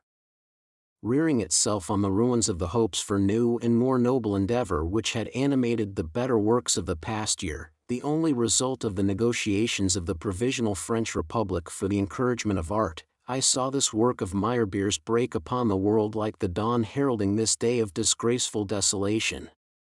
I was so sickened by this performance, that though I was unfortunately placed in the center of the stalls and would willingly have avoided the disturbance necessarily occasioned by one of the audience moving during the middle of an act, even this consideration did not deter me from getting up and leaving the house. When the famous mother of the prophet finally gives vent to her grief in the well-known series of ridiculous roulades, I was filled with rage and despair at the thought that I should be called upon to listen to such a thing, and never again did I pay the slightest heed to this opera. But what was I to do next? Just as the South American republics had attracted me during my first miserable sojourn in Paris, so now my longing was directed towards the East, where I could live my life in a manner worthy of a human being far away from this modern world. While I was in this frame of mind, I was called upon to answer another inquiry as to my state of health from Madame Loisset in Bordeaux. It turned out that my answer prompted her to send me a kind and pressing invitation to go and stay at her house, at least for a short time, to rest and forget my troubles. In any circumstances, an excursion to more southerly regions, which I had not yet seen, and a visit to people who, though utter strangers, showed such friendly interest in me, could not fail to prove attractive and flattering. I accepted, settled my affairs in Paris, and went by coach via Orleans, Tours, and Angoulême, down the Gironde to the unknown town, where I was received with great courtesy and cordiality by the young wine merchant Eugene Loisset, and presented to my sympathetic young friend, his wife. A closer acquaintance with the family, in which Mrs. Taylor, Madame Loisset's mother, was now also included, led to a clearer understanding of the character of the sympathy bestowed upon me in such a cordial and unexpected manner by people hitherto unknown to me. Jessie, as the young wife was called at home, had, during a somewhat lengthy stay in Dresden, become very intimate with the Ritter family, and I had no reason to doubt the assurance given me, that the Loisset's interest in me and my work was principally owing to this intimacy. After my flight from Dresden, as soon as the news of my difficulties had reached the Ritters, a correspondence had been carried on between Dresden and Bordeaux with a view to ascertaining how best to assist me. Jessie attributed the whole idea to Frau Julie Ritter, who, while not being well enough off herself to make me a sufficient allowance, was endeavoring to come to an understanding with Jessie's mother, the well-to-do widow of an English lawyer, whose income entirely supported the young couple in Bordeaux. This plan had so far succeeded, that shortly after my arrival in Bordeaux Mrs. Taylor informed me that the two families had combined, and that it had been decided to ask me to accept the help of 3,000 francs a year until the return of better days. My one object now was to enlighten my benefactors as to the exact conditions under which I should be accepting such assistance. I could no longer reckon upon achieving any success as a composer of opera either in Paris or elsewhere. What line I should take up instead I did not know, but, at all events, I was determined to keep myself free from the disgrace which would reflect upon my whole life if I used such means as this offer presented to secure success. I feel sure I am not wrong in believing that Jessie was the only one who understood me, and though I only experienced kindness from the rest of the family, I soon discovered the gulf by which she, as well as myself, was separated from her mother and husband. While the husband, who was a handsome young man, was away the greater part of the day attending to his business, and the mother's deafness excluded her to a great extent from our conversations, we soon discovered by a rapid exchange of ideas that we shared the same opinions on many important matters, and this led to a great feeling of friendship between us. Jessie, who was at that time about 22, bore little resemblance to her mother, and no doubt took after her father, of whom I heard most flattering accounts. A large and varied collection of books loft by this man to his daughter showed his tastes, for besides carrying on his lucrative profession as a lawyer, he had devoted himself to the study of literature and science. From him Jessie had also learned German as a child, and she spoke that language with great fluency. She had been brought up on Grimm's fairy tales, and was, moreover, thoroughly acquainted with German poetry, as well as with that of England and France, and her knowledge of them was as thorough as the most advanced education could demand. French literature did not appeal to her much. Her quick powers of comprehension were astonishing. Everything which I touched upon she immediately grasped and assimilated. It was the same with music. She read at sight with the greatest facility, and was an accomplished player. During her stay in Dresden she had been told that I was still in search of the pianist who could play Beethoven's great sonata in B-flat major, and she now astonished me by her finished rendering of this most difficult piece. The emotion aroused in me by finding such an exceptionally developed talent suddenly changed to anxiety when I heard her sing. Her sharp, shrill voice, in which there was strength but no real depth of feeling, so shocked me that I could not refrain from begging her to desist from singing in future. With regard to the execution of the sonata, she listened eagerly to my instructions as to how it should be interpreted, though I could not feel that she would succeed in rendering it according to my ideas. I read her my latest essays, and she seemed to understand even the most extraordinary descriptions perfectly. My poem on Siegfried's Tod moved her deeply, but she preferred my sketch of Wieland der Schmied. She admitted afterwards that she would prefer to imagine herself filling the role of Wieland's worthy bride than to find herself in the position and forced to endure the fate of Gutrune and Siegfried. It followed inevitably that the presence of the other members of the family proved embarrassing when we wanted to talk over and discuss these various subjects.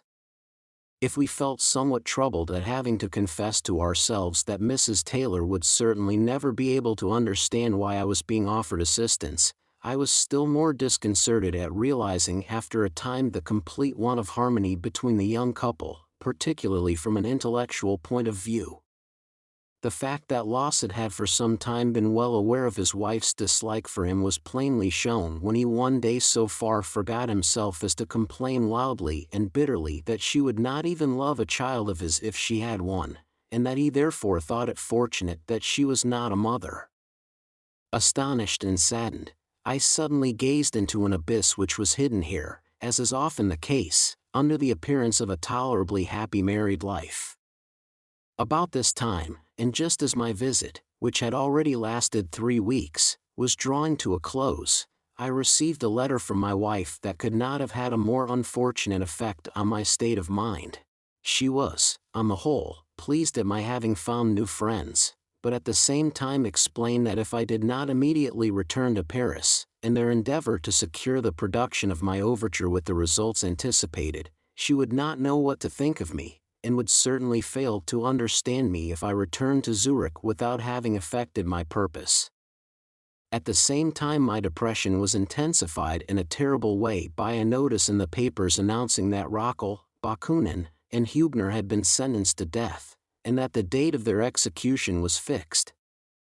I wrote a short but stirring letter of farewell to the two first, and as I saw no possibility of having it conveyed to the prisoners, who were confined in the fortress of Königstein, I decided to send it to Frau von Ludichow, to be forwarded to them by her, because I thought she was the only person in whose power it might lie to do this for me, while at the same time she had sufficient generosity and independence of mind to enable her to respect and carry out my wishes, in spite of any possible difference of opinion she might entertain.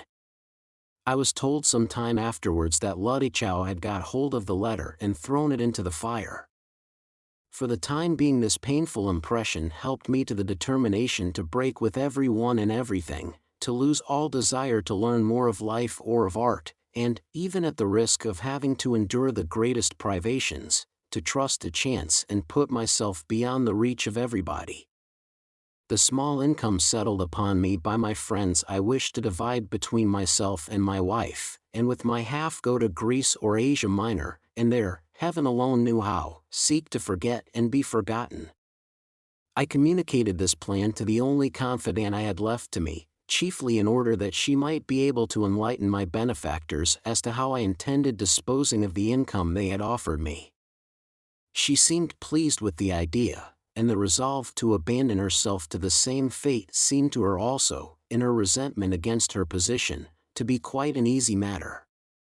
She expressed as much by hints and a word dropped here and there.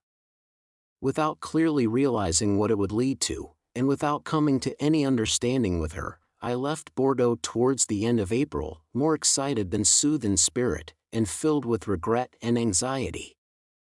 I returned to Paris, for the time being, stunned and full of uncertainty as to what to do next. Feeling very unwell, exhausted, and at the same time excited from want of sleep, I reached my destination and put up at the Hotel Valois, where I remained a week, struggling to gain my self-control and to face my strange position.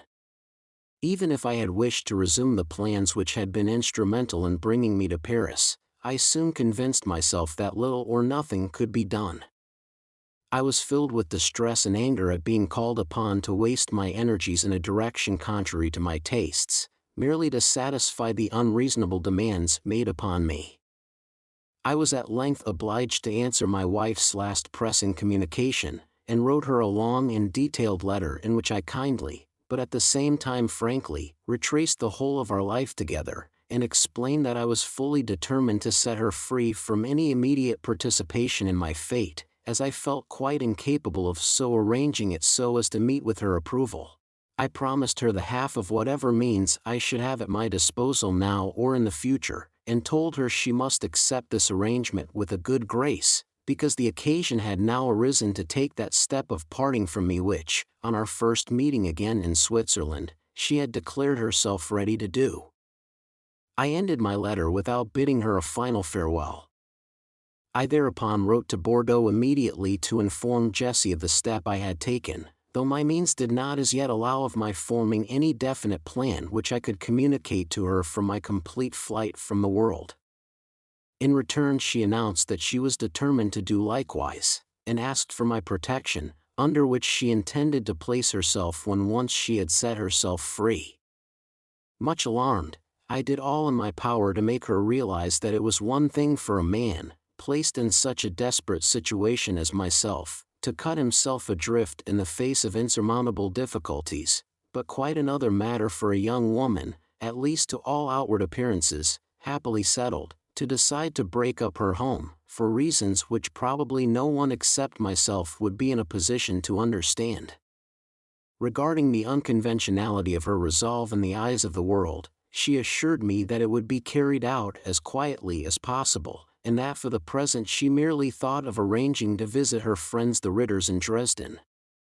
I felt so upset by all this that I yielded to my craving for retirement, and sought it at no great distance from Paris.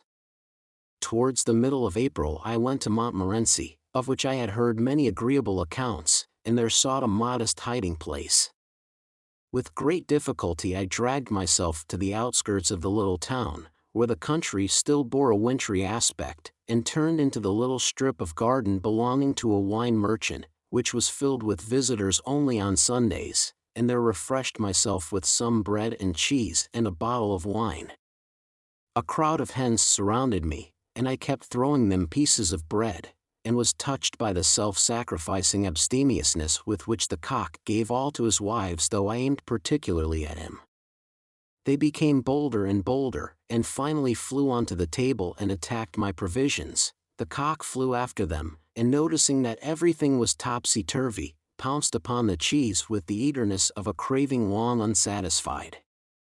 When I found myself being driven from the table by this chaos of fluttering wings, I was filled with a gaiety to which I had long been a stranger. I laughed heartily, and looked round for the signboard of the inn. I thereby discovered that my host rejoiced in the name of Homo. This seemed a hint from fate, and I felt I must seek shelter here at all costs. An extraordinarily small and narrow bedroom was shown me, which I immediately engaged. Besides the bed it held a rough table and 2 cane-bottomed chairs. I arranged one of these as a wash-hand stand, and on the table I placed some books, writing materials, and the score of Lohengrin, and almost heaved a sigh of content in spite of my extremely cramped accommodation. Though the weather remained uncertain and the woods with their leafless trees did not seem to offer the prospect of very enticing walks, I still felt that here there was a possibility of my being forgotten, and being also in my turn allowed to forget the events that had lately filled me with mighty desperate anxiety. My old artistic instinct awoke again. I looked over my Lohengrin score, and quickly decided to send it to Liszt and leave it to him to bring it out as best he could. Now that I had got rid of this score also, I felt as free as a bird and as careless as Diogenes about what might befall me. I even invited Keats to come and stay with me and share the pleasures of my retreat. He did actually come, as he had done during my stay in Menden, but he found me even more modestly installed than I had been there. He was quite prepared to take potluck, however, and cheerfully slept on an improvised bed, promising to keep the world in touch with me upon his return to Paris. I was suddenly startled from my state of complacency by the news that my wife had come to Paris to look me up. I had an hour's painful struggle with myself to settle the course I should pursue, and decided not to allow the step I had taken in regard to her to be looked upon as an ill-considered and excusable vagary.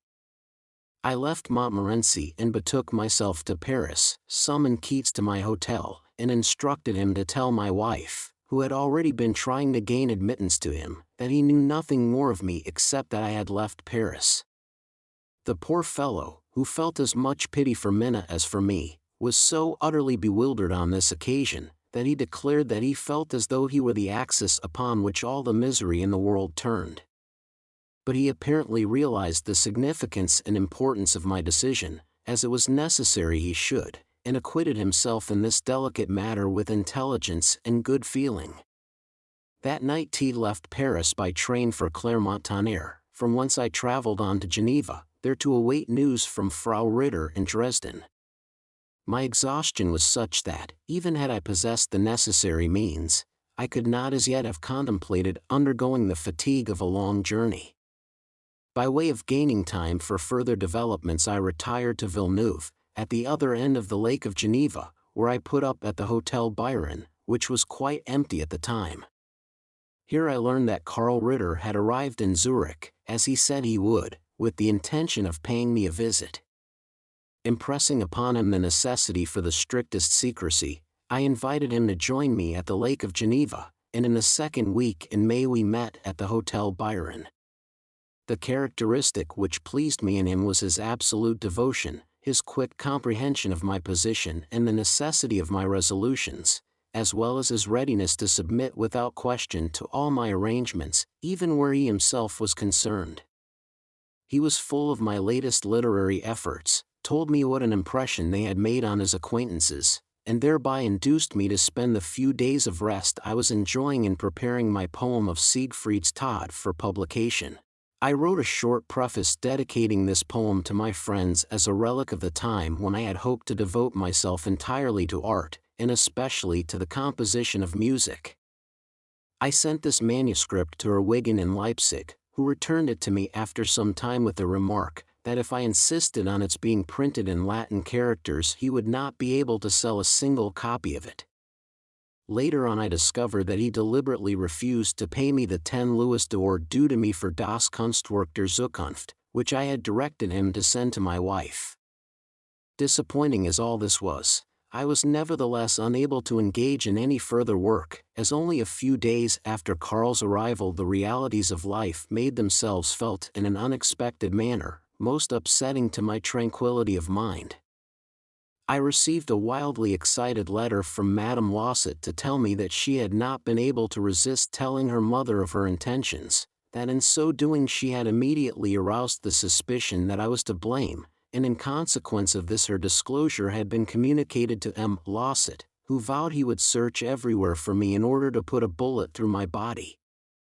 The situation was clear enough, and I decided to go to Bordeaux immediately in order to come to an understanding with my opponent. I at once wrote fully to M. Eugene, endeavoring to make him see matters in their true light, but at the same time declared myself incapable of understanding how a man could bring himself to keep a woman with him by force, when she no longer wished to remain.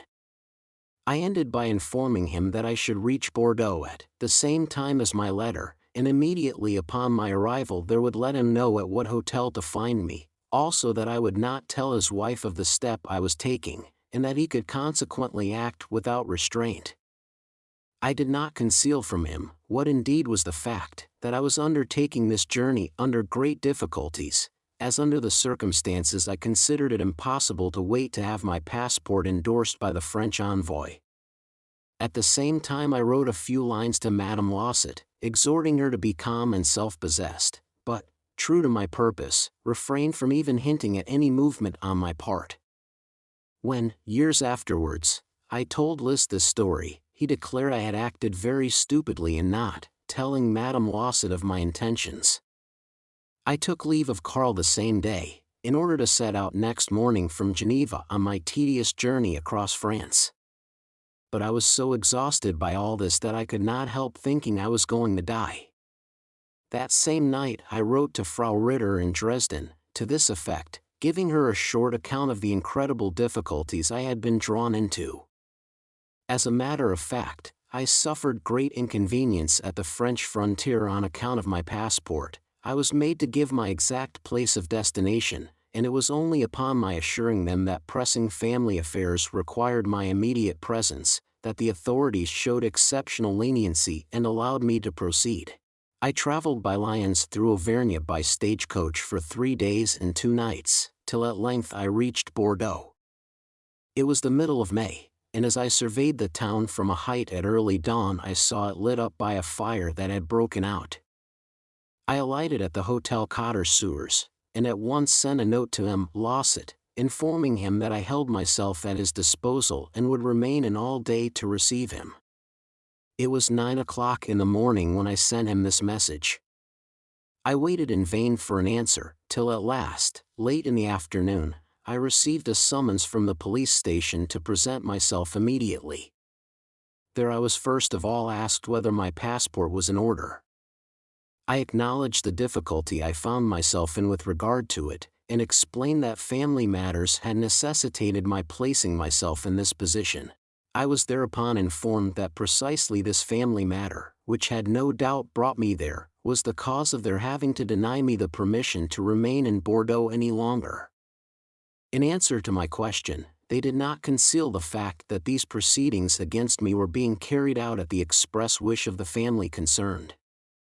This extraordinary revelation immediately restored my good humor. I asked the police inspector whether, after such a trying journey, I might not be allowed a couple of days' rest before returning. This request he readily granted, and told me that in any case there could be no chance of my meeting the family in question, as they had left Bordeaux at midday. I used these 2 days to recover from my fatigue, and also wrote a letter to Jessie, in which I told her exactly what had taken place, without concealing my contempt at the behavior of her husband, who could expose his wife's honor by a denunciation to the police. I also added that our friendship could certainly not continue until she had released herself from so humiliating a position. The next thing was to get this letter safely delivered.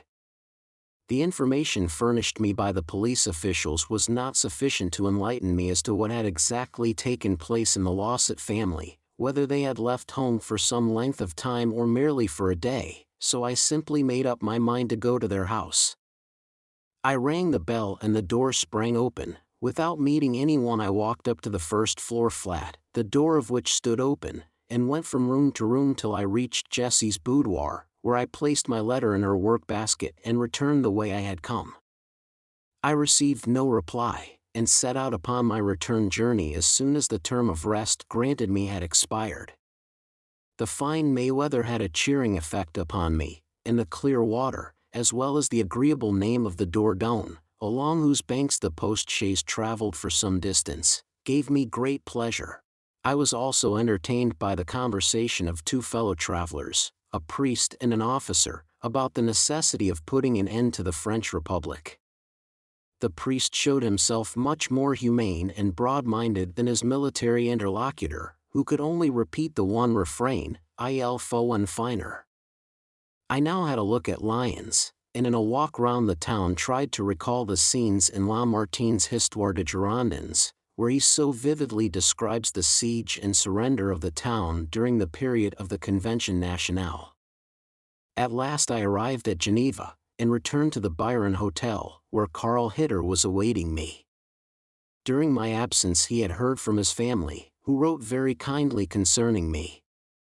His mother had at once reassured him as to my condition, and pointed out that with people suffering from nervous disorders the idea of approaching death was a frequent symptom, and that there was consequently no occasion to feel anxious about me. She also announced her intention of coming to visit us in Villeneuve with her daughter Emily in a few days' time. This news made me take heart again. This devoted family, so solicitous for my welfare, seemed sent by Providence to lead me, as I so longed to be led, to a new life. Both ladies arrived in time to celebrate my 37th birthday on the 22nd of May. The mother, Frau Julie, particularly made a deep impression upon me.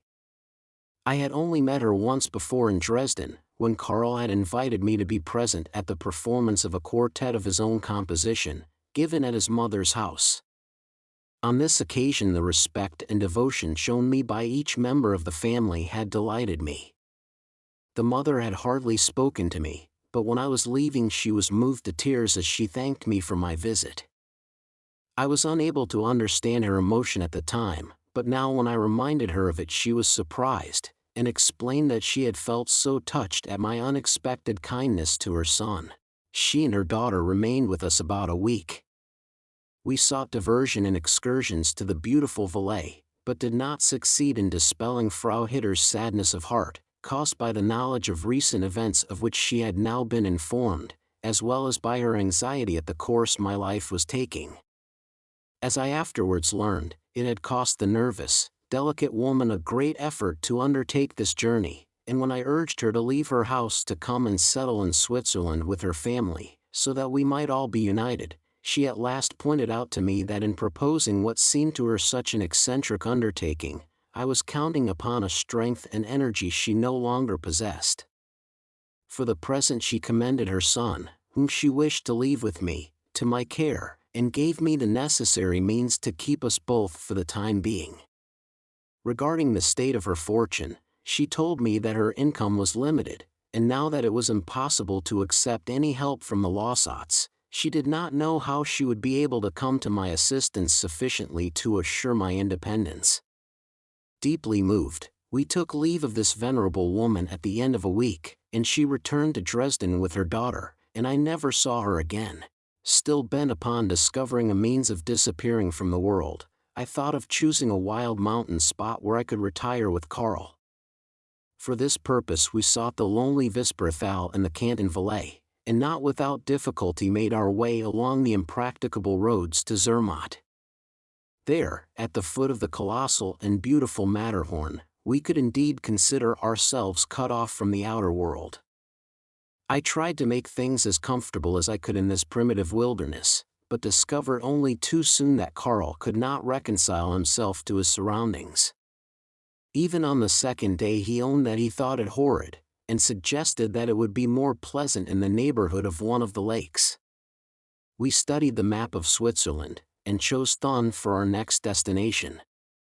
Unfortunately, I again found myself reduced to a state of extreme nervous fatigue, in which the slightest effort produced a profuse and weakening perspiration. Only by the greatest strength of will was I able to make my way out of the valley, but at last we reached Thun, and with renewed courage engaged a couple of modest but cheerful rooms looking out onto the road, and proposed to wait and see how we should like it. In spite of the reserve which still betrayed his shyness of character, I found conversation with my young friend always pleasant and enlivening. I now realized the pitch of fluent and overflowing vivacity to which the young man could attain, particularly at night before retiring to rest, when he would squat down beside my bed, and in the agreeable, pure dialect of the German Baltic provinces, give free expression to whatever had excited his interest. I was exceedingly cheered during these days by the perusal of the Odyssey, which I had not read for so long and which had fallen into my hands by chance. Homer's long-suffering hero, always homesick yet condemned to perpetual wandering, and always valiantly overcoming all difficulties, was strangely sympathetic to me. Suddenly the peaceful state I had scarcely yet entered upon was disturbed by a letter which Karl received from Madame Losset. He did not know whether he ought to show it to me, as he thought Jessie had gone mad. I tore it out of his hand, and found she had written to say that she felt obliged to let my friend know that she had been sufficiently enlightened about me to make her drop my acquaintance entirely. I afterwards discovered, chiefly through the help of Frau Ritter, that in consequence of my letter and my arrival in Bordeaux, M. Losset, together with Mrs. Taylor, had immediately taken Jessie to the country, intending to remain there until the news was received of my departure, to accelerate which he had applied to the police authorities. While they were away, and without telling her of my letter and my journey, they had obtained a promise from the young woman to remain quiet for a year, give up her visit to Dresden, and, above all, to drop all correspondence with me, since, under these conditions, she was promised her entire freedom at the end of that time. She had thought it better to give her word.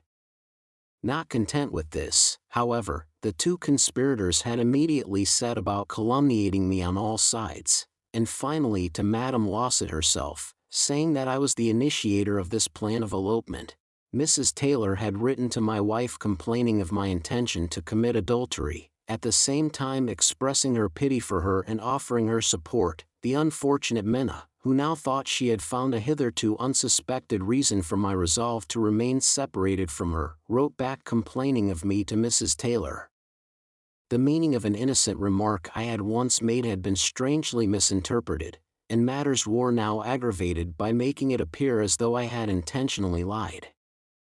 In the course of playful conversation Jessie had once told me that she belonged to no recognized form of religion, her father having been a member of a certain sect which did not baptize either according to the Protestant or the Roman Catholic ritual, whereupon I had comforted her by assuring her that I had come in contact with much more questionable sects, as shortly after my marriage in Königsberg I had learned that it had been solemnized by a hypocrite.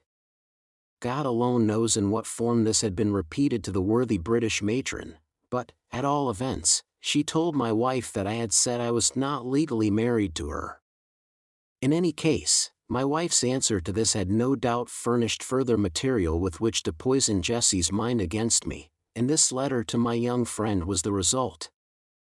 I must admit that, seen by this light, the circumstance at which I felt most indignant was the way my wife had been treated, and while I was perfectly indifferent as to what the rest of the party thought of me, I immediately accepted Karl's offer to go to Zurich and see her, so as to give her the explanation necessary to her peace of mind.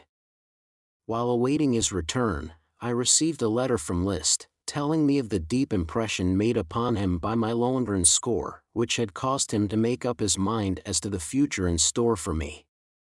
He at the same time announced that, as I had given him the permission to do so, he intended doing all in his power to bring about the production of my opera at the forthcoming Herder Festival in Weimar.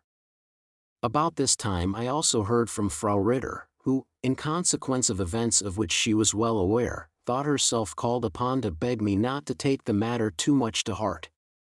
At this moment Karl also returned from Zurich, and spoke with great warmth of my wife's attitude.